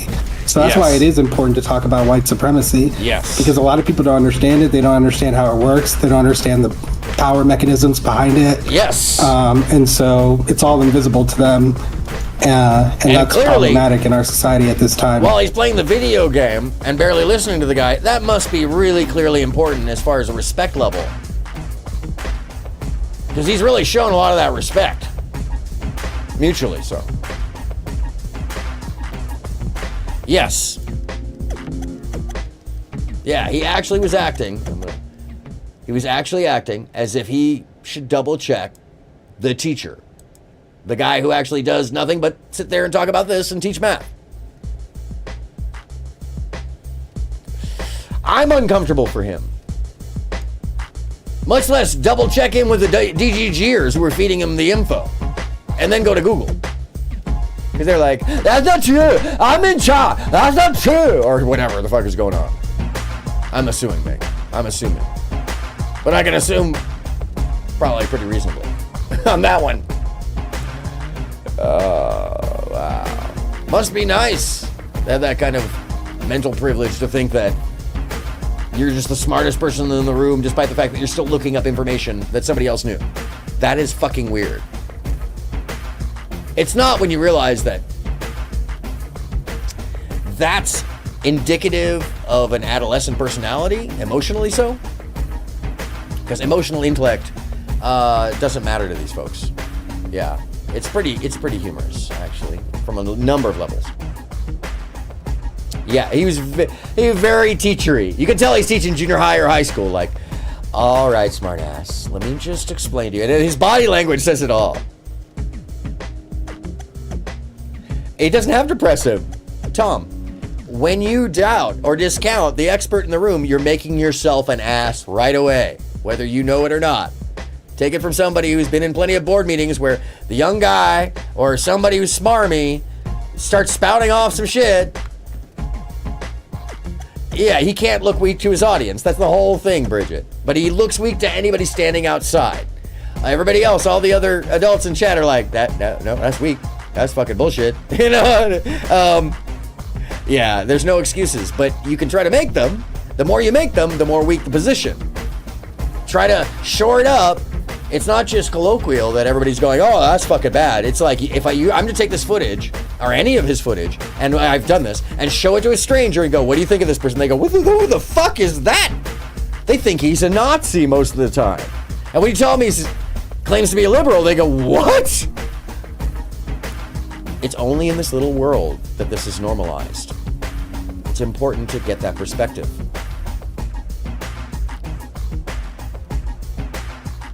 I don't know. You may have to figure that one out. I don't think so. I think Tom is earnest.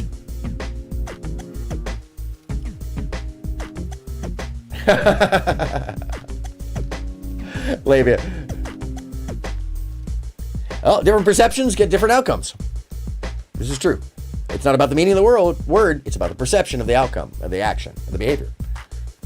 You could be meaning the same thing, but if everybody's seeing a different action or outcome, then the words don't really, you could be talking in a foreign language.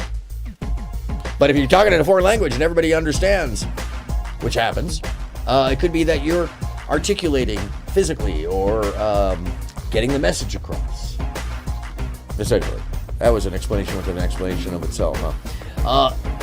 Essentially, some things translate clearly, and others, when they don't, it's more of a tell. So if you have to really explain the joke, oftentimes it wasn't a joke to begin with, I guess. I think Tom is an imp, which means overly... No. Tom is very smart. Very smart. Also, Tom speaks multiple languages. But you're so good. You're so good at playing the qualifier, Tom. I really do appreciate it.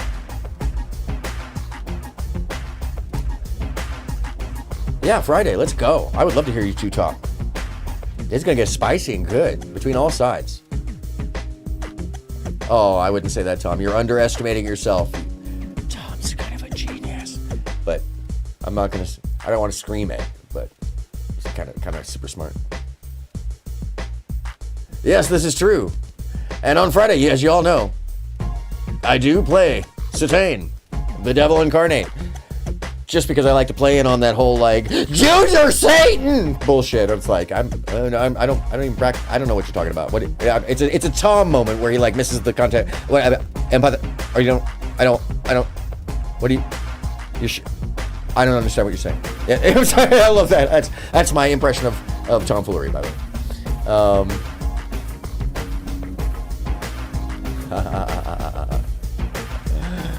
All right. I'm sorry. Let's keep it moving. I'm almost to close. We need people to understand what's going on, how power is moving to make whiteness continue to be centered, to continue to dominate. That's like a thing that's going on. And it's not something you can understand without understanding the history of race and racism. And that's why there's such a virulent, effort to stop that kind of education. Goes on in the streets, but that he himself, as an historian, knows that this is the way so much has been accomplished in our own history, but rather is saying that that has been the prelude to the writing into our governmental structure, through our legislatures, through our executive branch, of more fundamental reforms. I don't think that he is saying that there is something illegitimate about what happens in the street, in the actions that you gentlemen are responsible for. I don't think that at all. This is my own reading of it, but rather that he is seeking now to make firmer within the context of this total American structure what has been stirred up by the actions in the street. But when he says it's better, fortunately, or I guess unfortunately, John Kennedy has never been a Negro, and I can't wait to go through the courts, because I've seen 100 years of that, and it's city by city and county by county and specific instance by specific instance. And that's why the courts alone will not do it. And I can't buy that it's better to move it from the streets into the courts. What this nation must face is that we have a legitimate right under the First Amendment guarantees of the Bill of Rights to peacefully demonstrate. And this is what the nonviolent revolution is directed at. And this is why we insist upon it. As a means of, if you will, creating a crisis so severe that the government, the federal administration, has to grapple with it and do something immediately. But it seems to me that what President Kennedy is saying, that he is urging upon the congressional branch of government, the legislative branch of government, what it is you have just said, that the federal government must seize upon this question now that it has been dramatized so successfully by what has happened. But I think he knows full well that it cannot be done like this summer, and we say it must be done this summer. And yet what you say is that the national government must do something. The means by which the national government does things is through the executive branch, through the Congress. The courts have acted. You say the courts do not function quickly enough. I think the president concedes that. I'm not here, obviously, as moderator, and forgive me for stepping out of my role, taking one position or another, but rather trying to clarify what it is that the president has said. And he is not, it seems to me, denying the validity of what happens in the streets, but rather, as you have suggested, saying this must lead now to other action, and is urging upon the Congress this other action. Let me press this point a little bit further about legislation. Just Sunday, Nell Ponder, one of our field secretaries, and 6 other ladies and young girls were returning from South Georgia, and in Winona, Mississippi, they went into the previously all-white waiting room of a Trailway bus station. And this is supposed to have been settled by legislation and ICC regulations 2 years ago, climaxed in the Freedom Ride. Yet they were arrested and beaten and put in jail and held incommunicado, and in need of medical treatment that they never did receive. Now, this is why the Negro mood is such that we won't buy legislation alone. There's got to be legislation that is enforced by whatever it takes to enforce it. Mr. Palmer? Sir? And by the way, one of the important portions of this section is to note that it's mentioned several times that legislation's been had, legislation's on hold, legislation's under the way, but the effect of the laws was not felt by any of these gentlemen. Educated, in some cases well-to-do.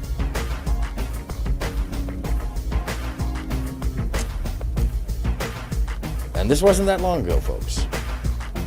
Again, 1963, people in chat were alive, active, hanging out.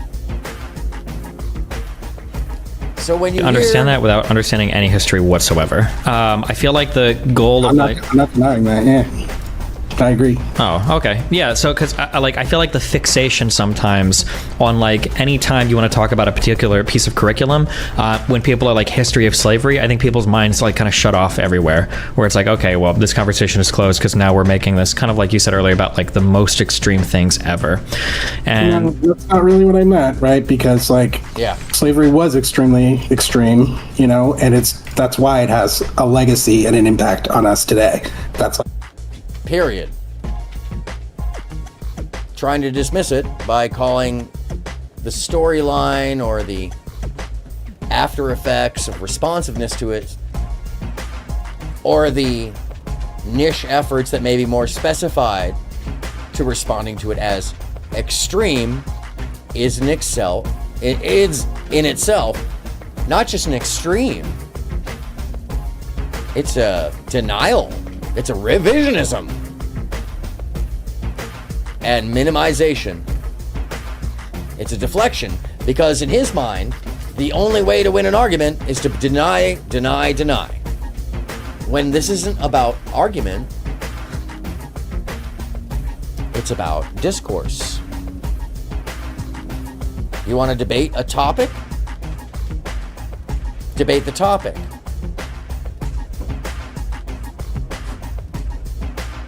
That's not a game. There's no W at the end. There is a movement of a dial towards understanding, or not. There is no equal sign win. That's a video game. Don't get them confused. Playing with these topics as if they're games is in itself dangerous, because not long ago, there were men sitting around a table talking about whether or not they could achieve basic human rights. We understand that Negroes don't like being in the streets. I don't like being in the streets myself, but it's something that we have to do. I would much rather stay at home. I would much rather take things easy. I'll only be able to take things easy, you see, when this problem is settled. That's the way that we can get the matter out of the streets, by settling it. And the sooner we do it, the better for all of us. Until it is settled, we intend to stay in the streets, not as something we want to do, but as something we have to do. Mr. Morrison? President Kennedy not only stated that that his administration considered it much better, I would also assume safer, for the struggle of the Negro population to be removed from the area of street demonstrations and protests to the courts. But he also stated, and I quote, where legal remedies are not at hand, redress is sought in the streets in demonstrations, parades, and protests, which create tensions and threaten violence.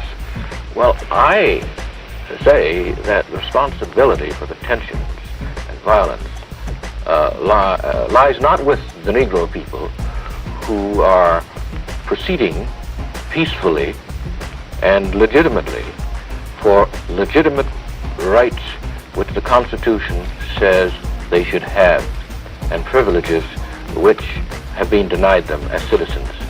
And I also say that in the tradition of American struggle for freedom, street demonstrations and public protests are completely consistent with American rights and with American history. We must not forget that the revolution which created independence started. You make my point. That as long as a white man does it, it's all right. A black man is supposed to have no feelings.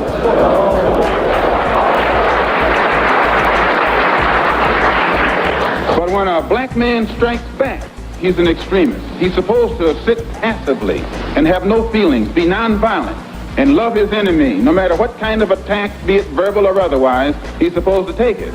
But if he stands up and in any way tries to defend himself, then he's an extremist. So today, as opposed to a lesson, I'm going to let Malcolm X give us the lesson of what we learned.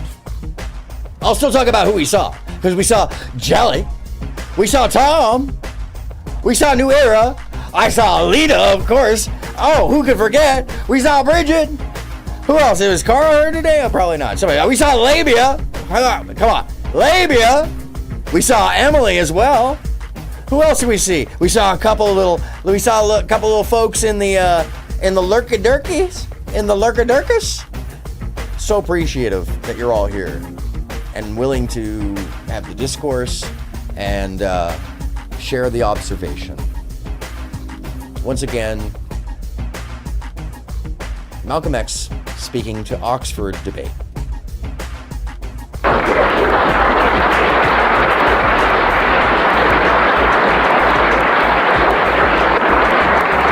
No, I think that the speaker who preceded me is getting exactly what he asked for.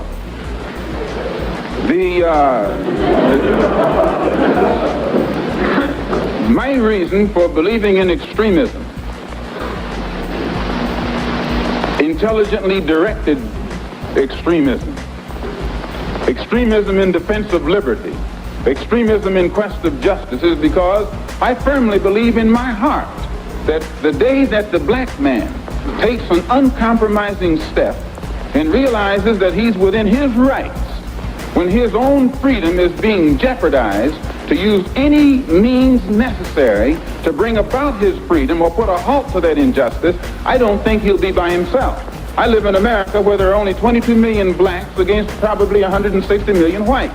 One of the reasons that I'm in no way reluctant or hesitant to do whatever is necessary to see that black people do something to protect themselves, I honestly believe that the day that they do, many whites will have more respect for them, and that there will be more whites on their side than are now on their side with these little wishy-washy love thy enemy approach that they've been using up to now.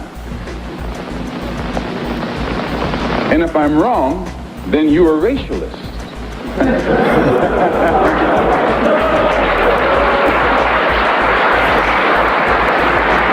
Damn, he was good.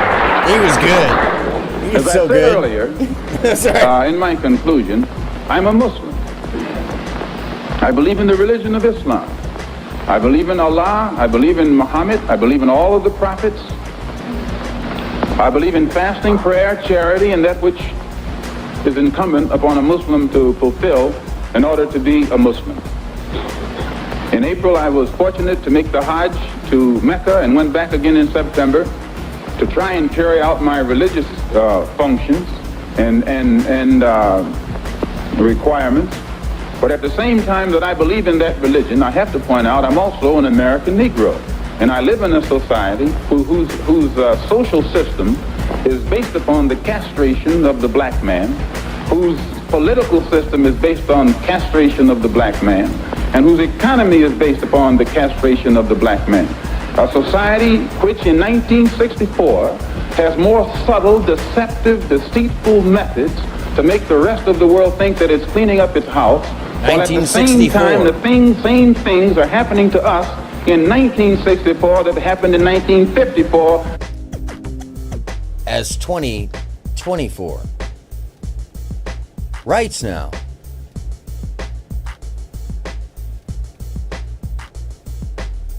But the truth is, we're still having the same conversations. And now, people are having them as if none of this went down. As if this wasn't an imprint on history. 1924 and in 1984. They came up with what they call a civil rights bill in 1964, supposedly to solve our problem, and after the bill was signed, 3 civil rights workers were murdered in cold blood And the FBI head, Hoover, admits that they know who did it. They've known ever since it happened, and they've done nothing about it. Civil rights bill down the drain. No matter how many bills pass, black people in that country, where I'm from, still our lives are not worth 2 cents. And the government has shown its inability, or either its unwillingness, to do whatever is necessary to protect life and property where the black American is concerned.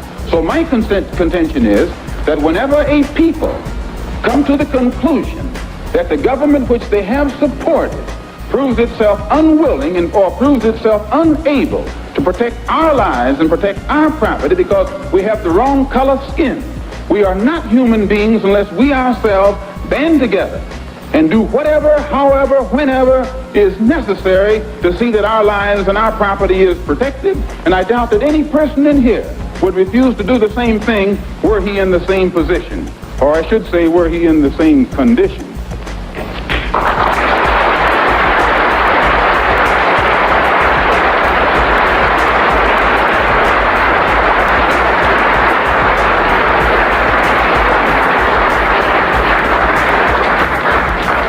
One step farther to see am I justified in this stand. And I say, I'm speaking as a black man from America, which is a racist society. No matter how much you hear it talk about democracy, it's as racist as South Africa, or as racist as Portugal, or as racist as any other racialist society on this earth. The only difference between it and South Africa preaches separation and practices separation. America preaches integration and practices segregation. This is the only difference. They don't practice what they preach. Whereas South Africa preaches and practices the same thing. I have more respect for a man who lets me know where he stands, even if he's wrong, than the one who comes up like an angel and is nothing but a devil.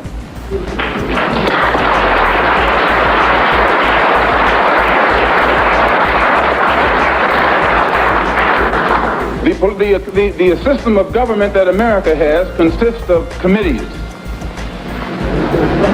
There are 16 senatorial committees that govern the country and 20 congressional committees. 10 of the 16 senatorial committees are in the hands of Southern racialist senators who are racialists. 13 of the 20, this was before the last election. I think it's even more so now. 10 of the 16 committees, senatorial committees, are in the hands of senators who are Southern racialists. 13 of the 20 congressional committees were in the hands of Southern congressmen who are racialists, which means out of the 36 committees that govern the foreign and domestic direction of that government, 23 are in the hands of Southern racialists, men who in no way believe in the equality of man, and men who do anything within their power to see that the black man never gets to the same seat or to the same level that they are on. The reason that these men from that area have that type of power is because America has a seniority system. And these who have that seniority have been there longer than anyone else because the black people in the areas where they live can't vote. And it is only because the black man is deprived of his vote that puts these men in positions of power that gives them such influence in the government beyond their actual intellect. That's true. By the way, I was just been following. No, what they actually mean, Tom, is by tether in this term, which is frankly fairly new use of the term. It's more folks taking part or defending positions without actually fully being versed or having a role quite yet, or maybe there's some people that are on the bench waiting to get in the game. They're still in the game, but they're on the bench. Oh yeah, and I agree. But tethering can be, and it's tethering can be both a bad thing when it comes to like how the UK tethers do it. That's a pejorative for sure. But there's other tethering as well, where we tend to jump in a little maybe too fast, or maybe we should be asking more questions, and it's really as well as what it means. Because I know you don't mean harmed by it. You want to be involved in the conversation. You have your own points of view, especially when it comes to Destiny. But I can tell you this, that once again, anybody looking in from the outside that isn't involved in this little circle, specifically when it comes to Destiny, none of what he says makes any sense. None of it makes any logic. It's all literally disgusting to anybody who looks in and goes, what the fuck is that guy talking about? What is that normal to people? No, it's not normal. It's whatever it is. It's bad habit, and it really when you share it with people that haven't been spending their life online, they look at it and like, what the fuck is that? Oh, that's the new normal. No, that's not new normal. Yeah, seriously, it's a thing. My little chat is a good example of the outside point of view, because most of us are from places that don't. I wouldn't know about this stuff until somebody was like, look at this. The fuck? And, then I go do my stuff, and then I'm knee deep in it. Now I'm more involved than I was, but at some point I'm going to step back out, trust. It can warp a person. I keep having to take moments to reflect, to not get caught up in the logic pattern, or not let it allow me, because it's very easy to start playing with it as if that is real. As if that's something you should play with. When in a lot of cases, like I talked about at the beginning, the way you deal with someone like Destiny is, dude, stick to the topic. Are you a fucking child? That's the second one. Yeah. Ad hominem on the second, because that's actually what any normal person says in real life, in an interaction. Debate panel, still, stop deflecting. Stick to the topic.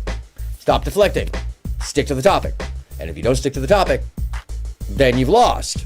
And I'd just be like, Big L, won't even talk to you anymore.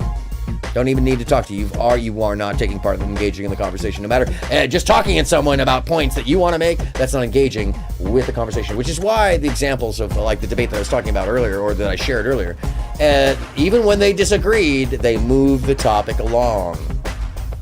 They added to it.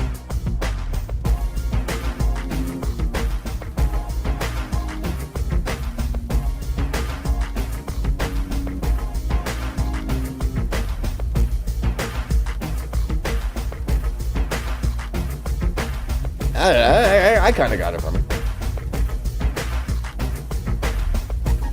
Anyhow, I can actually see how ability, or even beyond the number of people from the areas that they represent.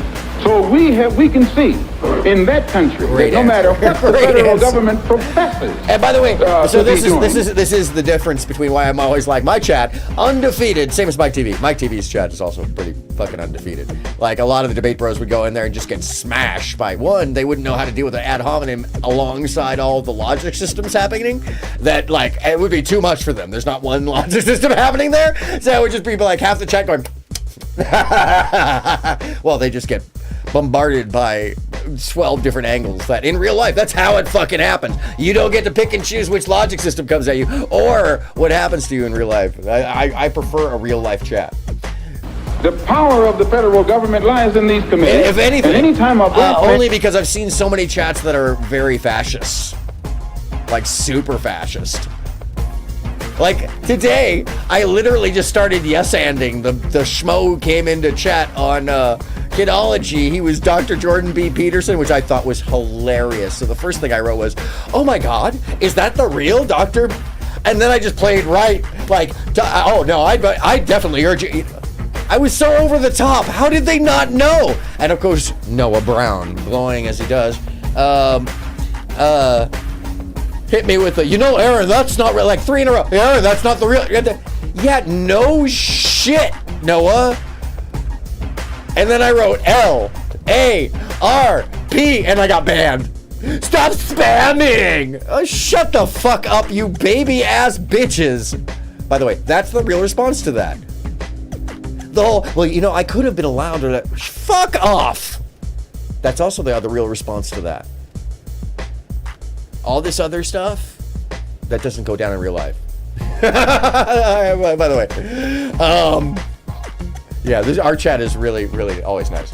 But hilariously, like, yo, are you guys that dumb you don't know? Yes, they are that dumb. Emotionally so. Intellectually, they're very rote. They can memorize and remember everything that they've read on Google.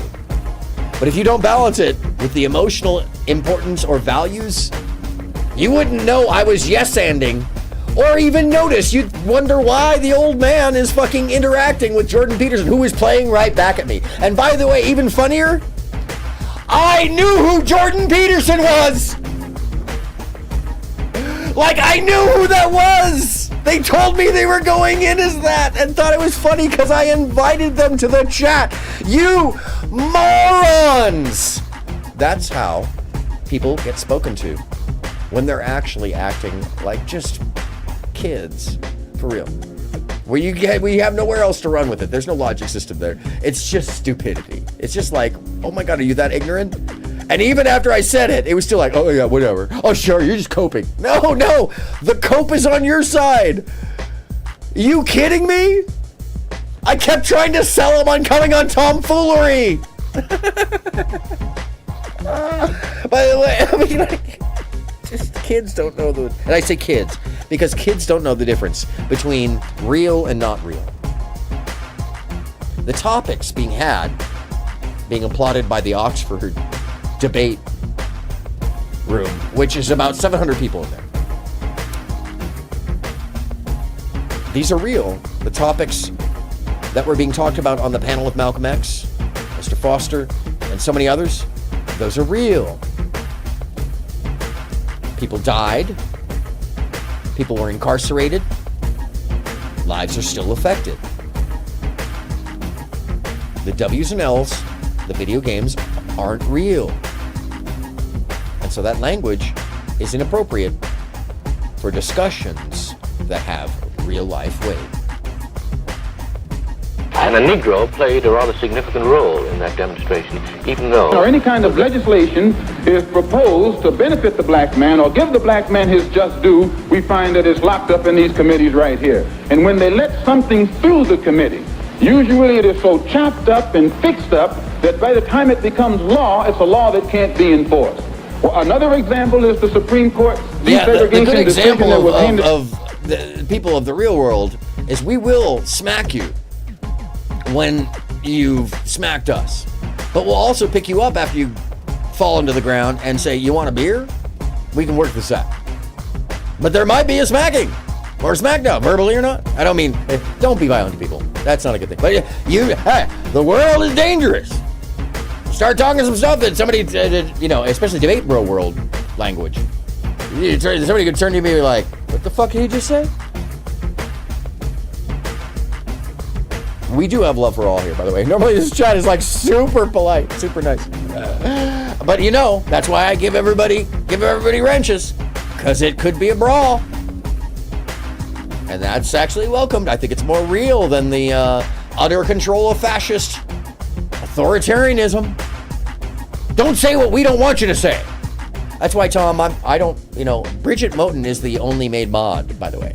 And Bridget could have booted anybody, including me. And she promises she won't, but someday I'm going to try to get her to boot me from my own chat. In 1954. This is a law. And this law, they have not been able to implement this law in New York City or in Boston or in Cleveland or Chicago or the northern cities.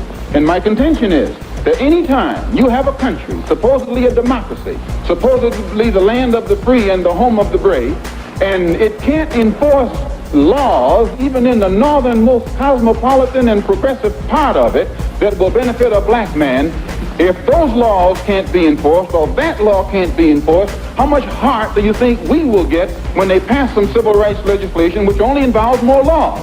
If they can't enforce this law, they'll never enforce those laws. So my contention is that we are faced with a racialistic society, a society in which they are deceitful, deceptive, and the only way we can bring about a change is to talk the kind of language, speak the language that they understand. The racialist never understands a peaceful language. The racialist never understands the nonviolent language. The racialist, he's spoken his language to us for 400 years. We have been the victim of his brutality. We are the ones who face his dogs that tear the flesh from our limbs, only because we want to enforce the Supreme Court decision. We are the ones who have our skulls crushed, not by the Ku Klux Klan, but by policemen, only because we want to enforce what they call the Supreme Court decision. We are the ones upon whom water hoses are turned with pressure so hard that it rips the clothes from our back. Not men, but the clothes from the backs of women and children. You've seen it yourself.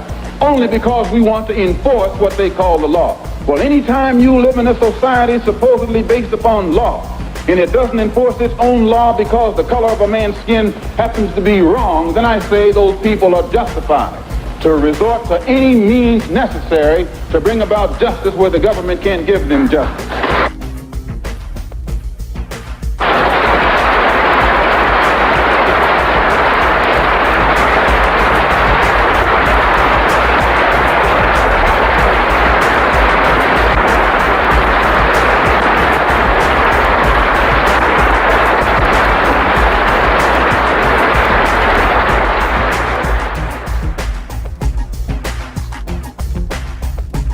And that's where we're going to leave it today, with a lesson from Malcolm X about the importance of our words, the importance of the meaning, the importance of how we use them and how they're used in law, or how the law may or may not be enforced, or how we may or may not as a society pay attention to what is enforced and allowed.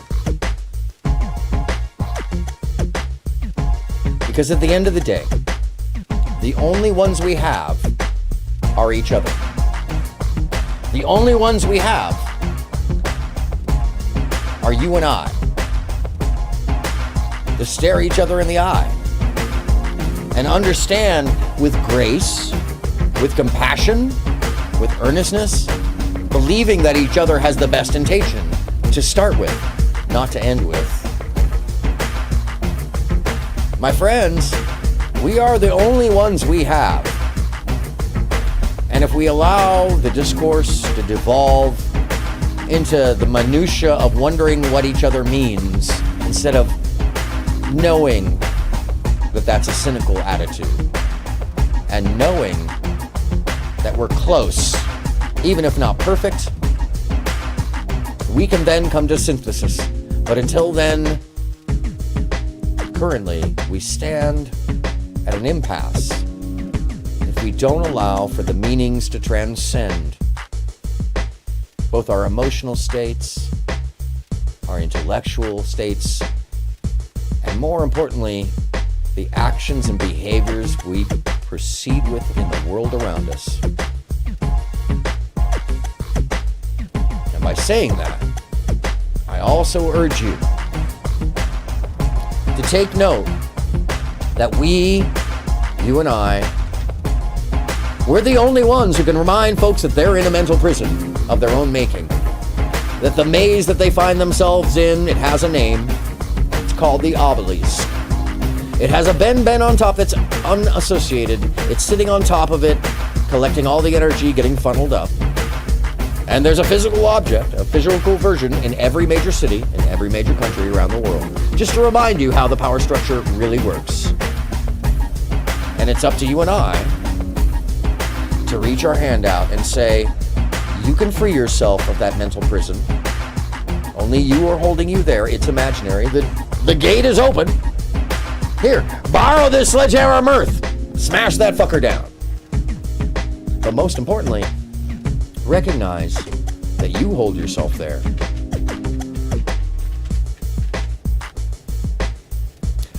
Our associations matter, our words matter, our behaviors matter. And in history, there's only one thing that we can say to each other. There's only one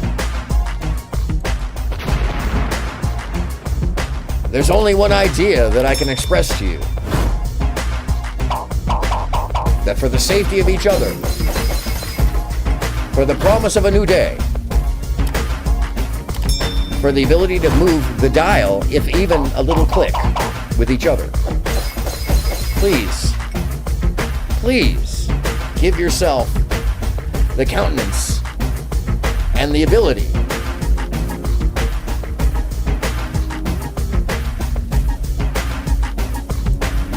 to be more than less and step out of your comfort zone. Reach out to others when you see them about to fall. When you see the bar coming in low, we are the flower that spreads the seed one at a time, just like the pollen to the bees, all on the breeze, all one at a time. Do yourself a favor and others. Scream on out. And don't be afraid. You can say it with me. Look out!